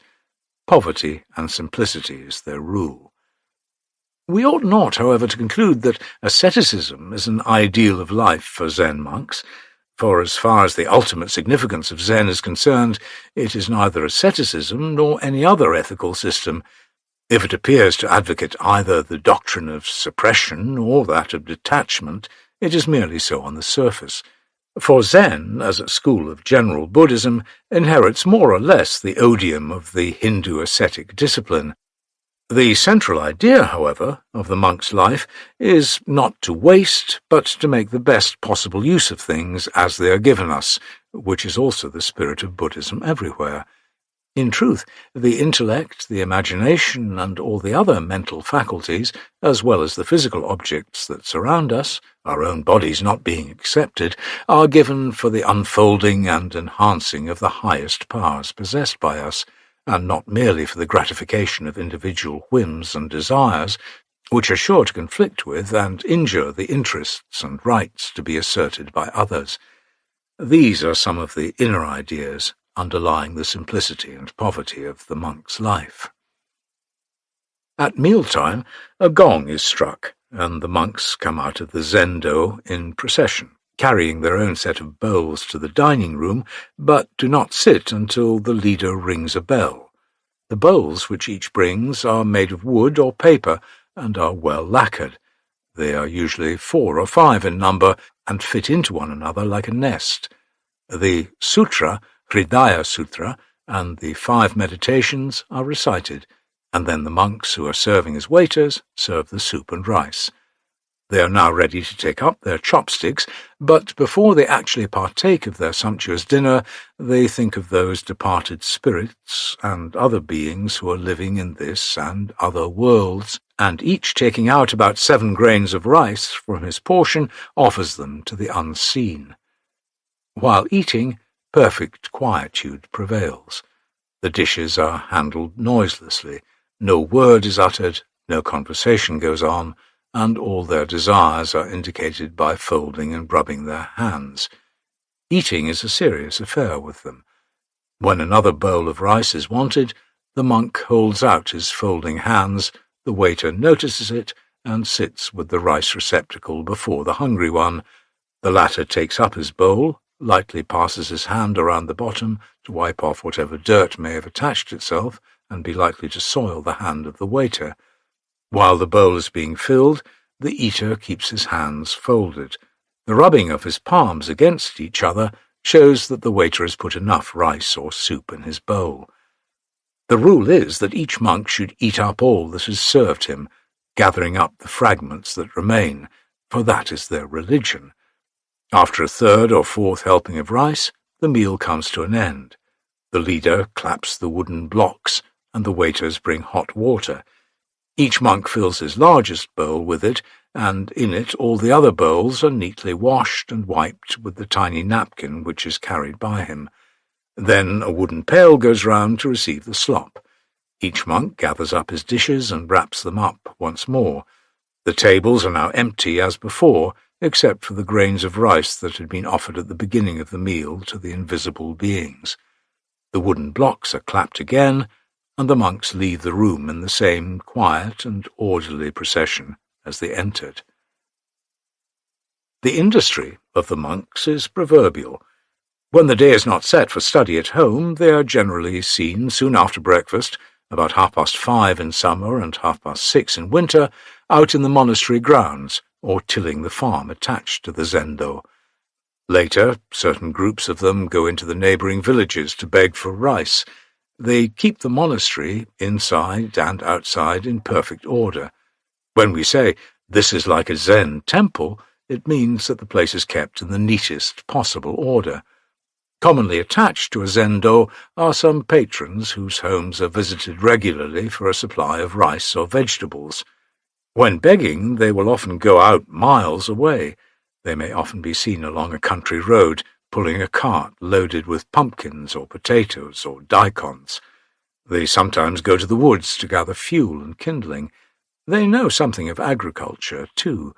As they have to support themselves, they are at once farmers, skilled workmen, and unskilled labourers. They often build their own zendo and other buildings under the direction of an expert. Their labour is not at all perfunctory. They work just as hard as ordinary labourers, perhaps harder, because to work so is their religion.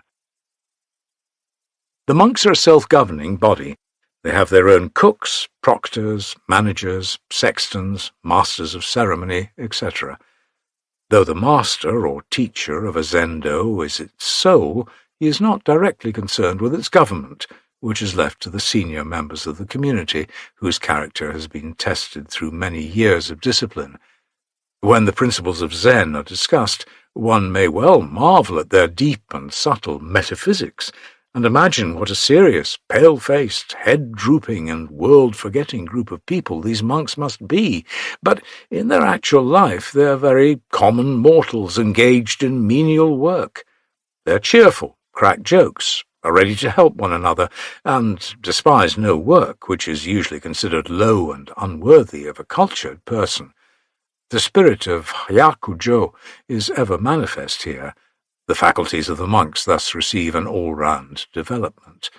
They receive no formal or literary education, which is gained mostly from books and abstract instructions, but what they do gain is practical and efficient, for the basic principle of the zendo life is learning by doing. They disdain soft education and look upon it as a predigested food meant for convalescence. When a lioness gives birth to her cubs, it is proverbially believed that after 3 days she pushes them over a precipice to see if they can climb back to her. Those that fail to meet this test are no longer cared about. Whether this is true or not, something like it is aimed at by the Zen master, who will often treat his monks with every manner of seeming unkindness. The monks often have not enough clothes for comfort, not enough food to satisfy hunger, not enough time to sleep, and to cap these they have plenty of work, both menial and spiritual. These outer necessities and inner aspirations, working together upon the character of the monk, often end in producing a fine specimen of humanity called a full-fledged Zen master. This unique system of education, which is still going on in every Rinzai Zendo, is not very well known among the laity, although there is at present the tendency for the latter to get as much information as possible of the life in the Zen monastery. But the merciless tide of modern commercialism and mechanization is rolling all over the East, so that almost no corners are left for a quiet retreat, and before long even this solitary island of Zen may be buried under the waves of sordid materialism. Even the monks themselves are beginning to misunderstand the spirit of the early masters, though we cannot deny the fact that there are some things in this monastic education which may be improved. Its highly religious and reverential spirit toward life and work must be preserved if Zen is to live at all for many years to come. Theoretically, Zen envelops the whole universe and is not bound by the rule of antithesis. But this is a very slippery ground, and there are many who fail to walk upright, and when they tumble, the fall is quite disastrous. Like some of the medieval mystics, Zen students sometimes turn into libertines, losing all control of themselves. History is a witness of such, and psychology can readily explain the process of such degeneration. A Zen master once said, "Let a man's ideal rise as high as the crown of Vairocana, highest divinity, but let his life be so full of humility as to be prostrate even at the feet of a baby." The life in a Zen monastery is minutely regulated, and all the details are enforced in strict obedience to the above spirit. This is what has saved Zen from sinking to the level of some of the medieval mystics, and it is why the Zendo plays so great a part in the teaching of Zen. When Tanka of the Tang dynasty stopped at Yerinji in the capital, it was severely cold. So, taking down one of the Buddha images enshrined there, he made a fire of it and warmed himself. The keeper of the shrine, seeing this, was greatly incensed, and exclaimed, "How dare you burn my wooden image of the Buddha?" Tanka began to search in the ashes, as if he were looking for something, and said, "I am gathering the holy sariras from the burnt ashes." "How," said the keeper, "can you get sariras from a wooden Buddha?" Tanka retorted, "If there are no sariras to be found in it, may I have the remaining 2 Buddhas for my fire?" The shrine-keeper later lost both his eyebrows for remonstrating against this apparent impiety of Tanka, while the Buddha's wrath never fell on the latter. Though I am doubtful of its historical accuracy, this story is notable, and all Zen masters agree as to the spiritual attainments of this Buddha-desecrating Tanka.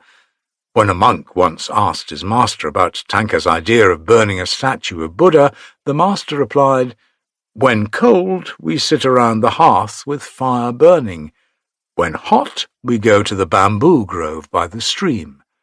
Was he then at fault or not? Whatever the merit of Tanka, from a purely Zen point of view, there is no doubt that such deeds of Tanka are to be regarded as highly sacrilegious and to be avoided by all pious Buddhists. Those who have not yet gained a thorough understanding of Zen may go to all lengths of committing every manner of excess, and even crime, this in the name of Zen, and for this reason the regulations of the monastery are very rigid, that pride of heart may depart, and the cup of humility be drunk to the dregs. When Shuko of the Ming dynasty was writing a book on the 10 laudable deeds of a monk, one of those self-assertive fellows came to him saying, "What is the use of writing such a book when in Zen there is not even the atom of a thing to be called laudable or not laudable?"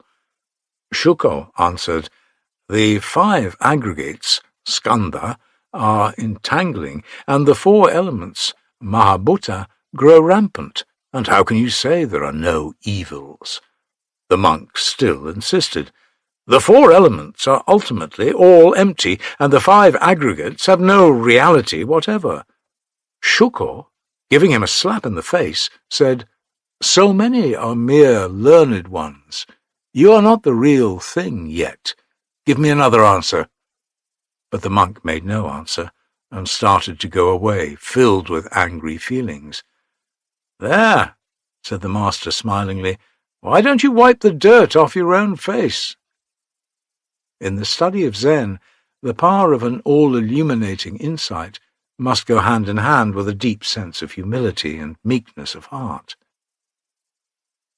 There is a period in the monastic life which is exclusively set apart for the mental discipline of the monks, when they are not hampered by any manual labour except such as is absolutely necessary.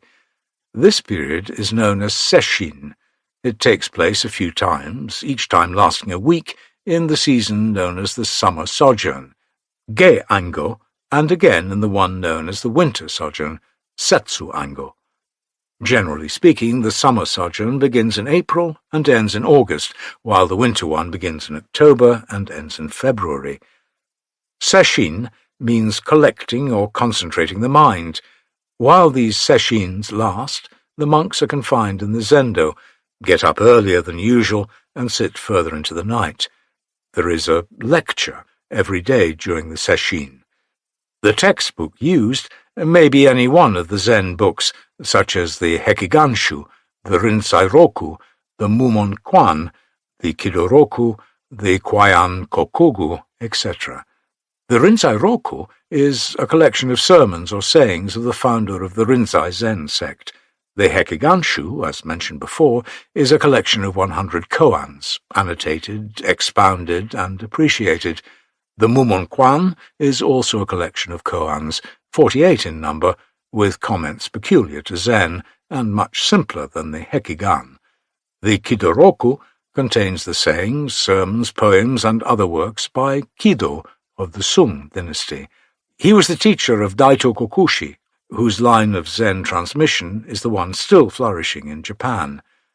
The Kwayan Kokugu is the compilation by Hakuin of Daito Kokushi's sermons and critical commentary verses on some of the old masters. To an ordinary reader, these books are a sort of obscurum per obscurius. After listening to a series of lectures, the monk may be left in the same lurch as ever, unless he has opened an eye to the truth of Zen.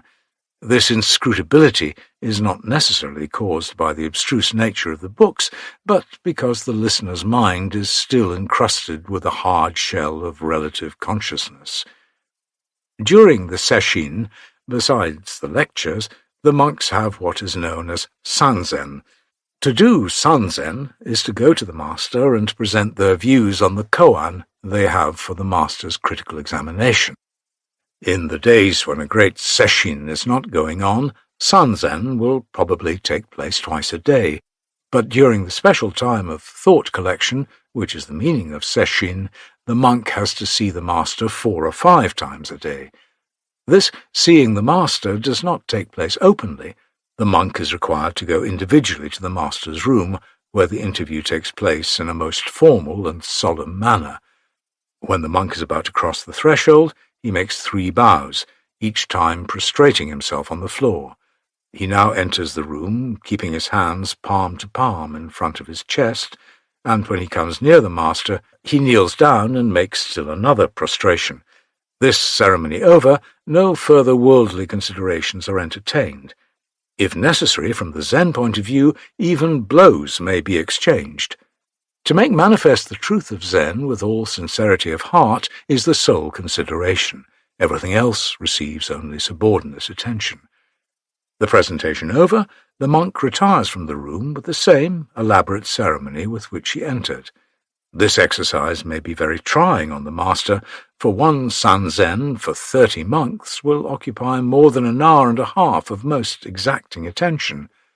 Absolute confidence is placed in the master, so far as his understanding of Zen goes, but if the monk thinks he has sufficient reason for doubting the master's ability, he may settle it with him personally at the time of sanzen. This presentation of views, therefore, is no idle play for either master or monk. It is, indeed, a most serious affair, and because it is so, this discipline of Zen has great moral value. To illustrate this, let us consider an incident from the life of Hakuin, the founder of modern Rinzai Zen in Japan. One summer evening, when Hakuin came to present his view to his old master, who was cooling himself on the veranda, the master rudely said, "Stuff and nonsense." Hakuin repeated loudly, "Stuff and nonsense." Thereupon the master seized him, boxed his ear, and finally pushed him off the veranda. As it had been raining, poor Hakuin found himself rolling in mud and water. When he recovered himself, he returned to the veranda and bowed to the master, who retorted, "Oh, you denizen of the dark cavern." Another day, thinking that the master failed to really appreciate the depths of his knowledge of Zen, Hakuin desired to have a settlement with him anyhow. When the time came, Hakuin entered the master's room and exhausted all his ingenuity in contest with him, making up his mind this time not to give up an inch of ground. The master was furious, and finally taking hold of Hakuin, gave him several slaps and pushed him off the porch. He fell several feet to the foot of a stone wall, where he remained for a while almost senseless. The master looked down at him and laughed heartily. This brought Hakuin back to consciousness, and when he came back to the master, he was all in perspiration. The master, however, did not release him yet, but stigmatized him as before. "Oh, you denizen of the dark cavern!" Hakuin grew desperate, and thought of leaving the old master altogether, when one day, as he was going about begging in the village, a certain accident suddenly opened his eye to the truth of Zen, which had hitherto been completely hidden from him. His joy knew no bounds, and he came back to the master in a most exalted state of mind. Before he could enter the front gate, the master recognized that something had happened to him, and beckoned to him, saying, "What good news have you brought home today? Come right in, be quick, quick." Hakuin then told him all about what he had gone through during the day. The master tenderly stroked him on the back and said, "You have it now. You have it at last." After this, the master never called him names. Such was the training the father of modern Japanese Zen had to go through. How terribly hard his old master Shoju was when he pushed Hakuin over the stone wall, but how motherly he was when his disciple, after so much ill treatment, finally came out triumphantly. Indeed, there is nothing lukewarm in Zen. If it is lukewarm, it is not Zen. It expects one to penetrate into the very depths of truth, and the truth can never be grasped until, stripped of all trumperies, intellectual or otherwise, one returns to one's own native nakedness. Each slap dealt by Shoju stripped Hakuin of his illusions and insincerities. In fact, we are all living under many casings of illusions and insincerities which really have nothing to do with our inmost self. To reach this inmost self, therefore, whereby the disciple gains real knowledge of Zen, the master often resorts to methods seemingly inhuman, indeed far from being kind-hearted, to say the least. In the life of the Zendo, there is no fixed period of graduation, as in public education. With some, graduation may not take place after 20 years of living there, but with ordinary abilities and a good amount of perseverance and indefatigability, a monk is able to probe within a space of 10 years into every intricacy of the teachings of Zen. To practice the principles of Zen, however, in every moment of life, that is, to become fully saturated in the spirit of Zen, is another matter. One life may be too short for it, for it is said that even Shakyamuni and Maitreya themselves are yet in the midst of self-training. To become a perfectly qualified master, a mere understanding of the truth of Zen is not sufficient. He must go through a period which is known as the long maturing of the sacred womb. The term must have come originally from Taoism, but in Zen nowadays it means, broadly speaking, living a life harmonious with the understanding. Under the direction of a competent master, a monk may finally attain to a thorough knowledge of all the mysteries of Zen, but it will be more or less intellectual, though in the highest possible sense. The monk's life, in and out, must grow in perfect unison with this attainment. To do this, a further self-training is necessary, for what he has gained in the Zendo is, after all, only the pointing of the finger in the direction where his utmost efforts must further be put forth. But it is no longer imperative for him to remain in the Zendo. On the contrary, his intellectual attainments must be put on trial by coming into actual contact with the world. There are no prescribed rules for this maturing. Each must act under his own discretion as he meets with the accidental circumstances of life. He may retire into the mountains and live as a solitary hermit, or he may come out into the market and be an active participant in all the affairs of the world. The sixth patriarch is said to have lived among the mountaineers for 15 years after he had left the fifth patriarch. He was quite unknown in the world when he first returned to hear a lecture by Inshu. Shu, the national teacher, spent 40 years in Nanyang and never showed himself out in the city, but his holy life became known far and near, and at the earnest request of the emperor, he finally left his hut. Yi San, spent several years in the wilderness, living on nuts and befriending monkeys and deer. He was found out, however, and great monasteries were built about his anchorage, and he became the master of 1,500 monks.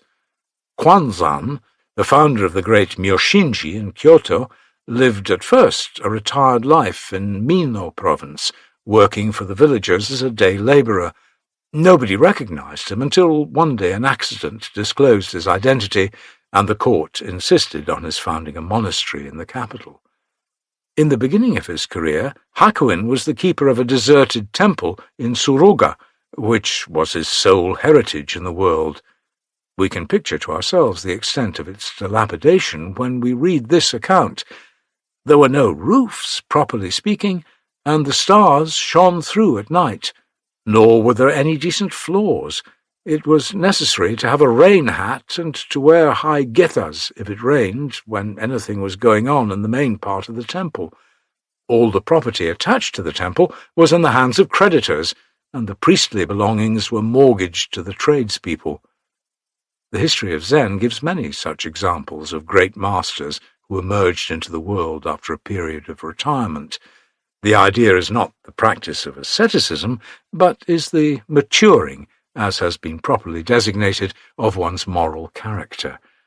Many serpents and adders are waiting at the porch, and if one fails to trample them down effectively, they raise their heads again, and the whole edifice of moral culture, built up in vision, may collapse even in a day. Antinomianism is also a pitfall for the followers of Zen, against which constant vigil is needed. In some respects, no doubt, this kind of monastic education that prevails in the Zen-do is behind the times, but its guiding principles, such as the simplification of life, restraint of desires, not wasting a moment idly, self-independence, and what they call secret virtue, are sound for all lands and in all ages. Especially is this true of the concept of secret virtue, which is a very characteristic feature of Zen discipline. It means not to waste natural resources. It means to make full use, economic and moral, of everything that comes your way. It means to treat yourself and the world in the most appreciative and reverential frame of mind. It particularly means practicing goodness without any thought of recognition by others. A child is drowning, I get into the water, and the child is saved. That is all there is to be done in the case. What is done is done. I walk away. I never look backward, and nothing more is thought of it. A cloud passes, and the sky is as blue as ever, and as broad. Zen calls it a deed without merit, and compares it to a man's work who tries to fill up a well with snow. Jesus said, "When thou doest alms, let not thy left hand know what thy right hand doeth, that thine alms may be in secret." This is the secret virtue of Buddhism. But when the account goes on to say that thy Father who seeth in secret shall recompense thee, we see a deep cleavage between Buddhism and Christianity. As long as there is any thought of anybody, be he God or devil, knowing of our doings and making recompense, Zen would say, "You are not yet one of us." Deeds that are the product of such thought leave traces and shadows. If a spirit is tracing your doings, he will in no time get hold of you and make you account for what you have done. Zen will have none of it. The perfect garment shows no seams, inside and outside. It is one complete piece, and nobody can tell where the work began or how it was woven. In Zen, therefore, no traces of self-conceit or self-glorification are to be left behind, even after the doing of good, much less the thought of recompense, even by God. Reshi, the Chinese philosopher, describes this frame of mind in a most graphic manner. "I allowed my mind, without restraint, to think of what it pleased, and my mouth to talk about whatever it pleased. I then forgot whether this and not this was mine or others, whether the gain or loss was mine or others, nor did I know whether Lao Shang-shi was my teacher and Pakao was my friend. In and out I was thoroughly transformed, and then it was that the eye became like the ear, and the ear like the nose, and the nose like the mouth, and there was nothing that was not identified. As the mind became concentrated, the form dissolved, the bones and flesh all thawed away. I did not know upon what my frame was supported, or where my feet were treading. I just moved along with the wind, east or west, like a leaf of the tree detached from its stem. I was unconscious whether I was riding on the wind or the wind riding on me.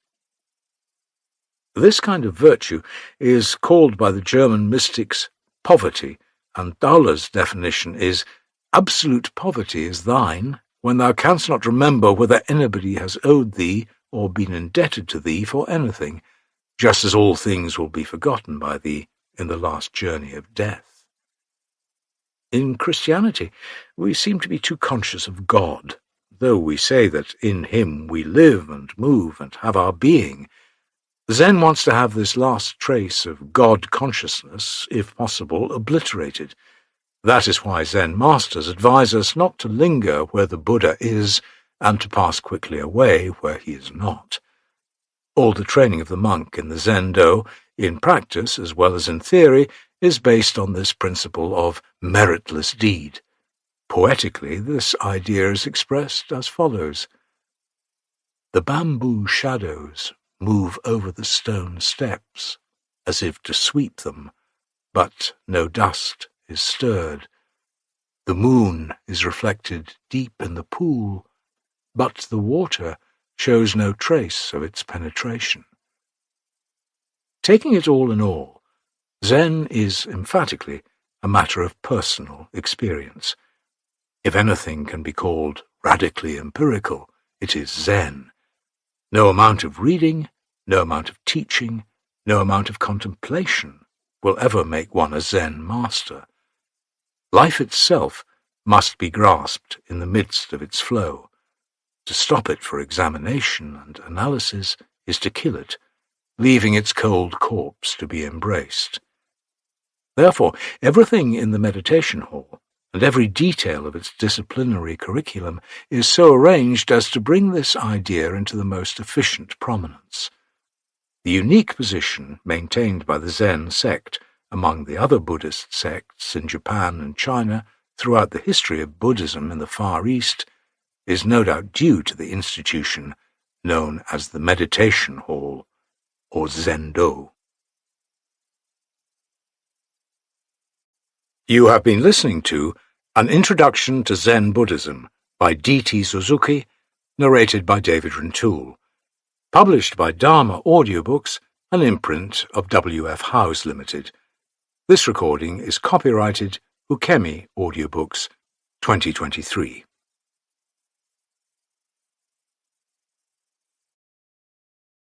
Audible hopes you have enjoyed this program.